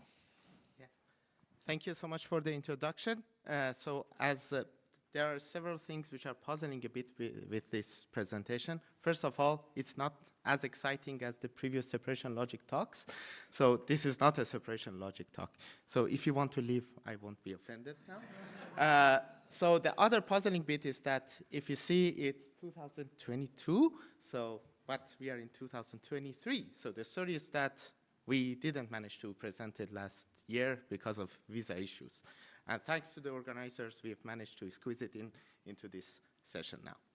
So, and as this is the last talk, I assume that I have infinite amount of time, or maybe not. So we will see. So, so not that much has changed since 2022. So still, we are surrounded by a lot of data. So here on this beautiful figure, you can see that at every single minute, how much data is produced throughout the web. And most of this data are actually structured. So for example, either they are structured in terms of a graph or relational data or matrices, which in many cases, those matrices could have many zero elements, which are referred to as sparse matrices. And actually, in the deep learning world, also now, sparse neural networks are a big thing. So they are also structured data. And, but data by itself doesn't matter that much. We want to extract knowledge from it. And so this is done through data science. And this is basically a high-level view of an end-to-end modern data science pipeline. So we start from this structured data, and then we perform data wrangling using databases or some Python library. And again, we further process the data, and then we convert it in form of tensor data, and then we feed in that to PyTorch or TensorFlow in order to train some machine learning model and learn some parameters. So the input data was really nicely structured. So for example, if it was relational, there were some poor guys who have invested a lot of time to create first normal form, third normal form, all these kind of fancy things that you would study in your undergraduate database course. But this structure gets lost throughout this process. So let's zoom into each of the components, intermediate components here. And if we zoom into them, we usually see that they are dealing with two types of workloads usually. So either they are database-ish workloads or they are tensor-ish or linear algebra-ish workloads. So for example, the data warehouses and these kind of things are using relational data. They issue SQL queries, and machine learning, computer vision, graph processing are issuing something inspired by linear algebra.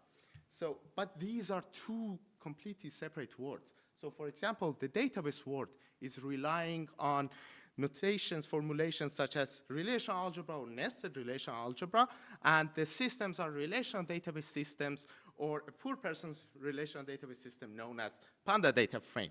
And the linear algebra world is basically relying on linear algebra and tensor algebra and the frameworks. I don't need to mention about them. But there is such a disconnect between these two worlds. Let's try to zoom in a bit into each of these systems, the systems for each of these workloads. So in a very high level, you can think of a relational database system basically as a compiler. So it takes SQL query as the input, it parses it, it converts it into a variant of relational algebra, and then there is some engine that basically knows how to digest the expressions of relational algebra and take relational algebra data, which is basically relations, tables, and then produce the answer. And one nice thing with relational algebra is that it's an algebra. So it has some nice components such as selection, projection, aggregation, join, which are, thanks to their mathematical formulation, they enable the database system with several cool optimizations. So for example, you would be enabled with pushing selections before joins so that you create less large intermediate relations. Let's see the machine learning frameworks. Again, we see a similar architecture. So instead of getting SQL as input, they get Python, MATLAB, or R as input. And at the end of the day, after doing the parsing and all these kind of things, they produce some linear algebra expressions. And there is some library implementation of each of these linear algebra operators where whenever you feed in them with the matrix input, they're going to produce the answer. And again, linear algebra is an algebra. It provides some cool optimization, similar to what we have seen for the relational algebra. Similar, but different. So the question that we want to answer today is that, can we have a unified environment? And for that, let me show you one example of an advanced optimization that some of the database systems would do. Let's consider the case that we are joining three relations, and we want to compute a group by aggregate over the join of these three relations. So if we first join them and then compute the aggregate, it's going to be producing a large intermediate data. So instead, what we can do is that we can compute some partial aggregates by just joining two of the relations together and computing the aggregate of that, and then join the result of that aggregation with the other relation, and then compute the aggregate over that too. And in the linear algebra world, we realize that there is a similar optimization. Whenever we are multiplying three matrices, rather than writing a nested loop which directly tries to multiply the three matrices together, so we can instead first multiply two of the matrices and then multiply the result with the other matrix. So this optimization in the database world is known as pushing aggregates past joins. And in the linear algebra world, is known as matrix chain ordering. And here in this work, we are introducing a new DSL, or intermediate language, called Semmering Dictionary Query Language, which we claim that it's going to bring these two communities together. So let's decipher this name. So the first term is a Semmering. What is a Semmering? It's basically a set with two particular elements and two binary operators, addition and multiplication. So one of those particular elements is the identity element for the addition, and the other one is basically the identity element for multiplication. So 0 is the identity for addition, and 1 is identity for multiplication. And we have a bunch of quite intuitive rules here, axioms defined for a Semmering structure. And one of the most important ones is basically the distributivity law, or the factorization rule, that connects these two operators together. And some of the examples of Semmerings are basically real number and natural number Semmerings, which are kind of obvious. Another interesting one is that whenever you have false and true, you have conjunction and disjunction corresponding to multiplication and addition. And another interesting one is basically something known as the tropical Semmering, that instead of addition, you have minimum or maximum, and instead of multiplication, you have addition. And now let's decipher the next term, which was dictionary. So what is a dictionary? A dictionary is basically a key-value pair. And what is a Semmering dictionary? It's basically a key-value pair where the value forms a Semmering. So I'm using a ring notation because I didn't know how to represent a Semmering. But the nice thing with this Semmering dictionary is that it can subsume all the existing collections that we would see in the database and linear algebra workload. So for example, in the database world, there are two different semantics for relations. One is the set semantic, and one is the back semantic. And both of them can be represented as a dictionary. The set semantic is a dictionary to Booleans, and a back semantic is basically a dictionary to an integer. And also, on the linear algebra board, a vector is basically a dictionary from the indices to the value, and a matrix is basically a dictionary from the pair of indices to the value. So visually, consider the following relation, and you can see that it's with the back semantic. Thus, we have the several duplicates. So you can see that A1, B1 is mapped to 2, A2, B1 is mapped to 2 again, because we have 2 occurrences of them. But the last one, A2, B2, is mapped to 1. So it's a map, it's a dictionary from the tuple to the multiplicity. And a matrix also can be represented as a dictionary from the pair of indices to the values. And here, one nice thing is that we don't need to really represent the elements of the matrix, which are the addition identity elements. So here, we don't need to represent the 0 elements. So let me show you in very high level what are the semantics of a program that is written in our language. So basically, we have a looping construct, which basically what it does is that it iterates over the key value pairs. And in the body of that, we want to specify how we should add the elements together. So here, in this case, if F is basically returning a double, basically this C++ code nicely digests what this looping is doing.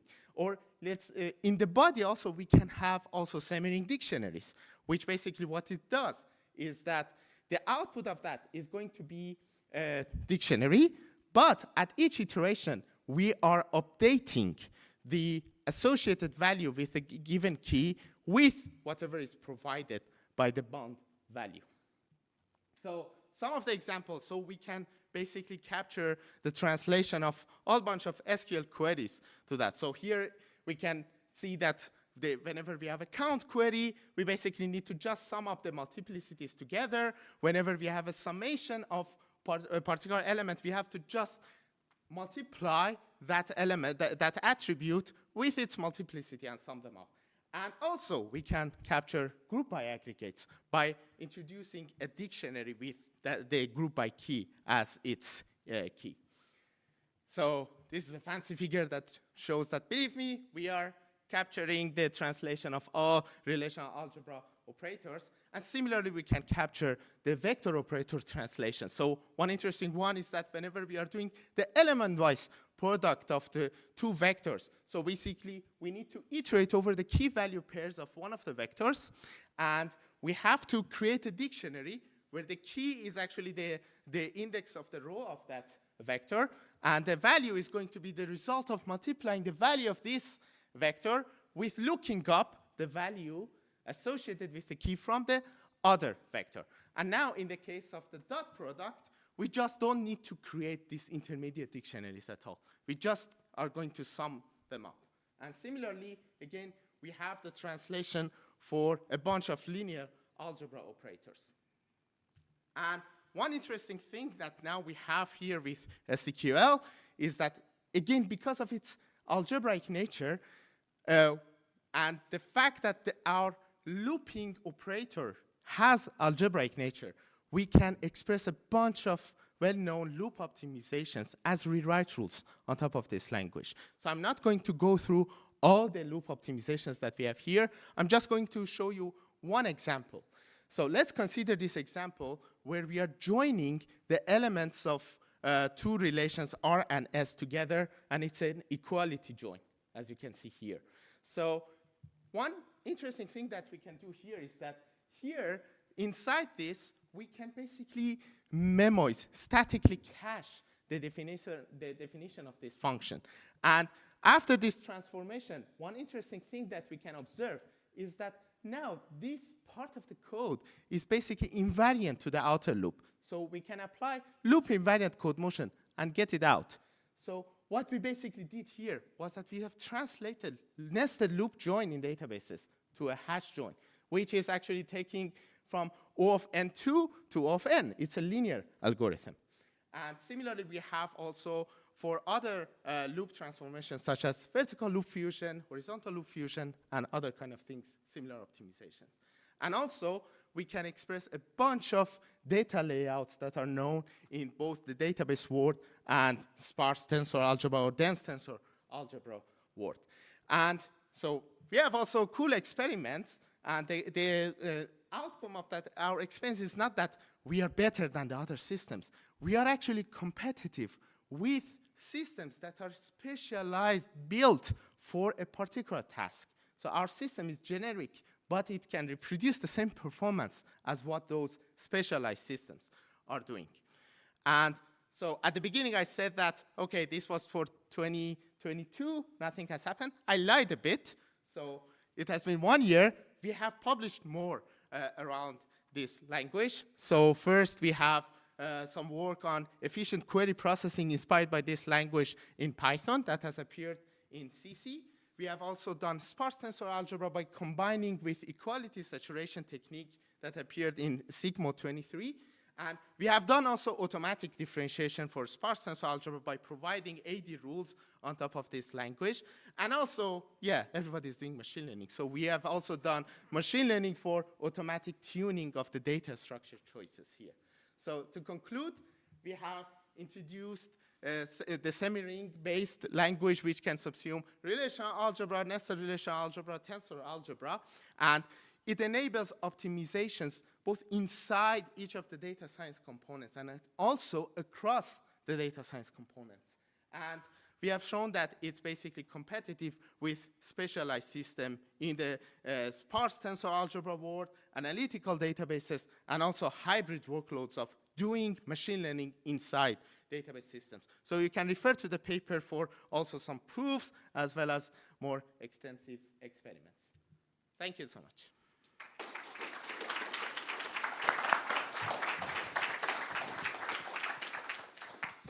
All right, thank you. Do we have a couple of questions? Thanks for a great talk.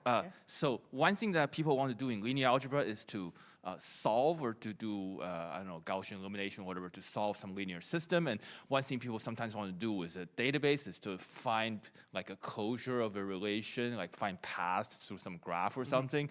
So is there some way to express that, or are you thinking about how to express that here? Yeah, so basically there is a notion of closed semi-ring that basically just introduces the closure operator in addition to the semi-ring. So we have a section in the paper that actually explains how we can extend this language here. But the core language that we have doesn't have the support for that.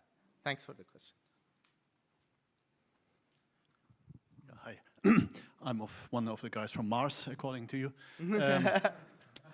When you said that you can support different matrix formats, do you mean that all the matrices in your equation, your system, would be of that format and you optimize? Or do you say whatever matrix comes in, I'm able to, well, or let's say the system is able to optimize the term as given for these different matrices, because then the order of evaluation might be quite different than what you would conclude from the mathematical specification. Yeah, so basically in this paper, SPLASH'23, we actually consider different types of formats, especially for sparse tensor algebra, such as CSR, CSC, and all of those things, and we show how our language can express computation on top of those formats. So we basically support those formats natively inside the language. Yeah.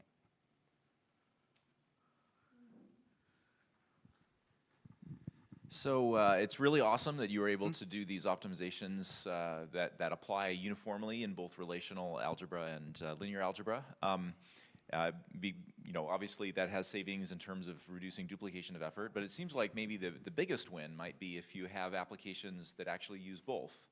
And so you don't have to switch between two different systems to get these benefits. Have you seen, is that a thing? Yes, exactly. So in the experiments, so I didn't invest too much time on the experiments. So we basically here have benchmarks where you consider the end-to-end data science pipeline, where you do need to, for example, first do feature extraction with a database C workload, and then you want to train a machine learning model. Let's say, okay, for now we are supporting like regression models.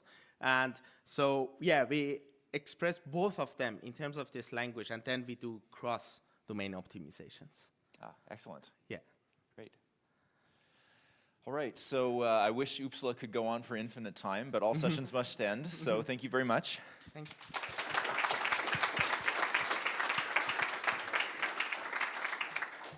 And I hope to see a lot of you back next year in Pasadena.